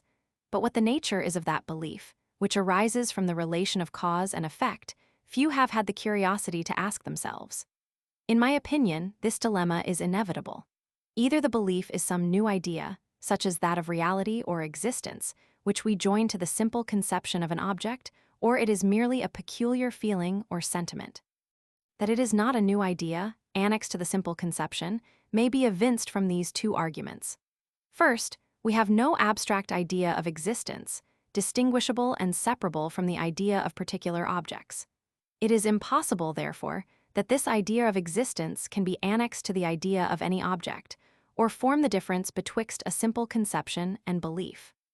Secondly, the mind has the command over all its ideas, and can separate, unite, mix, and vary them as it pleases, so that if belief consisted merely in a new idea annexed to the conception, it would be in a man's power to believe what he pleased. We may therefore conclude that belief consists merely in a certain feeling or sentiment, in something that depends not on the will, but must arise from certain determinate causes and principles, of which we are not masters. When we are convinced of any matter of fact, we do nothing but conceive it, along with a certain feeling, different from what attends the mere reveries of the imagination. And when we express our incredulity concerning any fact, we mean that the arguments for the fact produce not that feeling. Did not the belief consist in a sentiment different from our mere conception, whatever objects were presented by the wildest imagination would be on an equal footing with the most established truths founded on history and experience. There is nothing but the feeling, or sentiment, to distinguish the one from the other. This, therefore, being regarded as an undoubted truth, that belief is nothing but a peculiar feeling, different from the simple conception. The next question that naturally occurs is, what is the nature of this feeling, or sentiment, and whether it be analogous to any other sentiment of the human mind? This question is important, for if it be not analogous to any other sentiment, we must despair of explaining its causes, and must consider it as an original principle of the human mind. If it be analogous, we may hope to explain its causes from analogy, and trace it up to more general principles. Now that there is a greater firmness and solidity in the conceptions, which are the objects of conviction and assurance, than in the loose and indolent reveries of a castle builder, every one will readily own. They strike upon us with more force, they are more present to us. The mind has a firmer hold of them, and is more actuated and moved by them. It acquiesces in them, and, in a manner, fixes and reposes itself on them. In short, they approach nearer to the impressions, which are immediately present to us, and are therefore analogous to many other operations of the mind. There is not, in my opinion, any possibility of evading this conclusion, but by asserting that belief beside the simple conception consists in some impression or feeling, distinguishable from the conception. It does not modify the conception and render it more present and intense. It is only annexed to it, after the same manner that will and desire are annexed to particular conceptions of good and pleasure. But the following considerations will, I hope, be sufficient to remove this hypothesis. First, it is directly contrary to experience and our immediate consciousness. All men have ever allowed reasoning to be merely an operation of our thoughts or ideas, and however those ideas may be varied to the feeling, there is nothing ever enters into our conclusions but ideas or our fainter conceptions. For instance, I hear at present a person's voice, whom I am acquainted with, and this sound comes from the next room. This impression of my senses immediately conveys my thoughts to the person, along with all the surrounding objects. I paint them out to myself as existent at present, with the same qualities and relations that I formerly knew them possessed of. These ideas take faster hold of my mind than the ideas of an enchanted castle. They are different to the feeling, but there is no distinct or separate impression attending them. It is the same case when I recollect the several incidents of a journey or the events of any history. Every particular fact is there the object of belief. Its idea is modified differently from the loose reveries of a castle builder, but no distinct impression attends every distinct idea or conception of matter of fact. This is the subject of plain experience. If ever this experience can be disputed on any occasion, it is when the mind has been agitated with doubts and difficulties, and afterwards, upon taking the object in a new point of view, or being presented with a new argument, fixes and reposes itself in one settled conclusion and belief. In this case, there is a feeling distinct and separate from the conception. The passage from doubt and agitation to tranquility and repose conveys a satisfaction and pleasure to the mind. But take any other case. Suppose I see the legs and thighs of a person in motion, while some interposed object conceals the rest of his body. Here it is certain the imagination spreads out the whole figure. I give him a head and shoulders and breast and neck. These members I conceive and believe him to be possessed of. Nothing can be more evident than that this whole operation is performed by the thought or imagination alone. The transition is immediate. The ideas presently strike us. Their customary connection with the present impression varies them and modifies them in a certain manner, but produces no act of the mind, distinct from this peculiarity of conception. Let any one examine his own mind, and he will evidently find this to be the truth. Secondly, whatever may be the case, with regard to this distinct impression, it must be allowed that the mind has a firmer hold or more steady conception of what it takes to be matter of fact than of fictions. Why then look any farther or multiply suppositions without necessity? Thirdly, we can explain the causes of the firm conception, but not those of any separate impression. And not only so, but the causes of the firm conception exhaust the whole subject, and nothing is left to produce any other effect. An inference concerning a matter of fact is nothing but the idea of an object that is frequently conjoined or is associated with a present impression. This is the whole of it. Every part is requisite to explain, from analogy, the more steady conception, and nothing remains capable of producing any distinct impression. Fourthly, the effects of belief, in influencing the passions and imagination, can all be explained from the firm conception, and there is no occasion to have recourse to any other principle. These arguments, with many others, enumerated in the foregoing volumes, sufficiently prove that belief only modifies the idea or conception, and renders it different to the feeling, without producing any distinct impression. Thus, upon a general view of the subject, there appear to be two questions of importance, which we may venture to recommend to the consideration of philosophers, whether there be anything to distinguish belief from the simple conception beside the feeling of sentiment, and whether this feeling be anything but a firmer conception or a faster hold that we take of the object. If upon impartial inquiry the same conclusion that I have formed be assented to by philosophers, the next business is to examine the analogy, which there is betwixt belief and other acts of the mind, and find the cause of the firmness and strength of conception. And this I do not esteem a difficult task. The transition from a present impression always enlivens and strengthens any idea. When any object is presented, the idea of its usual attendant immediately strikes us as something real and solid. It is felt rather than conceived and approaches the impression from which it is derived in its force and influence. This I have proved at large. I cannot add any new arguments. I had entertained some hopes that however deficient our theory of the intellectual world might be, it would be free from those contradictions and absurdities which seem to attend every explication that human reason can give of the material world. But upon a more strict review of the section concerning personal identity, I find myself involved in such a labyrinth that, I must confess, I neither know how to correct my former opinions, nor how to render them consistent. If this be not a good general reason for skepticism, it is at least a sufficient one, if I were not already abundantly supplied, for me to entertain a diffidence and modesty in all my decisions. I shall propose the arguments on both sides, beginning with those that induced me to deny the strict and proper identity and simplicity of a self or thinking being. When we talk of self or substance, we must have an idea annexed to these terms, otherwise they are altogether unintelligible. Every idea is derived from preceding impressions, and we have no impression of self or substance as something simple and individual. We have, therefore, no idea of them in that sense. Whatever is distinct is distinguishable, and whatever is distinguishable is separable by the thought or imagination. All perceptions are distinct. They are, therefore, distinguishable and separable, and may be conceived as separately existent, and may exist separately, without any contradiction or absurdity.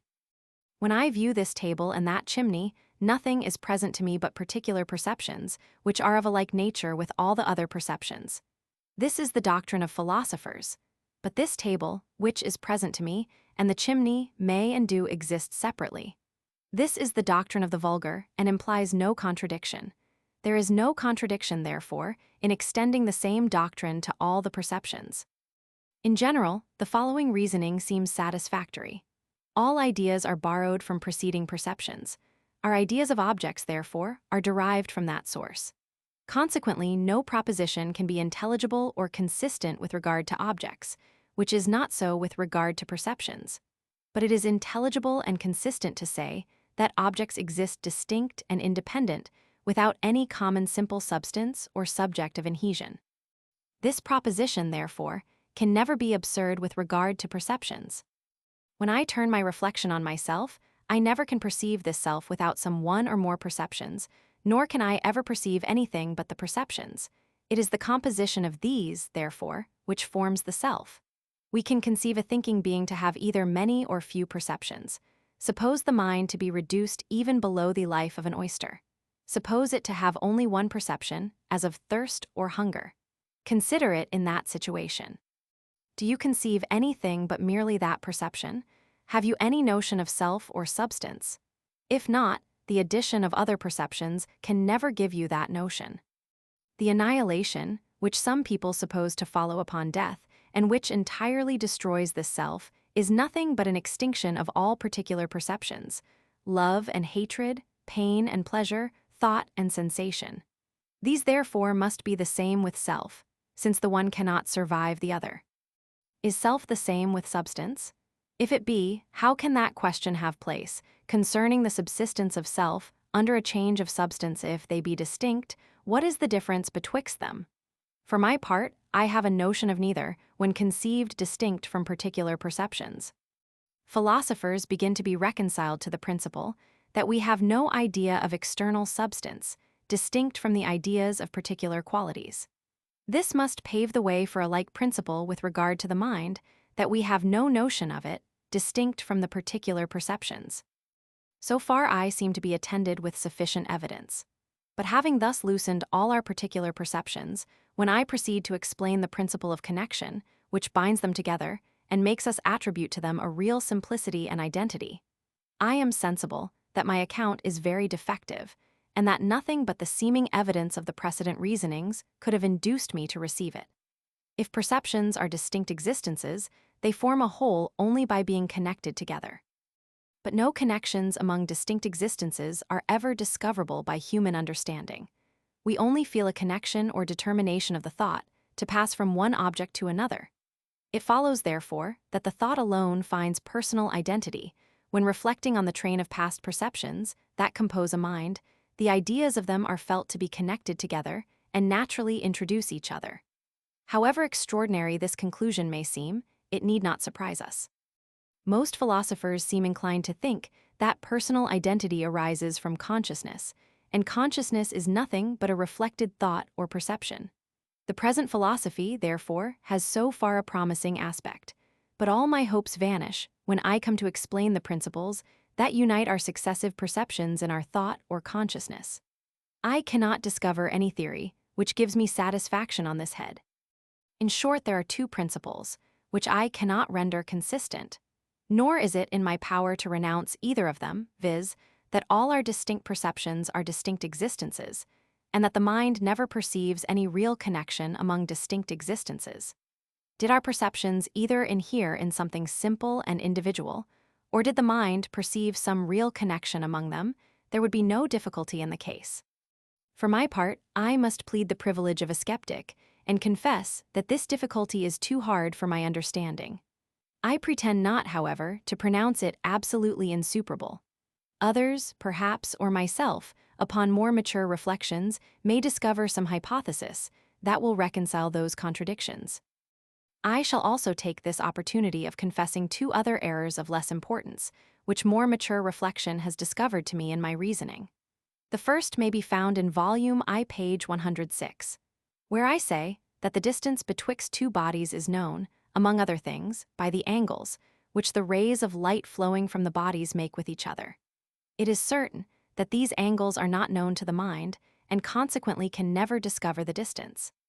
The second error may be found in volume I, page 144, where I say that two ideas of the same object can only be different by their different degrees of force and vivacity.